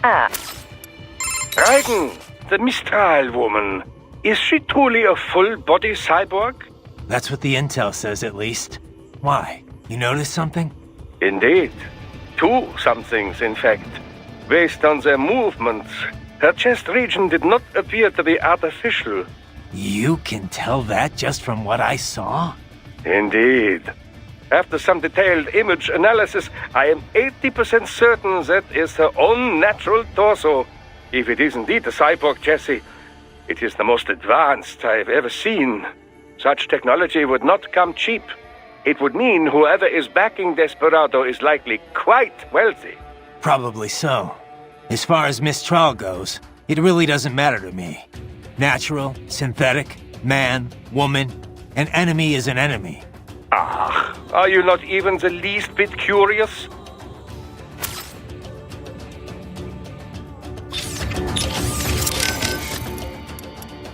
Doc, I'm seeing Desperado cyborgs explode here after I take them down. For security purposes, I would imagine. Cyborgs often use classified tech from suppliers who take great pains to maintain their trade secrets. Most likely, these models have a self-destruct failsafe that triggers once they cannot defend themselves. So they die even though their brains could be transferred to a new body? I understand your concern, Raiden, but I'm sure these conditions were clearly stated in their contracts. This is one area that is well regulated by the law. PMCs must inform their workers of such things. These men knew the danger when they signed up. No doubt they were compensated for the additional risk. Right. You should be more concerned with the potential for data loss in these explosions. They could damage or even erase the holographic memory in their left hands. Though to think on it, the data is most likely automatically wiped before detonation, just in case it would survive the explosion and resulting shockwave, you know. Yeah. Sure, Doc. You must remove the hands before their critical system shutdown sequence can activate. Remember it this way. Before you kill, make certain no cyborg is left with a left hand. Raiden, have I told you of the research I was conducting before we met? Several times. It was the Cold War. East Germany. Ah, the DDR. My field was infantry weapon research. It was a magical time. Secret research. Top secret, you know. All for the Soviets, but so exciting. I was free to explore wherever my findings took me. I never had a budget request refused. Not once. I was young then. Working, always working.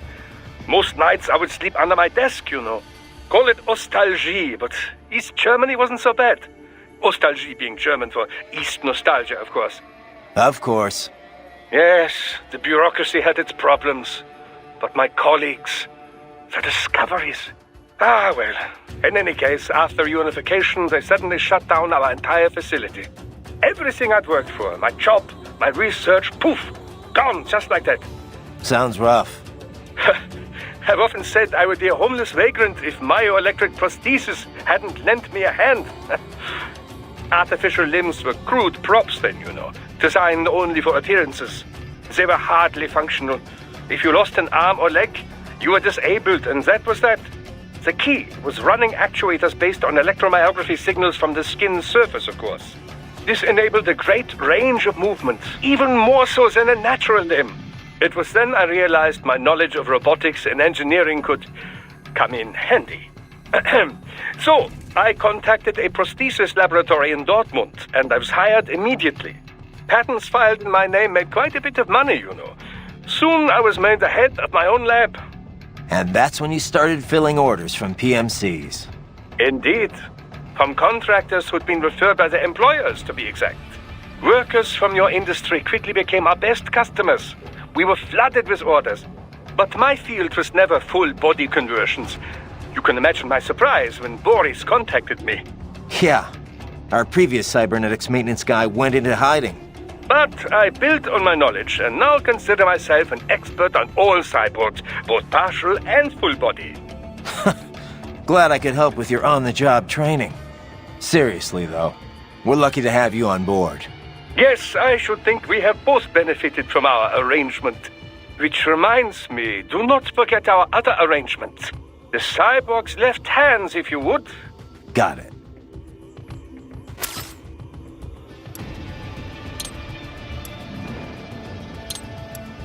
Raiden, the Mistral woman, is she truly a full-body cyborg?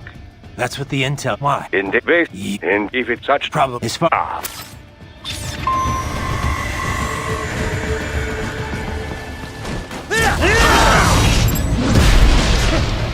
Get off! There! Bullseye!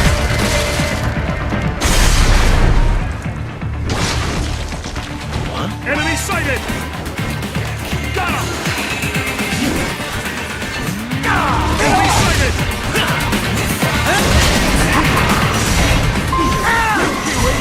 Encountering resistance. Requesting backup.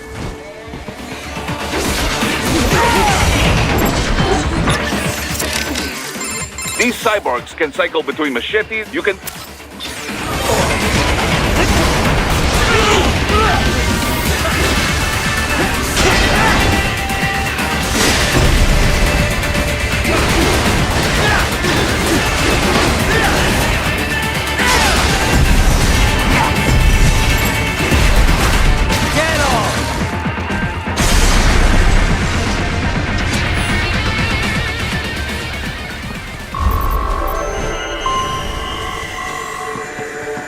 We intercepted call for backup during your last fight.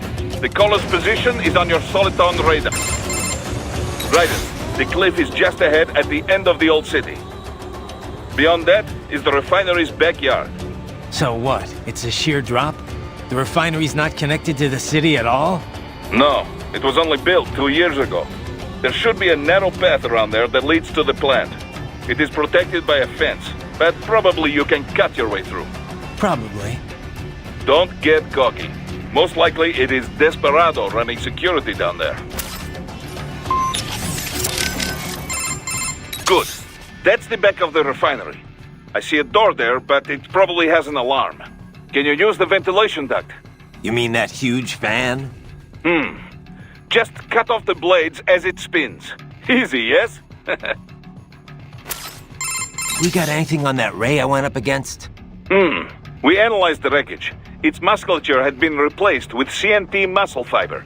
The same type as you, or most any cyborg. This improved its power output and left more room in the chassis for other equipment. It seems they filled this space with Vetronics and extra weapons. Like that heat blade and plasma gun. Plasma loses effectiveness in the air pretty quickly, but it's still a hell of a close-range weapon. Large-scale UGs have a growing problem fighting smaller, more agile opponents like you, Raiden. This is why we now see UGs armed with new countermeasures, such as this ray had. Good. That's the back of the refinery. I see it. Can you... You mean... Hey, so, Kev, buddy, about the refinery. Can I get a quick breakdown of the facilities? Copy that. I suppose you should at least know a few basics for the mission. So, like I was saying, the refining process is based around distillation. The tallest building on site is the distillation tower. All the crude oil runs through there first, where it's distilled at different boiling ranges.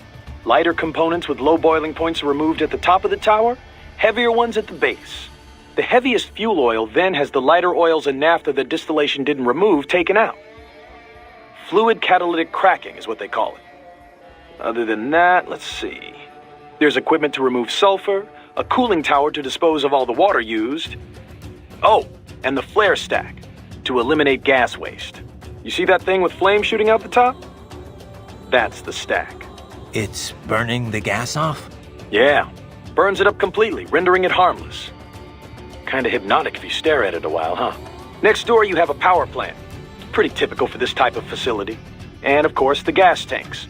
Liquefied petroleum gas, LPG, is pressurized and stored in those round tanks. It's also artificial, but it's got a certain charm, you know? Like the ultimate in utilitarian beauty. A solitary distillation tower, all lit up and set against the setting sun. It's an amazing sight. Kev, you still with me there? What? You don't appreciate this kind of stuff? Places like Germany and Japan, people get really into it. Factory sightseeing tours and everything. Yeah. No, not so much. Right, FYI, we just confirmed with the client for your next mission. Great. How about we finish this one first, though? I'd like to see my family again someday, you know? My son's going to forget he even has a father. 90-day contracting tour, buddy. We're all in the same boat. Man, feels like ages since I was back in Virginia. I don't know about in the same boat. These guys are out to tear me limb from limb. Worst you are EMF desk jockeys have to worry about are paper cuts. All right. Guess you don't want to hear what your old friends are up to then. Who is it? Desperado. Where is it this time? Mexico. Apparently they've got some kind of lab in Guadalajara. You're going in to investigate claims of human trafficking and illegal dumping. And our client? Who's picking up the tab? If we're planning to play police all of a sudden, we're gonna need some kind of budget. No worries there. It's a human rights group we've worked with a few times before. They were conducting their own trafficking investigation when Desperado came up. Understood. You can brief me when I get back. Roger that. Where the hell did Desperado get all these cyborgs anyway, Kev? Hard to say. They're not as rare as they once were, but still. Of all registered PMC troops, we're still talking what, 3% have enhancements? Maybe 5% tops. Mostly career military who got hurt on the battlefield one way or another. Getting their arms or legs back lets them keep earning a living. But most able-bodied soldiers are still reluctant to sacrifice their own healthy body parts. Plus, the surgery is highly specialized. Expensive as hell. Not to mention maintenance costs after that. Unless insurance is footing the bill, most guys couldn't afford enhancements even if they wanted to. Maverick's got some cyborgs. What's their story? They all wounded in action? Mostly. I heard a few saved up and paid for it themselves, but just a few. There is this one crazy blonde guy, though. I heard he asked for a full body conversion. The Patriots didn't leave me much of a body to begin with. I just had Herr Doctor finish what they started. You know I'm just giving you shit, man. Anyway, yeah. Looking at the numbers, cyborg soldiers are still a pretty small minority. Not really surprising when only contractors in developed countries are offered insurance. Third world soldiers get hurt out on the field, and that's all she wrote. They can't work as a merc anymore. Most times, they can't really work at all. Well, Desperado's up to something, because cyborgs are definitely not in the minority here. I've heard of some PMCs covering the cost of the surgery for their disabled. The mercs get their career back, sure, but the PMCs aren't exactly running a charity. These guys have to work to pay it off until the company at least breaks even on them. Any cyborg breaks his contract early would probably be in debt for the rest of his life. You think that's Desperado's MO? I can't prove it, but sure as hell wouldn't surprise me. So what kind of deal does Maverick offer its contractors? Oh yeah, I forgot you're full-time too. You never contracted with us? Nope. Boris invited me on board the first time we talked about it. We've known each other since Area 51. Didn't have any reason to turn him down, so yeah, never really considered the contract route. Right. Well, it's actually pretty rare for guys on the ground like you to be full-timers. Most of Maverick soldiers are contractors, just like with any other PMC. It just makes sense. After all, It's never the same job twice in this business. Each mission has its own requirements. Force size, skill set, all that crap. So generally, we contract out on a per-mission basis, or a fixed schedule for longer jobs. A lot of US companies are doing it that way lately, not just PMCs. Besides, a good contractor can earn more than most regular full-time employees. Definitely a hell of a lot more than regular military. And if they want to quit, can they get out of their contract? Yep. Of course, just up and quitting right in the middle of a mission would cause problems. Just like any other job, you know? We'd want some notice to settle on a new end date, but hold up. You're not thinking of leaving us, are you? Just curious. You still busy with all that other work, Kev? You know me, man. Kev of all trades. I got a lot on my plate. Briefing prep, arms procurement, client negotiation, HR, biz dev, accounting, you name it. Lately, though, I've been focusing more on sales and on-site coordination. Oh, and advisor work like this. Never sleep, do you? Things have been better since Courtney joined up, at least. You know, I have to hand it to you guys. Cyborgs are just amazing to me. So much power and speed.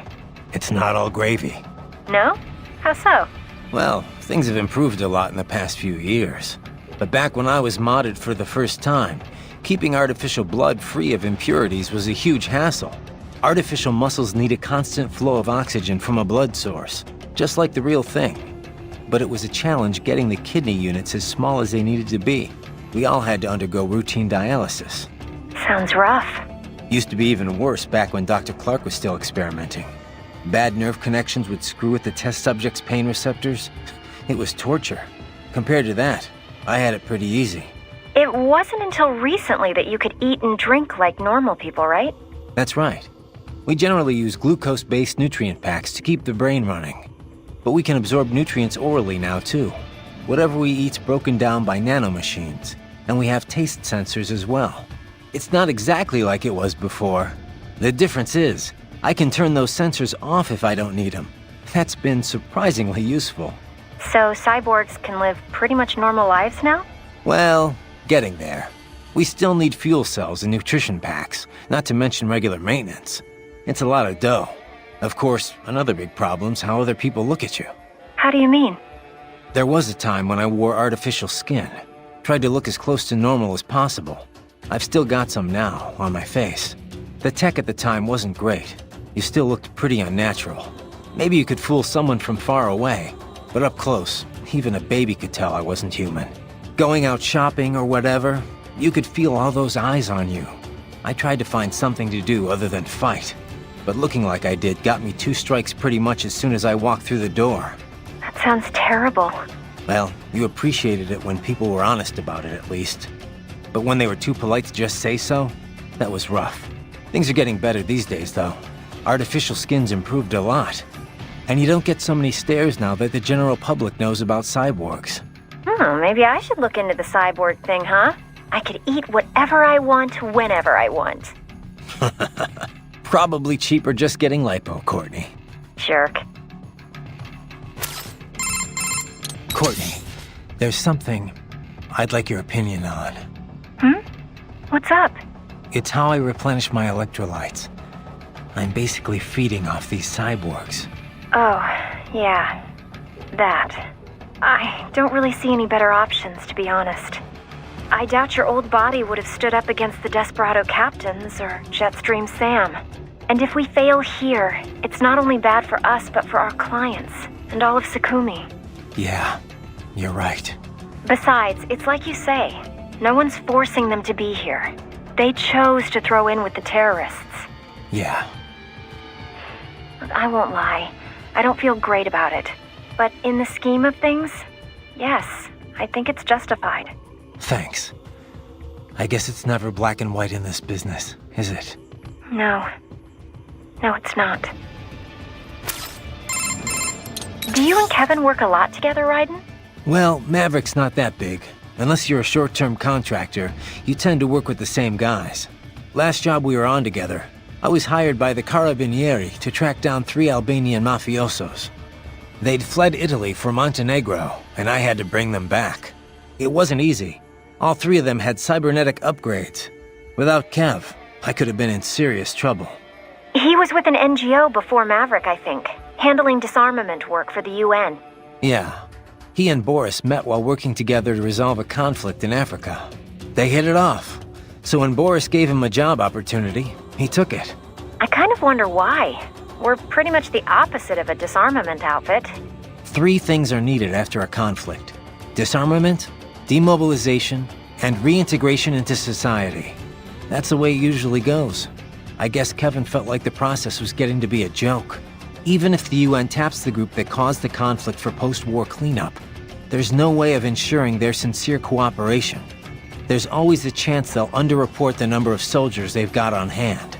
That, or they only disarm the useless parts of their force. The ones with outdated weapons and gear. Yeah. Meanwhile, they can hide their standing force, the one with all the up-to-date weaponry, from the UN.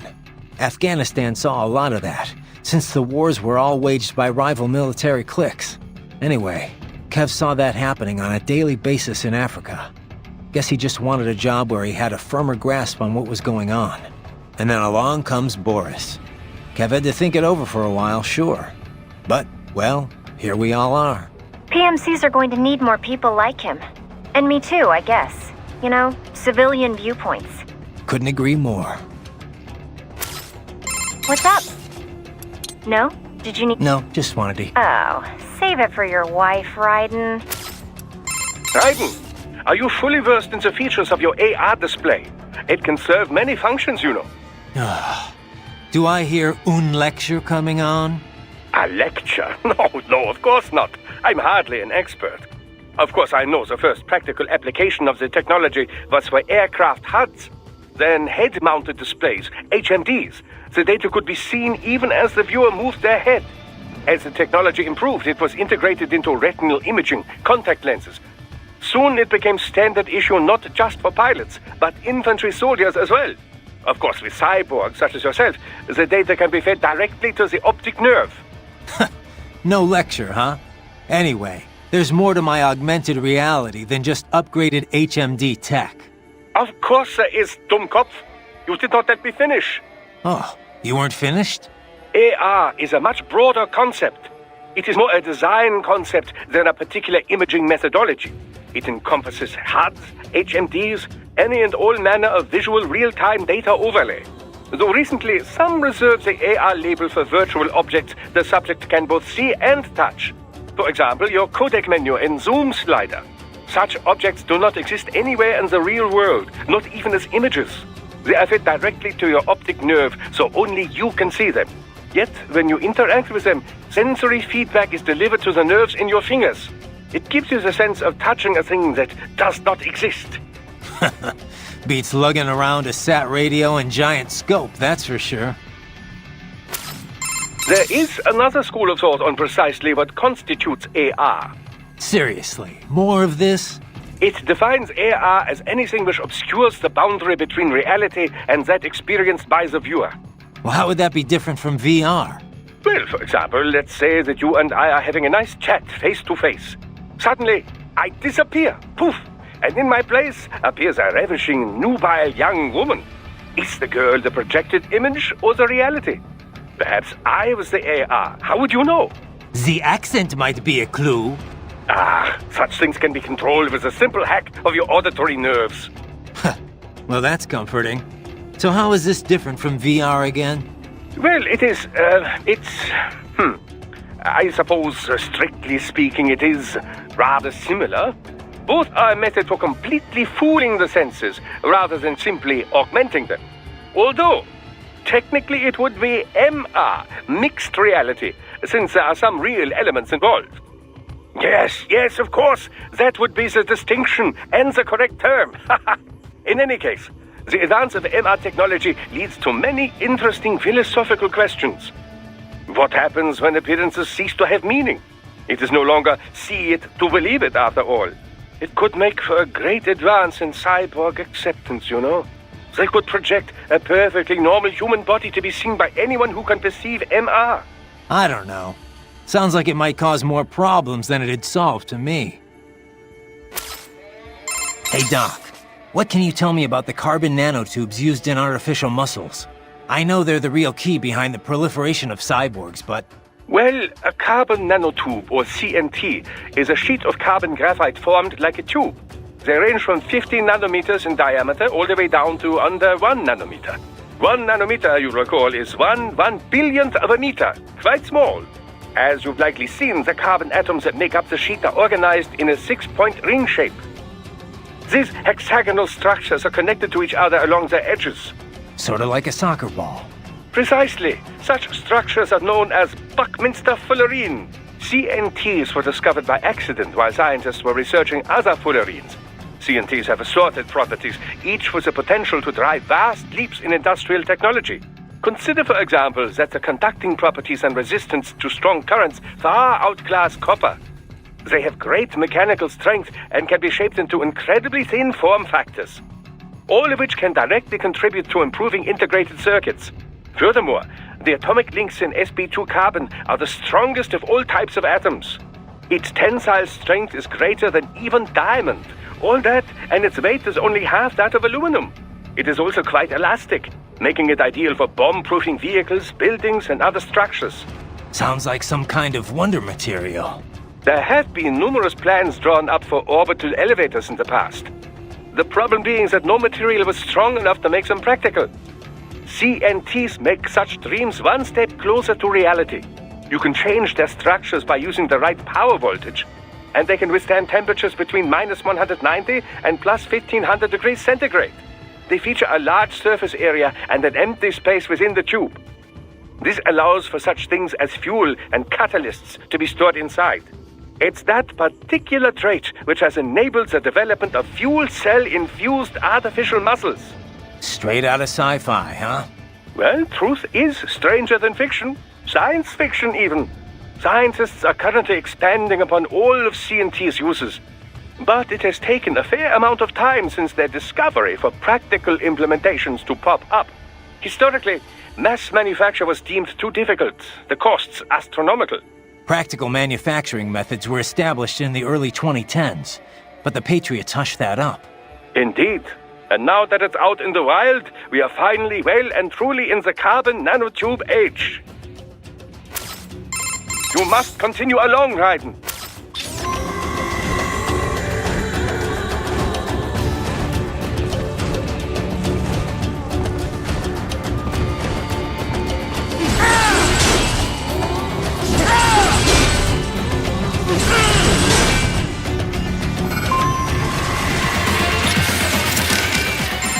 Good. That's the back of the refinery. I see a door there, but it probably has an alarm. Can you use the ventilation duct? You mean that huge fan?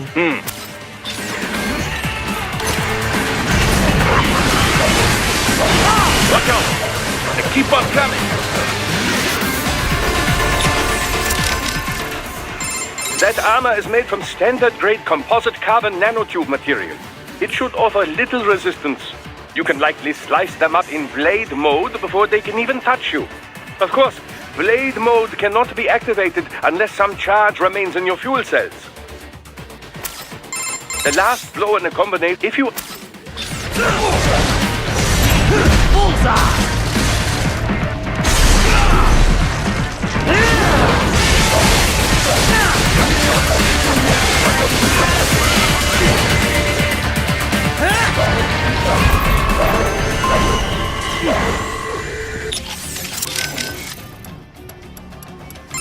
Check your destination on...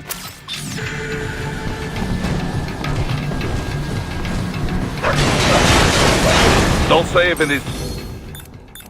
He must be in here. Find it.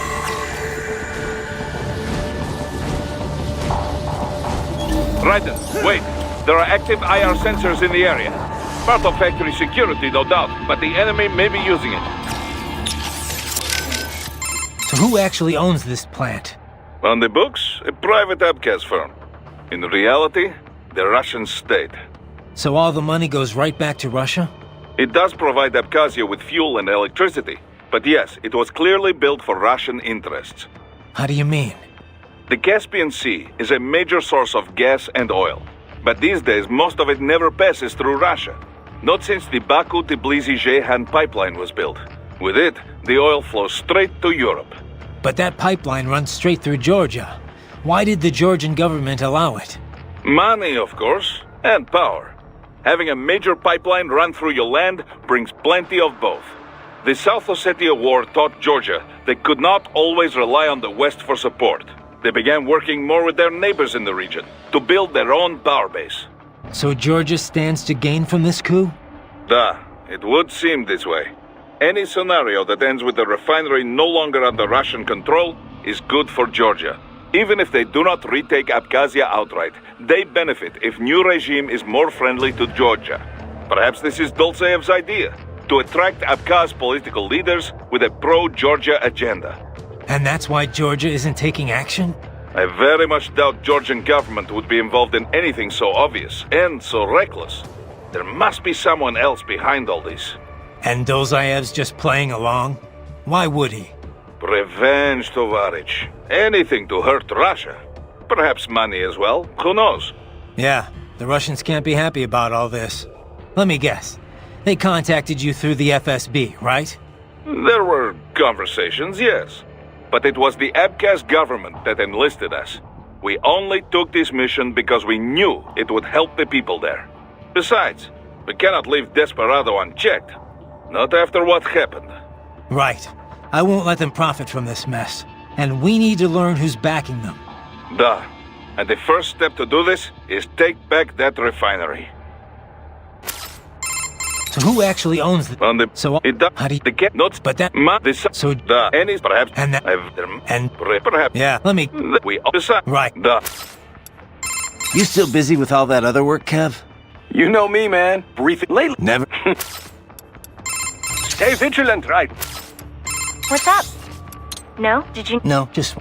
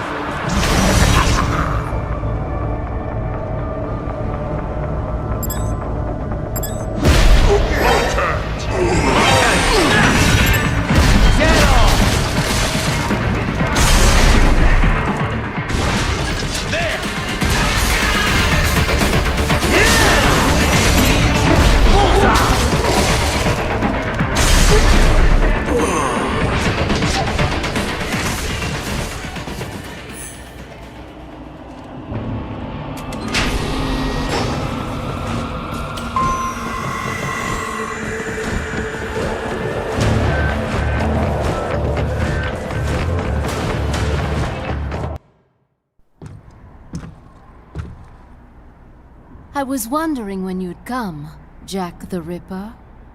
No one calls me that anymore. Dolzaev, where is he? I can show you a better time than that crusty old bear. You're in charge here?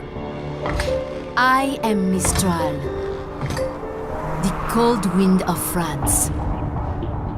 And your reputation precedes you. Liberian, but white as snow. A natural-born killer, even as a child. That was a long time ago. I was born in Algeria myself, you know. I'm only half French. And? We had our own civil war in the 90s. So you see? Cut from the same cloth, you and I. You don't know me. I lost my whole family. Everything.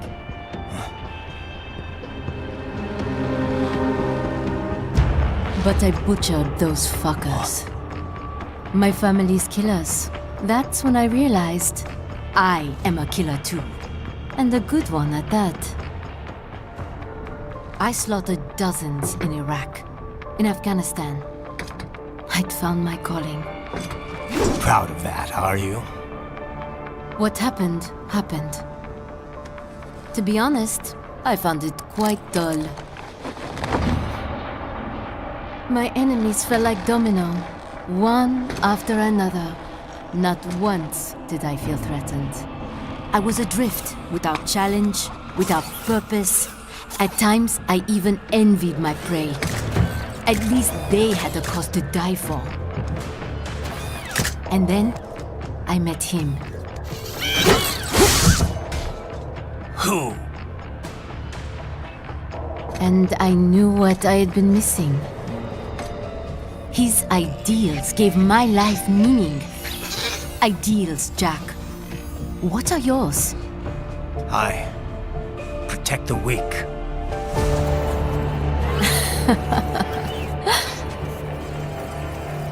Still?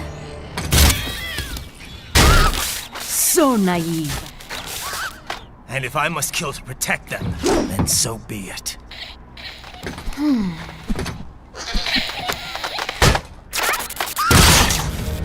It seems we have less in common than I thought.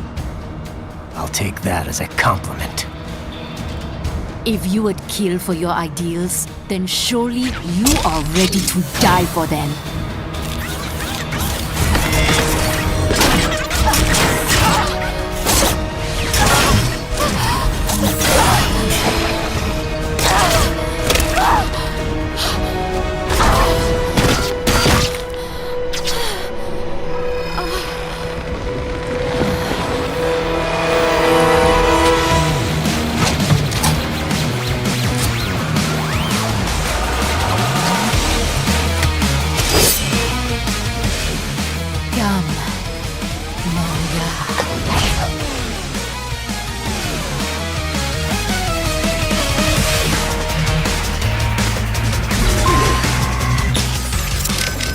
This weapon of hers has impressive range. She can defend with it, and yet crack like whip to attack. Yeah, it's bizarre. Definitely suits her. It does not work like anything I have seen before. I cannot tell where her attack will land. And even if you manage to parry, it may be hard to counterattack. Yeah, I need to take care of that thing first. When you see it go slack, be ready. If it hits, you have no chance of countering. Riley, you all right? That is one freaky lady. Yikes. Aw, come on, Kev. Maybe she just needs to meet the right guy. I could slip her your number. That's okay, man. I'm good. Besides, shouldn't you be worried about saving your own ass at the moment? Well, yeah. Just thinking about how I'm gonna handle this. If you're looking for advice, try hitting up Boris. Dr. might have some info, too. From the UG and Cyborg angle.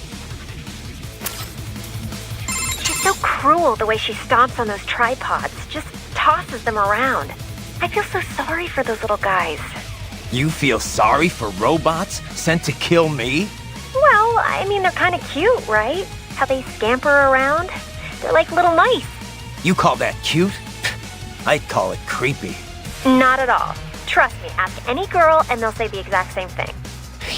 Okay, sure, Courtney. I'll get right on that. All right, whatever. You want to save or what? All right. Be careful out there, okay? So she uses an augmentary arm composed of tripods.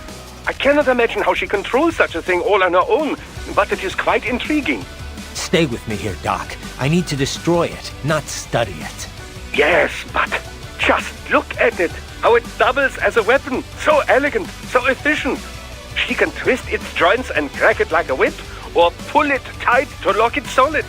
And even should you destroy it, she can simply construct a new one using nearby tripods. Ugh, this is gonna take forever. Not necessarily. Until a new prosthesis is formed, she is defenseless, you know. There is your chance. Of course, you must still be wary of the tripod arm unit once it is detached. Even if she cannot wield it, she could resort to throwing it at you. The electrolytes in the fuel cells of those units are highly explosive should they have a detonator.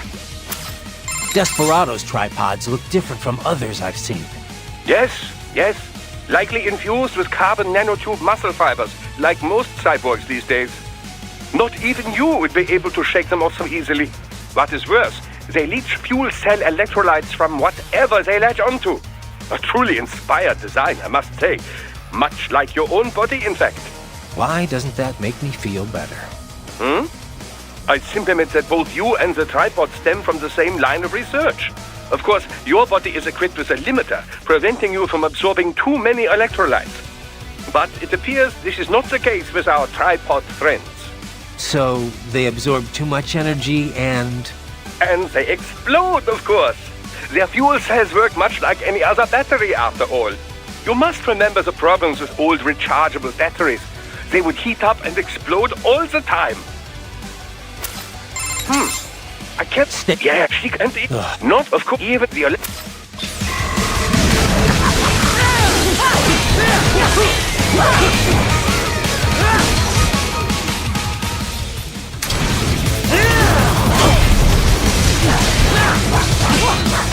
Try and follow me!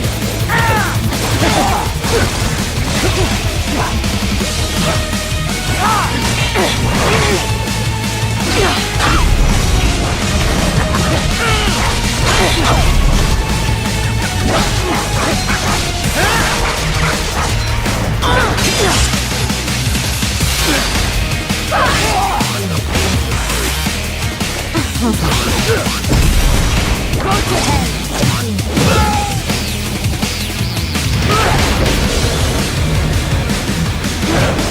Do not disappoint me.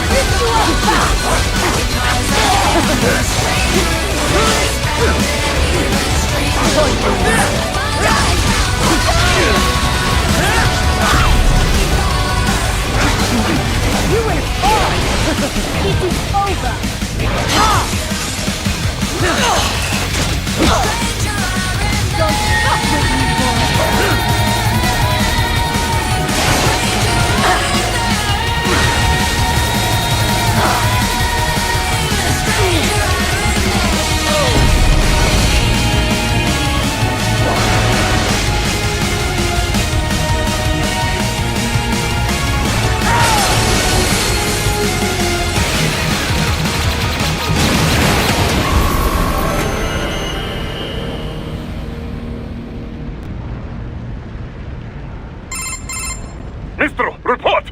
Your vitals are dropping. I lost. So this is how they felt. What? Dying. For a cause. Wait. No. Hold on. I am sorry. He was too much. I do not need apology. I need you alive. But I know you will never fall. What is this talk about? Je t'aime. De tout mon corps. Je t'aime. Mister, you'll never...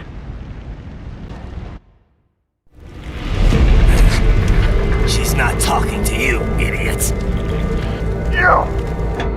You killed her! You vile nuts! Murderer! That's rich coming from you. It's overdose, I have. Surrender. Translation? Why would I surrender? We are exactly where I want. Shit. Built with Russian money to make Russian money. It is no plan for outcasts. It is their prison.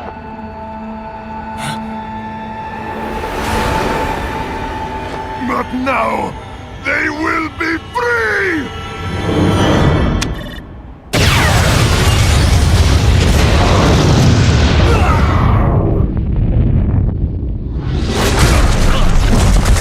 Damn! Crazy son of a bitch! Raiden? blew himself up. I see. Time to get you out of there. We're sending a helicopter. Secure an LZ. Understood.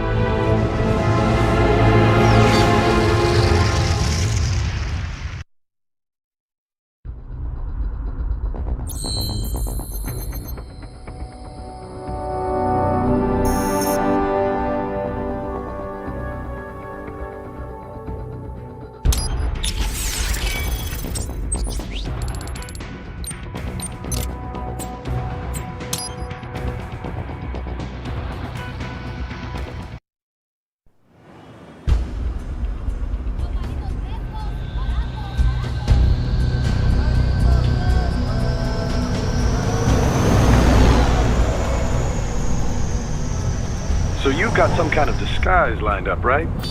Yep, all set. Hope so. You'd be a little conspicuous just walking the streets. Relax, Kev. I'll blend right in. Yeah. Well, just get into the sewer system ASAP. Hopefully anyone who notices you will just mind their own business. You sure you want the K9000 there along for this one? I had the good doctor make some adjustments along with the repairs. Remote piloting and AI wiping have been disabled. So yeah, I say let's throw him a bone. Wordplay. My exoskeleton resembles a canine. Canines enjoy bones. Amusing on 2 levels. Let's go.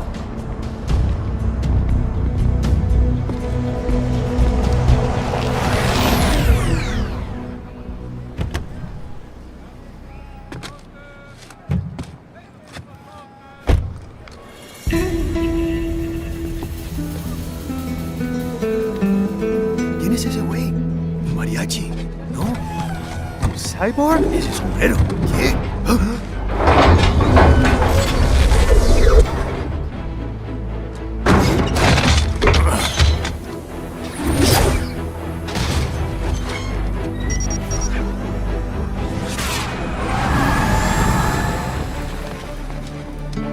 Adiós, amigos. ¿Viste? Qué raro, ¿eh? Hay que hacer que no lo vimos. Vámonos ya.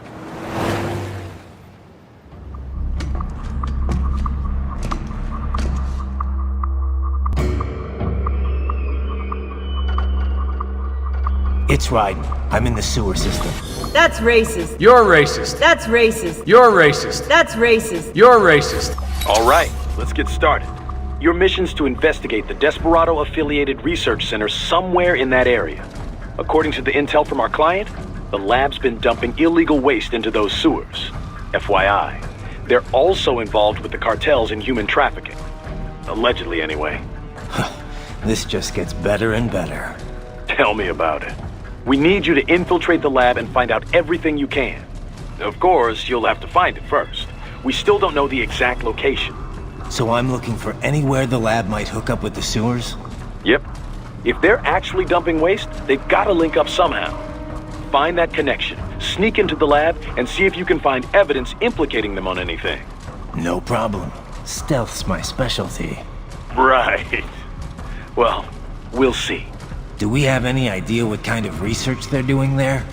Not really. Maybe something related to all the people they're trafficking. Like experimentation? It's possible. First things first, though. Find a way into that lab. Oh, right. It says here the locals say black crocodiles live in those sewers, so you know, watch out. Black crocodiles? Could they be talking about UGs? Maybe just an urban legend. But still, be careful. I will scout ahead. You will provide backup. Sir, yes, sir.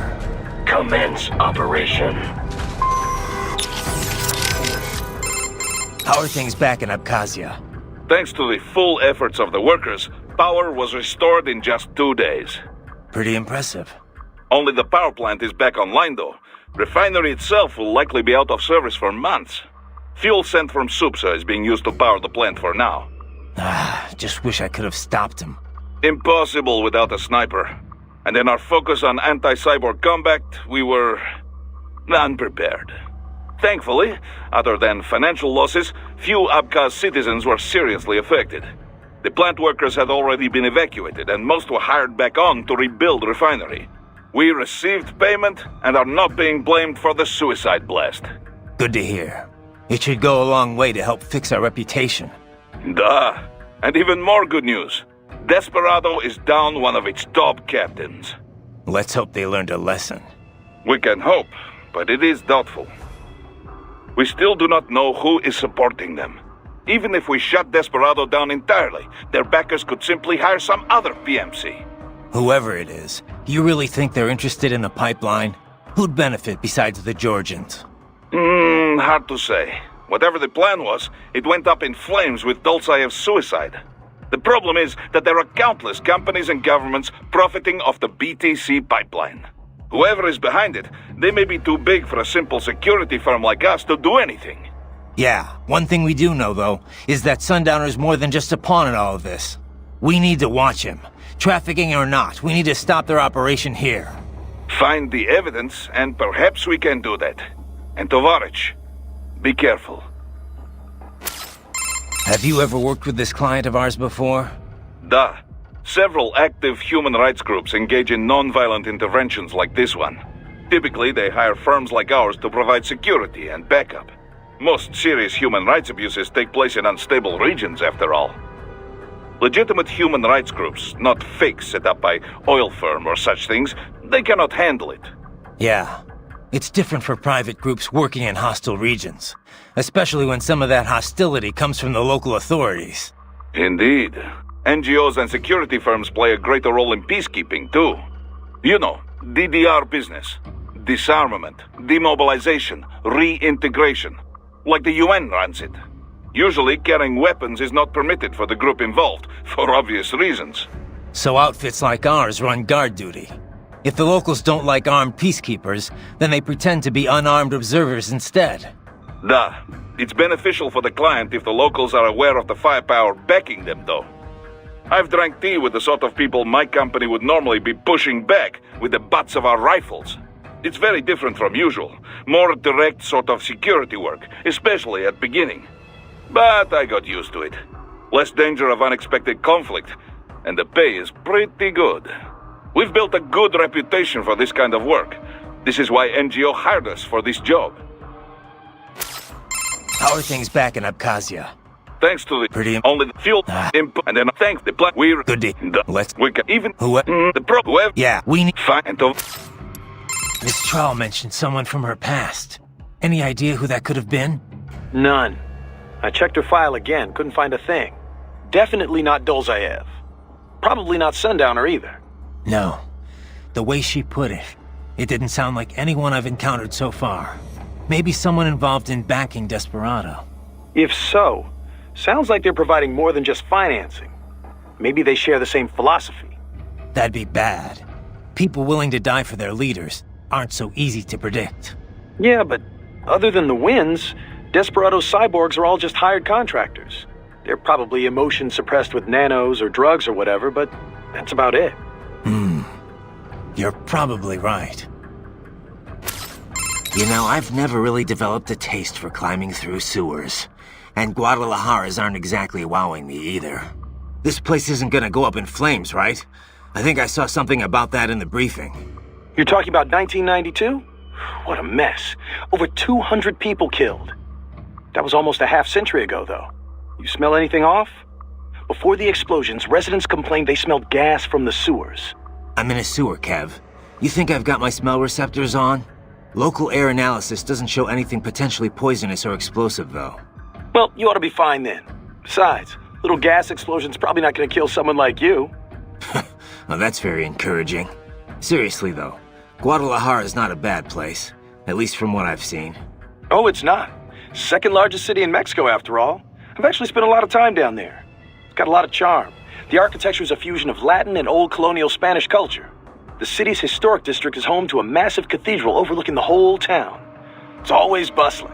It's a lot of fun just kicking back and watching the locals. Walking around the Libertad, taking in the sun with a cerveza in one hand, mariachi band nearby. No better way to spend a weekend, let me tell you. If this PMC thing doesn't work out, you'd make one hell of a tour guide.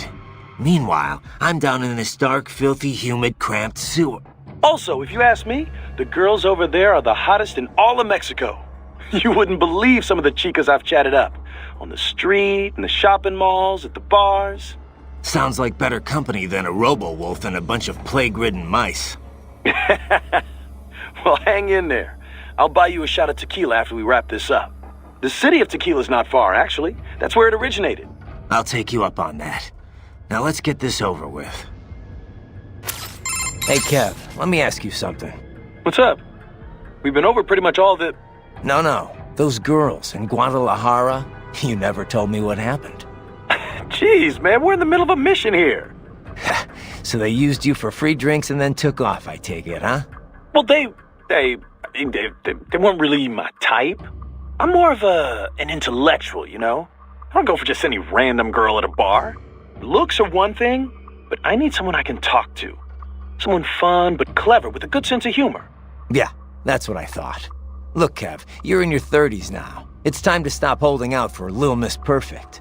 You just need to find someone nice. You know, settle down, start a family. Okay, Mom. Okay. Laugh all you want, Kev, but having kids will change your life. I can't see him all the time with work and all. But whenever I'm back home, he's always so excited to see me. When I see that, I feel like, you know, I want to do whatever I can to keep him happy.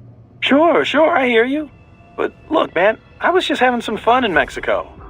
Wasn't seriously searching for a wife or anything.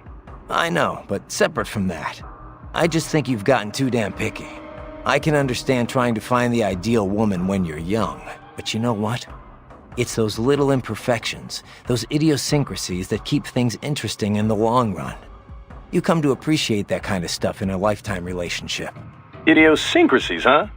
Like if she snores or she talks loud during movies? Well, not if she talks during movies. A man's gotta have some standards. Miss Trellman, any idea? No, maybe if that... Yeah, they're probably... I can't believe Dolzaev blew himself up. Pretty common terror tactic. You don't usually see the leaders doing it, though. It's one thing to get your flock pumped up on the glory of dying for the cause, but it's not often they actually go through with it themselves. You gotta have a public face, after all. The guy who gets to claim responsibility on the evening news. In a weird way, Dolzaev showed some serious dedication. Not that I'm about to praise him for it. Yeah, still a terrorist. A suicide bomber in the end. If that's what you want to call him. Still, he kind of failed at it. How so? Well, all that explosion did was put a dent in Abkhazia's budget. More Russia's, really. They're the ones rebuilding the refinery. The coup didn't work out. He couldn't overthrow the government. He was barely a blip on Russia's radar. So, you're saying the bombing didn't accomplish any of his goals? He did it just because he was cornered? Sounds more like just plain suicide. Yeah. Probably wanted to end things with his own hands. Like a samurai committing harakiri. Still not something to be commended for, though. Yeah. Lumping him in with true warriors like the samurai just gives them a bad name. I hope she didn't get to you. Wanting to protect the weak that's worth striving for. Don't worry. I've heard more than a few supervillain spiels in my time. Maybe we had some things in common in our past, but not anymore. I bring my beliefs into every battle I fight. You want to call me foolish? Well, that's not going to change me. I'm glad to hear that, Raiden. Yeah, thanks. Riding out. Say, Raiden, where'd you get that hat you were wearing? The sombrero? Well, picked it up at a souvenir store here. I guess I just kind of like the design. Also, when you're on a scout mission, it's vital that you use the local attire to blend into the background. Yeah. I think it looked pretty good on you. You looked like some kind of mariachi singer. Oh, you think so? Yep. Only, that's kind of a problem too. How so? Well, I mean, that sombrero really is meant to be part of a mariachi costume. Mexicans don't wear hats like that normally. Come on. The guy at the shop told me I'd look just like a local. Yeah, a local tourist, maybe. Look, you might see a lot of Mexican men wearing sombreros during their daily routines, but, nothing like that. They'd go for something a lot more simple and compact. Something not all that different from cowboy hats in the Old West. Are you sure? I don't know if it's true or not, but I have heard one theory about the modern cowboy hat. They say it's based on the sombreros the original Western settlers brought from Mexico. Of course, cowboy hats come in all shapes and sizes, so you can't really say a specific one's the cowboy hat. Huh. Well, now I know why the locals were so eager to get a look at me. That wasn't the hat. By the way, Raiden, have you ever eaten nopalitos? They're typically called nopales. Huh. Oh, like that street vendor was selling. Nope. Nopales. Well, that's too bad. You really ought to try some while you're in the area. Yeah, but it's from a cactus, right? Doesn't it taste all thin and watery? Not at all. It's kind of like the flesh of aloe vera leaves or the seaweed used in Japanese cooking. It's got this really soft but crunchy texture, and it's really versatile. You can eat nopales as is in a salad, saute them, stir-fry them with steak, put them in tacos. You can even toss them in a blender to make some juice. I had no idea. Tell me about it. I got hooked after Boris took me to this one Mexican restaurant. After that, I just had to learn more about them. Ooh, for example, they're really low in calories. They also have lots of soluble and insoluble fiber, which not only promotes digestion, but is great for maintaining healthy cholesterol and blood pressure levels. It's even thought to help prevent intestinal cancer. It's packed with healthy stuff too, like vitamins B and C, potassium, and iron. Okay, I get it. It's good for you. So how does it taste? Huh? I just told you. Never mind. Probably can't capture any food down here anyway. Not that I'd need to. My muscles run on fuel cells, and I've got enough blood sugar to keep my brain running for another week. Well, you can still eat though, right? Yep. So, how about we all go out for Mexican once you're done? Food's a lot more than just an energy supply, you know? It's meant to be enjoyed. With that, I agree. Raiden, can I ask you something? Sure. What is it? Just wondering, why'd you join Maverick in the first place? Well, Boris and I go way back. Our first time working together was rescuing Sunny. That's Colonel Gerlukovich's granddaughter. He and Boris were good friends back in the USSR. Right. The Patriots were holding her? Yeah. I was mainly working with the PLA, but Boris was a huge help. His Russian military connections paid off big time. All his covert op experience, too. He wasn't working pro bono, of course, but he went above and beyond the call. The Patriots were a threat to everyone, not just America. He got that. And when Paradise Lost disbanded, he formed a new outfit and got them all work. Most of them, anyway, including me. Did you ever consider another line of work? Something non-military, I mean? I'm a cyborg, Courtney. What am I gonna do? Drive an ice cream truck? I can pass as normal from a distance, but up close, anyone can tell it's artificial skin. Good jobs aren't easy to come by these days, even for non-cyborgs, and I've got a family to feed. Besides, I've been fighting my whole life. It's just who I am. Sorry, I didn't mean to pry. It's fine, Courtney. No worries. So, Courtney, you've heard my story. What about you? How'd you end up at Maverick? Me? Well, it's funny. I was a business major, actually. Thought I'd go for an MBA. When I was in school, there was a lot of talk about the widening gap between rich and poor. I figured I'd join the 1% and never have to worry about money again. Pretty noble, huh? Anyway, around then you started hearing all about this war economy stuff on the news. I was, disgusted, I guess. Disillusioned, for sure. And that changed your mind? It wasn't just the war stuff that bothered me. It's everything it represented. How so much of what the First World enjoys comes at the expense of Third World people. The more I researched, the more I realized how bad things are. Underreported, too. After that, money wasn't such a priority anymore. I know how trite that sounds, but it's true. I wasn't naive, though. I knew living in some hippie commune or going Amish wouldn't change anything. So I started looking for a career where I felt I might actually have an impact. You didn't worry about working at a PMC? Becoming part of the problem? Well, I wasn't going to sign up with just anybody. But not all PMCs are bad, you know? Some of them, sure. They'll do anything for a buck, no questions asked. That's why someone has to stand up to them. Protect the innocent from those guys. That's us in a nutshell. So you did your homework and found Maverick. Honestly, it was more dumb luck than anything else. I had a friend who knew I was interested in this kind of work who was also friends with Kevin. They introduced us, we set up a meeting, and here I am. That's right. I always forget you and Kev went to the same school. Huh. Definitely not your typical path to joining a PMC, that's for sure. I really am here to fix the world. I know it's a cliché, but there it is. Well, I for one am glad to hear it. So how's it been since you joined Maverick, Courtney? About what you expected? Not even close. I had no idea what I was signing up for. You deal in a lot of expensive weapons and equipment that can save people's lives. But at the same time, you can't just ignore the bottom line. You catch yourself measuring lives in dollars and cents. Yeah, the business side can get pretty messy. Messy is right. But I won't just ignore it.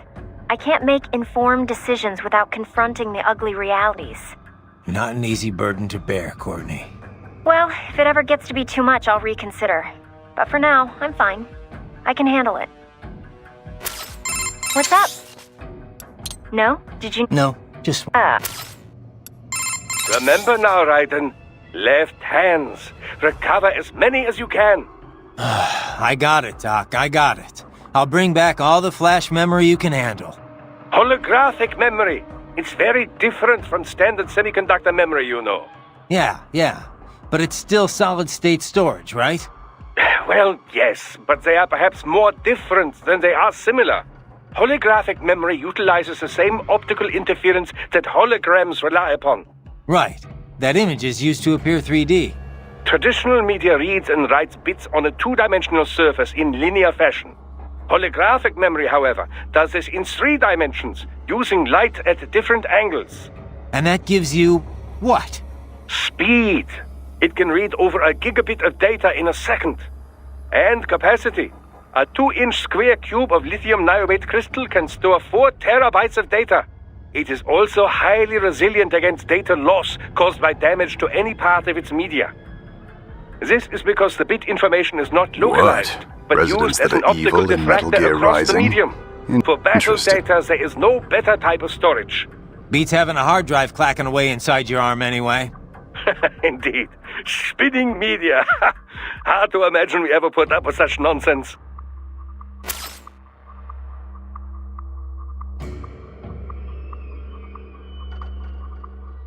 What?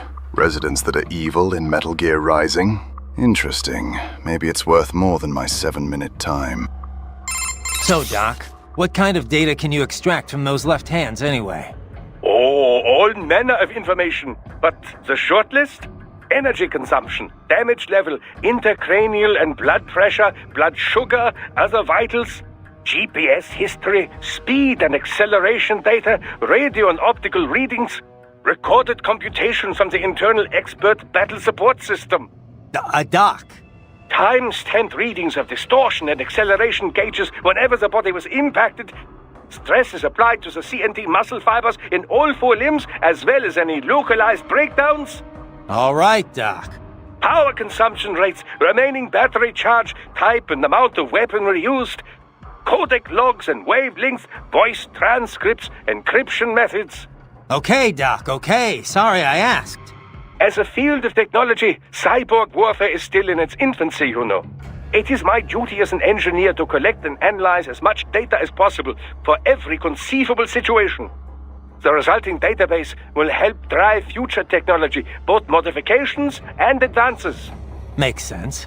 But why the left hand? Why store it all there? Accessibility. A unit can remove it with its own right hand, or it can be recovered if the unit is damaged. I would advise you not to remove your own holographic storage, however, unless absolutely necessary. To facilitate recording of everything you see, hear, and so on, it is tied directly to your cranial nerves. So, each time the storage is connected or disconnected, your hippocampus is stimulated. This can result in memory loss, flashbacks, and all manner of unpleasant effects. Yeah, I have some experience with that. It's a little more than unpleasant. Perhaps we could chit-chat later, Raiden. I'd hate to occupy too much of your time. Wolf? You're a one-of-a-kind prototype, right? Correct. I was originally conceived as a weapon to replace humans and cyborgs. Conversation and intelligent decision-making were deemed essential to the role. The project was eventually cancelled after 3 years in development. Why? I have intelligence, but I lack a specific quality essential to any combatant. What's that? Brutality. I am not human, thus I lack the brutality inherent to humanity. I was shut down, then revived, apparently on Sundowner's orders. Sundowner? But what's he want with you? Unknown. A manifestation of his sense of humor, perhaps. As a machine, I am more sensitive to my fellow man than an actual fellow man. This amused him. Guy has an odd sense of humor. So, you were under Mistral's command all this time? I originally took orders from Sundowner, but not for long. As a novelty, I did not last. Mistral saw more potential in me. What'd she see? Unknown. However, she apparently enjoys the company of dogs. She demanded 100% obedience. As long as it was given, she treated me well. She was looking for companionship? That I cannot say. I still have relatively little communication experience with humans. My ability to read emotions not explicitly expressed by speech is lacking. Wolf? You're a... Correct. What? What's... Brute. I am... I was... Son, but what... As a... Raiden, unidentified UGs are patrolling the sewers. Exercise caution. Raiden, ambulatory unmanned gears detected in sewer network. What? Desperados already spotted us? Negative. These UGs are not engaged in proper perimeter security. Even were the lab anticipating our assault, they would not set up patrols down here. It is too far from the lab to be effectively guarded. So what are they doing down here? Judging by their behavior, I believe they are gathering AI behavioral learning data. Meaning? With Neuro AI, there is no delineation between hardware and software. You cannot simply extract the learning data from one AI and insert it into another. In order to prepare a UG's AI for deployment, each must learn its duties on an individual basis. So they're using a Mexican sewer as their training ground? No, it would be impractical to implement on-the-field training for every AI in their force. In most cases, AIs are fed simulated data sets, plus feedback based on their chosen actions. Put another way, they engage in VR training. So then why are they here? I believe they are collecting data to improve upon their VR training code. To build a better VR regimen, they must go out in the field to experiment and gather data. It is probable they are using the sewers to help improve their AI's behavior in enclosed spaces. That's the sort of subcontracting work this lab does? It appears likely. Oh, great. And here I was hoping the worst we'd have to deal with is toxic waste. Unfortunately, not.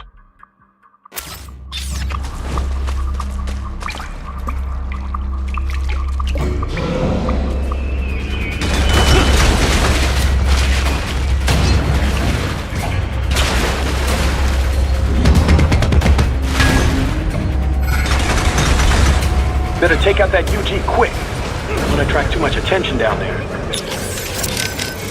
Guided missiles are most effective against UAVs like the Slider. Non-guided rockets work too, if your aim is good enough. Of course, with proximity fuses, you could deal damage even when you do not get direct hit.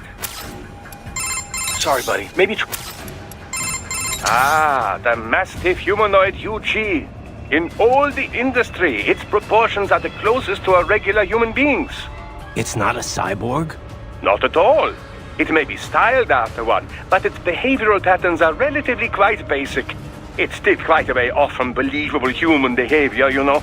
With a stronger AI, I could see mastiffs taking the place of common infantry perhaps, but no more. Regardless, do not underestimate their strength or their armor. Weaken them with standard attacks before entering blade mode for the final strikes. It's not. It's with a regard weak. Your only option is to fight.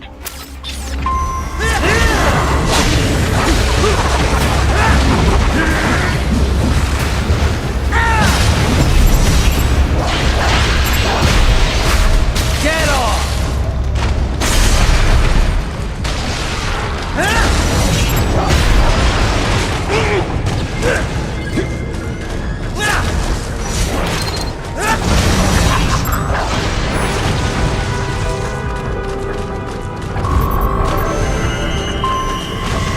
I see a maintenance catwalk. Use it to conceal yourself if necessary. Have you ever worked with this client of ours before? Da. Typical. Most. Yeah. And usually. So if the... Da. It's we've been... So, what is your next move?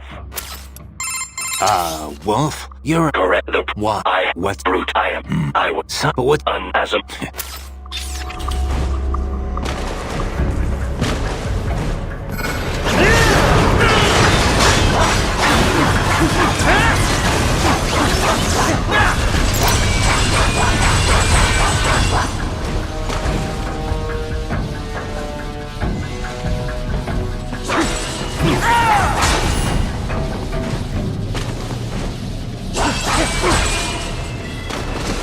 Right. There is a boy in these sewers. There's a boy down here? Are you sure? An AI never lies. What? Well, that's a lie right there. You think the Patriot AIs told nothing but the truth? I have yet to see evidence to the contrary. But, indeed, perhaps never lies would be an overstatement. Way to backpedal. I didn't think AIs ever got flip-floppy like that. An optical neural AI is fundamentally similar to an actual human brain. Whether they lie or not is another question. But certainly they are capable of incorrect statements. Anyway, let's get back to the kid. Where is he? Unknown. He ran when he saw me. I intended no harm, but he must have assumed the worst. I opted not to pursue, as that might only confirm his suspicions. What'd he look like? An Indian child. Estimated age, 11 years. He appeared to be wearing medical scrubs. Human trafficking. The boy fled in your direction. It would be wise to search for him. One can logically assume he would have information pertinent to our mission. Yeah, no shit.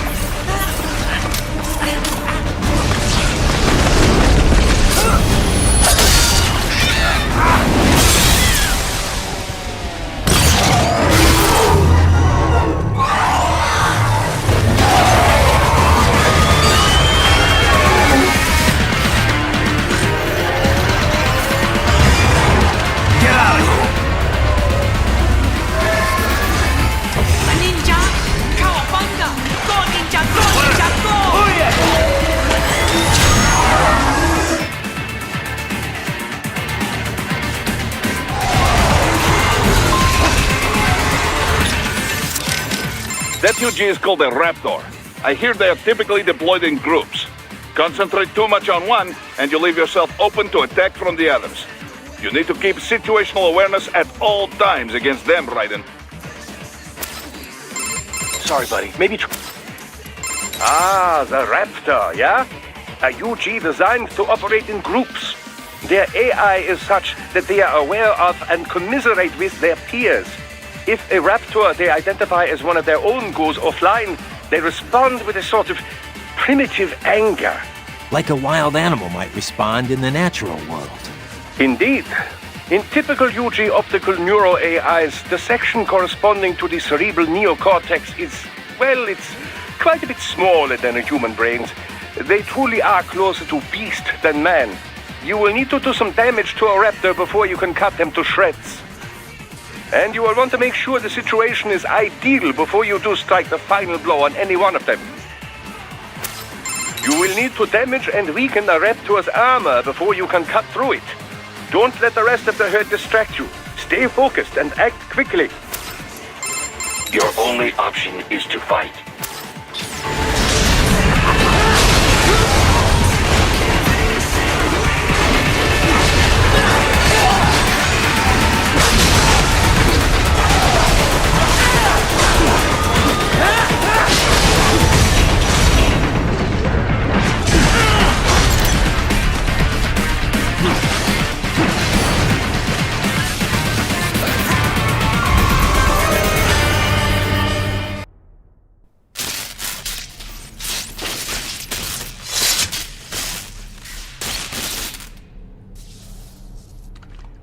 ¿Estás bien? What you say? Oh. Me a Guyanese from Guyana. You speak English? Yeah, I'm from America. Call me Raiden. Me name George, like Georgetown. George. And just like all damn America president. Yeah. So what are you doing here? Me? What the rest of you do here? You lose the map of Ninja Hideout, Ninja Man? No, I'm looking for bad guys. Ah, damn Skunter research lab. You know about it? Me know me now go back. Hey, you not one of them skunt, nah? Nah, I guess you're alright. If you're a cyborg, you know who they is? Sort of. What happened to you? Oh, me been live on the street, rake and scrape for a bob, nah? Then this Kootenai dressed like the mafia say, hey boy, you want a job? What the worst gonna happen, nah? But that mother scum don't put me on a ras boat. They pack us all a big old dirty container. Next thing we know, we're here at that zombie lab. All kids? Like you? Yeah, a lot of boy. But then me been over here what them skunt wanna do. Snuff us out. And got all day again. So you ran? Uh-huh. Is she me not a bad-ass robot ninja man, same as you? Me been strongest cyborg ever. Warlock all them phantoms in black clothes that eye pass me. Starting to sound like a bad guy yourself. Just playing, nah? Me done plenty bad thing. But me not kill no man. Nah, never. Good. We tried to warn the boy. I say, IOD's brain would get...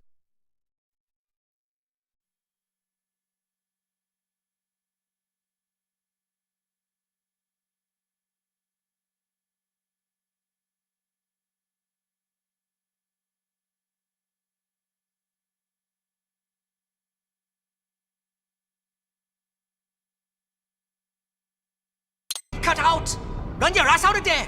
But them boy with me no understand. They like Spanish or something. So me the only one for escape. Then that machine come after me and... And I know the rest. George, I need every detail about how you escaped. Oh.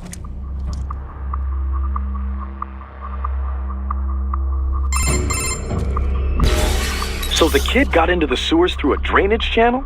Yeah, he says the channel is super tight, but there's some kind of shutter next to it. Got it. That must be where they dumped the waste. There's something else.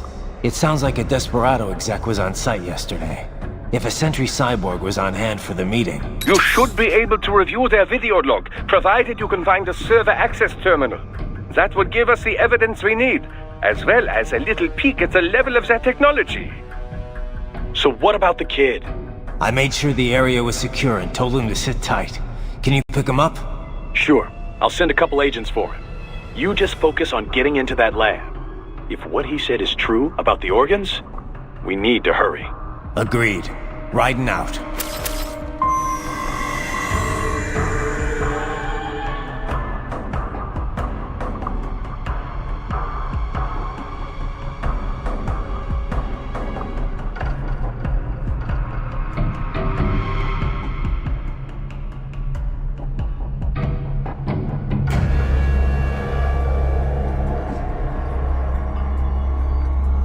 All right, chat. GG. Part 2 of this tomorrow.